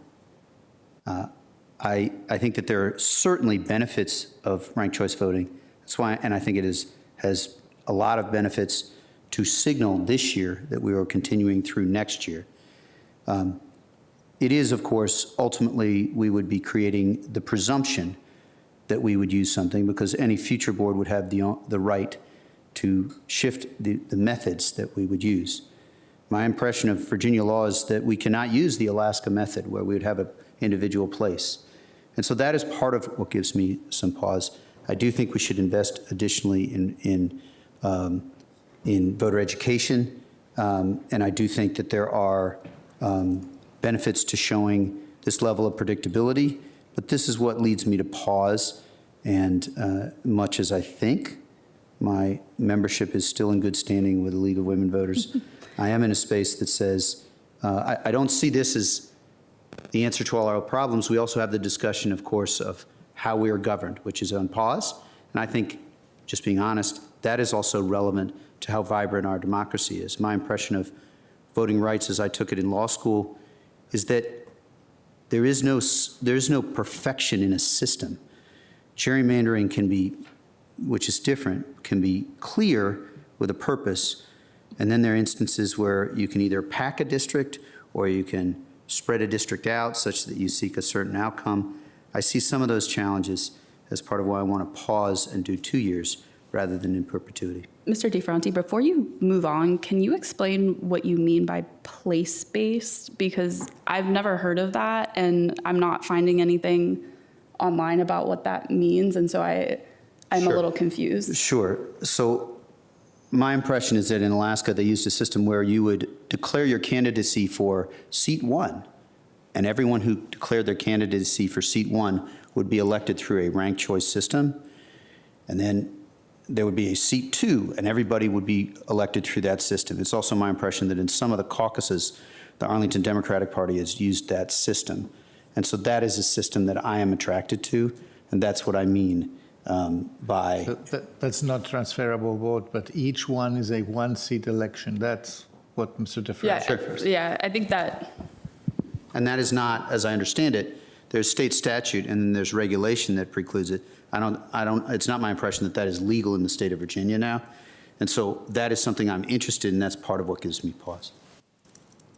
So, other colleagues to speak to this, Ms. Cunningham.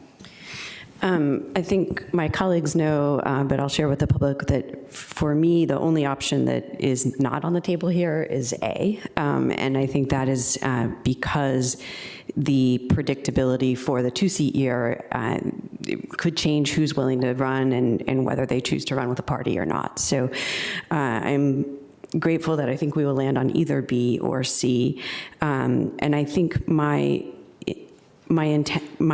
thought coming in was we were probably going to go to C, but upon additional reflection and just hearing from the community still a great deal of anxiety about the two-seat year, we haven't actually piloted a two-seat general election. We did pilot a two-seat, or we had a permanent two-seat primary. And so I'm pretty sure we're going to do it forever, but I'm leaning a little bit towards B for the purposes of acknowledging that anxiety in the community and tackling the ongoing education, and also maybe with just a glimmer of hope that Richmond might broaden the aperture and that we might be able to continue to kind of stay focused on broadening the aperture for other seats, because I, like several colleagues, agree that more people running is better, and we want to invite democratic participation, not just at the county board level, but at all levels.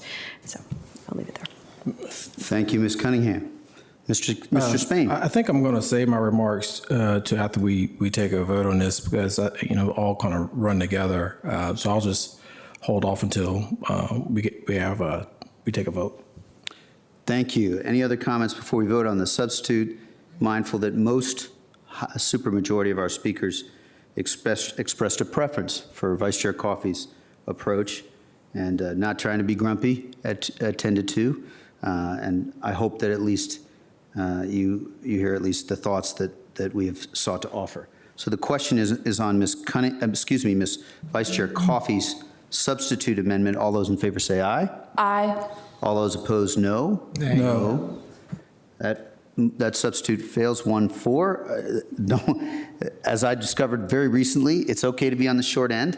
And thank you for expressing, of course, as you lead your truths and your leadership and your views. Now we'll go to closing comments, and I think maybe back. Can we take questions as well? Sure, of course, questions for sure. Yes. Mr. Spain first. So we're back to the original, right? Yeah. Okay. First, let me thank everyone who has been following ranked choice voting and been a part of ranked choice voting near and far. And for those that have decided to stick around here with us for today, the lens that I'm bringing to the table is one that is grounded in so many things, right? Many of you know I'm a former, probably and always be a civil rights leader.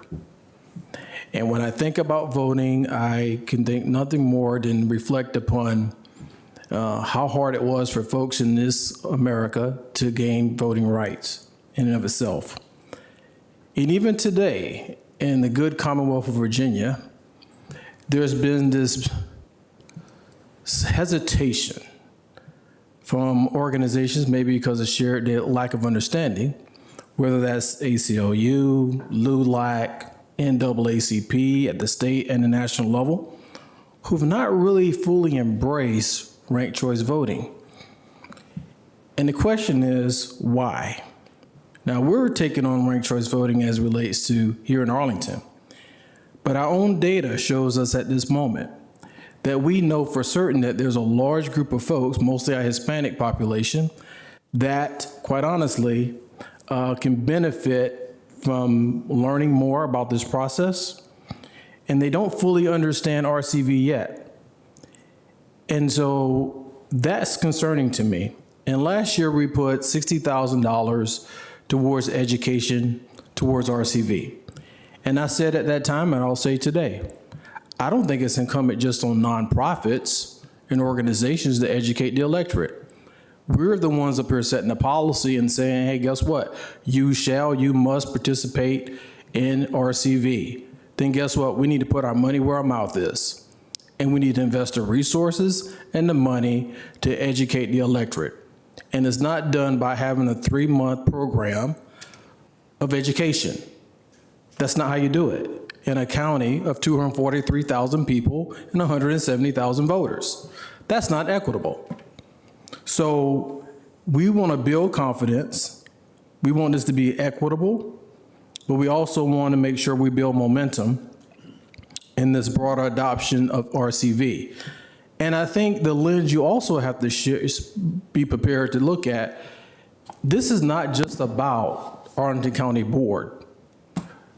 What I want to see, quite honestly, is every election, every race we have in Arlington, in this Commonwealth, to be by RCV.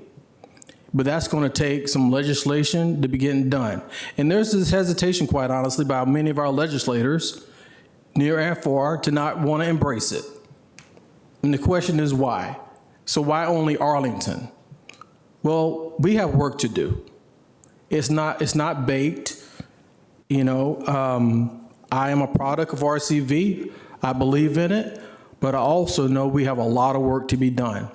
And you don't just do this by practicing and going to the primary. You know, we're about to go into, you know, in the cycle in a year and a half where you're going to have 2 seats that are up. And we saw what happened the last time. The board took a position and people were out in the community were just as confused because they got mixed signals about what's going on. How do I elect? Who's doing what? They did not know. And still today, people don't understand that. So this is going to give us an opportunity. I hope one day that we can make this permanent in Arlington, but I hope we can make it permanent also with all of our offices. And I know a lot of that is out of our hand. We're only worried about the county board. So for me, I'm all about, you know, doing good policy, but also I want to be a thoughtful leader when it comes to RCV, because everyone don't understand it, y'all. When I look in this room and I see who comes and writes to us and who comes and talks to us at the dais, I can tell you right now, that's not a microcosm of our community. I can't miss it. So we have work to do. Even from our own data, it shows that. Okay, so I'm not blinded by that. And as an equitable leader, I have to realize that. So this 2-year process will allow us the opportunity in the next 2 cycles. So nothing's baked, but give everyone an opportunity, and for us as a county board, again, to put our money where our mouth is. So with that, Mr. Chair, I think this is a reasonable and a measured way to implement RCV in the short term, and I would encourage, quite honestly, not only my colleagues here on the dais, but those in the community that believe in this, to get busy and do some more work with our local legislators so we can get this implemented and mandated across all elections in the Commonwealth. Thank you very much. Thank you, Mr. Spain. Ms. Cunningham. I wanted to raise a few questions to our team who stayed all morning to be with us while running yet another election, because it's nonstop. Could you share a little bit? I think Mr. Lusby raised a question about the audit trail and chain of custody concerns that some may voice. Can you share how that works? Mr. Lusby was accurate, and I think this even speaks to what Mr. Spain was saying about part of why isn't ranked choice being embraced at the state level is there are certain, he described the process accurately, where we have to get thumb drives from every precinct, and so if we take this statewide, we would have to get thumb drives from every precinct in the Commonwealth of Virginia, and there's this tension in elections that exists beyond ranked choice voting between security and transparency. And so if we can't upload those thumb drives to the internet, how are we going to tabulate this centrally as a state? And there are a lot of those questions that just haven't that people haven't had the bandwidth to really get around. And Mr. Lesby's concerns are echoed throughout Virginia, maybe not as strongly in Arlington, but he is voicing a concern that is present throughout the Commonwealth of Virginia. So in terms of the chain of custody we are the Office of Voter Registration, we run the elections, but at the end of the election, the thumb drives are sealed by our election officers at the precinct on election day, and they are transferred to the clerk of the court. So the clerk of the court takes custody of those materials immediately after the election. In order to tabulate rounds of ranked choice voting, we have to request access to those thumb drives that are ours, but we can't get access to them through the Department of Elections at the state, who then will grant us access or instruct our courts to grant us access. And so part of this, I know there's this transparency and this desire to want us to release more data, but if I don't have the legal authority to go in and request the data, if we can determine who the winner of an election is without looking at that data, then I don't have the authority to get that data, if that makes sense. Got it. And so I think some are familiar that in Charlottesville, they were able to release a little bit more data. Can you share why that's the case? And I can't speak to the Charlottesville attorneys and why they made that decision. Can't do that. Okay. Yep. And I believe we may be getting new voting machines at some point. Could you update us on that process and how it intersects with both ranking and potentially that? Yeah, so we are slated to get new voting equipment. Obviously, the election calendar this year is making implementation or deployment of that equipment a little bit more challenging. And the contract is we're still working with the county attorney's office to get that finalized. Our goal was to have new scanners rolled out in the primary this year, and then have new ADA machines rolled out next year for the primary. And so by the primary next year, voters would be able to rank up to 10 candidates. This year, we are still going to have that 3 ranking limitation because of our ADA equipment. And it's unfortunately, we would have needed to get it certified, and we needed to know last November if we were going to do ranked choice voting in order to have that done for this year. And that's part of the delay in making these decisions. I can only build a budget and I can only build a program based off the policies that are in place that day. I can't do that if we're speculating about what we might do in the future. So. Yeah, great, thank you. And then could you also speak to the question of an assertion that there's disenfranchisement, that there's not really a full vote? Are you talking about the one person, one vote? Mm-hmm. I don't. This is an interesting, everyone has the same opportunity to rank the same number of candidates. Yeah.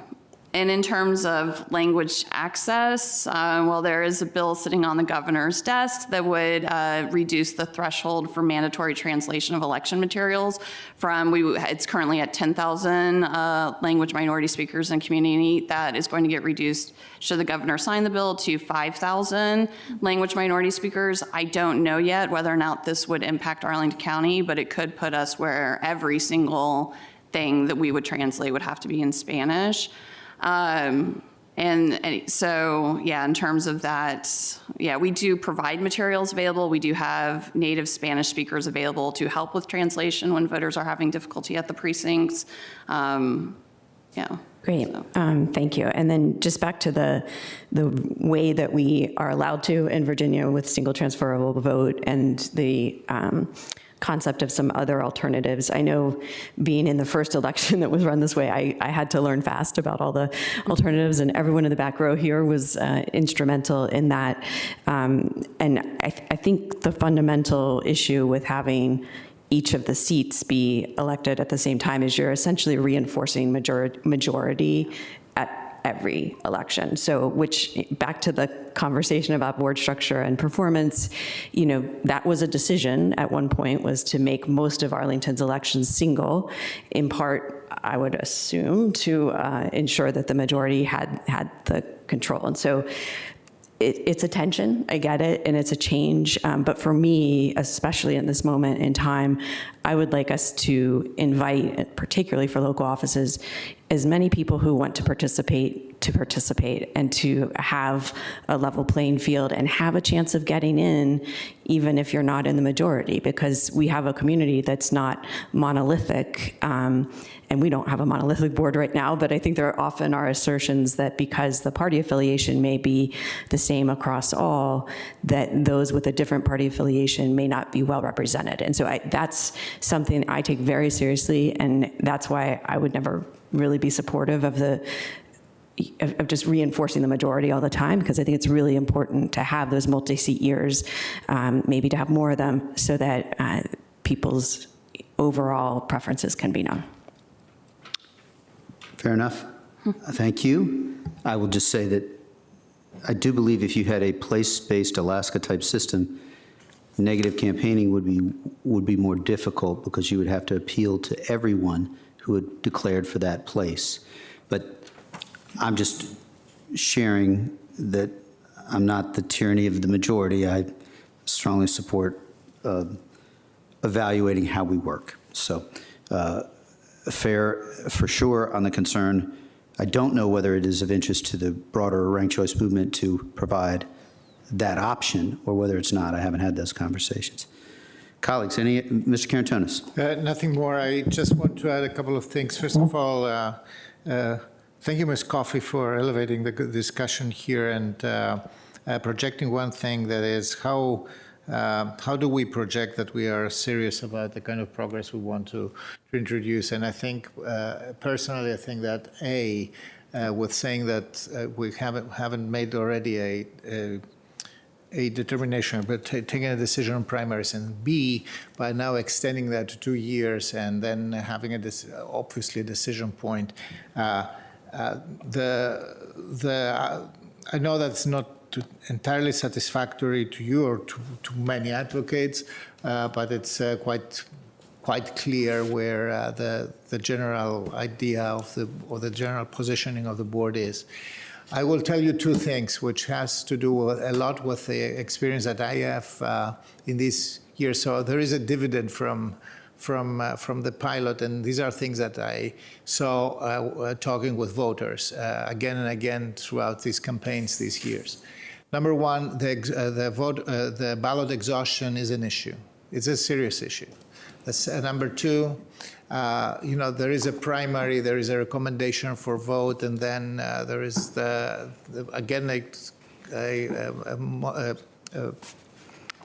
ranked choice general. The transition to that is not always very smooth, like intellectually and politically for many voters. This needs still work, especially for minorities and for people who want a clearer instruction of that. I cannot tell you how many times voters have asked me, okay, and who do I rank second and third and fourth? I mean, I know who I want to rank first, but so there is a transition of culture here that's important. The second thing is, I still think that the single transferable vote, understanding how the tabulation and trusting that the tabulation is sound, democratic, and above reproach or above doubt. It's extremely important. For me, this is a education effort that I even have to make with people who are, who have PhDs. So I want these percentages of people who understand how the result is done. Not necessarily all the mathematics, but having seen that, having digested that, and trusting that is, to me, is very, very important. Remember that we are in a moment where everything that has to do with elections will be and is right now on the table and doubted by everybody. I mean, we have had a relentless campaign of undermining the trust in our elections since 2022, right? We have elected officials right now in many states who are election deniers. We have a bill in front of the Senate of the United States, the SAVE Act, which is outrageous, that will disenfranchise more than a third of the voters in the United States of America. So we have to be very careful about arranging, the top deck of this cruise ship, while underneath everything is falling apart at the same time. I'm extremely concerned about the SAVE Act and what's happening there. So I do believe that adopting ranked choice voting and going as far as we can go is important, but we have to take as many people with us as humanly possible, and this is what the job that we are having right now. Thank you. Thank you, Mr. Carantonis. See Vice Chair Coffey and then Mr. Spain. Yeah, I think I'll be pretty brief. I just really want to be on the record that whether I'm here in 2028 or not, I hope that this board continues RCV in the general election. And I want to say that now because the odds of me being on the ballot in 2027 are high. And I want my position to be known now. It is not going to change even if I lose, even if I don't run, even no matter what happens. This board should continue it. And I think it needs to be said now because I don't want it to be about what the results are in 2027. I think everything else has been well covered, but that, to me, it is really important that the community knows my support for this is not contingent upon my personal success. Thank you for speaking your truth and sharing that. It's important that you shared it, in my humble opinion. Mr. Spain. Well, thank you, Mr. Chair and colleagues. My concluding comments will be this for the record. I believe we as a board, whether this budget cycle and next, that we need to invest intentionally in the education of RCV on the record. I also believe that as we prepare for next year legislative priorities, that one of our priorities should be that we advocate that every election uses ranked choice voting in all municipalities across Virginia. Thirdly, I would hope that my colleagues on the board would be open to getting some definitive position paper or hearing back from organizations that I mentioned earlier, i.e. the ACLU, the League of United Latin American Citizens, NAACP, and you may ask why. Because I take voting very serious. And these organizations, these preeminent organizations in our land are ones that are held in high regard, and they speak for the people, the 40-some% of our community who are minorities in many cases, and their voices need to be heard. And lastly, for me, this is not about me or an election. I fully support RCV. This is about the people. And if you don't educate and inform the people in the correct way, you're bound to get this wrong. And I believe, again, that we have just not met the mark. So thank you, and I look forward to the vote. Thank you, Mr. Spain. Ms. Cunningham. I would associate myself with each of the last two speakers and maybe even further emphasize that because of the role of majority in one seat versus two seat, it is more likely that Ms. Coffey and I are not here in 2028, and that's okay. Because the multi-year seat is where you have the most chance as a minority member of the community to be elected. So, that's okay. We are voting against our self-interest because our biggest self-interest is for democracy, and I hope we will continue to push forward on that. I have just all the thanks in the world for those advocates that are still with us and the many, many behind you that have been through this process with us. And I know you were hoping it would, we'd be able to fully celebrate today, but I think you're hearing from this board, we are committed to ranked choice voting. We just want to bring it to the people so that they can fully embrace it. And I think we are doing a really good job. I think we have a big lift ahead of the 2027 election because it is so different in single seat and multi-seat. And I would just issue an invitation. We are in our budget season, so we are spending lots of time with many of our constituents who have very strong feelings. And particularly this year, we have a number of young people who have very strong feelings about some programs that may be downsized or changed. And so just really reach to you to help us with building our democracy, with inspiring and encouraging our young people to have the tools to advocate for themselves, to run for office. And we should have some more conversations about that as we get into budget. So I will be supportive and also supportive of a budget conversation about more education in particular. And I'm looking forward to heading home. Thank you, Ms. Cunningham. I just briefly will share, really appreciate all your comments there. And I want to just offer, Mr. Rosa said, I don't want to come back here again. Well, we're giving you 2 years, and we were slow, and I know that's not satisfying, but perhaps just to ask your grace in knowing that we are giving more certainty, and I associate myself with everybody that no matter what the election, the principle has to be what is the right way to hold the election. And so I hope me being a level of honest is tolerable with respect to the wish that you had. 2 years is certainly better than 1. We're giving advance notice for the hardest of the ranked, in my view, of the 4 years on ranked choice voting in Arlington. And so with that, all those in favor of, I believe it's Mr. Carantonis' motion, say aye. Aye. Any opposed? The ayes have it 5-0. With that, Mr. Clerk, is there anything else to come before the board? There are no further items. We are recessed until 3 o'clock on Tuesday. Thank you. Thank you, Jesus.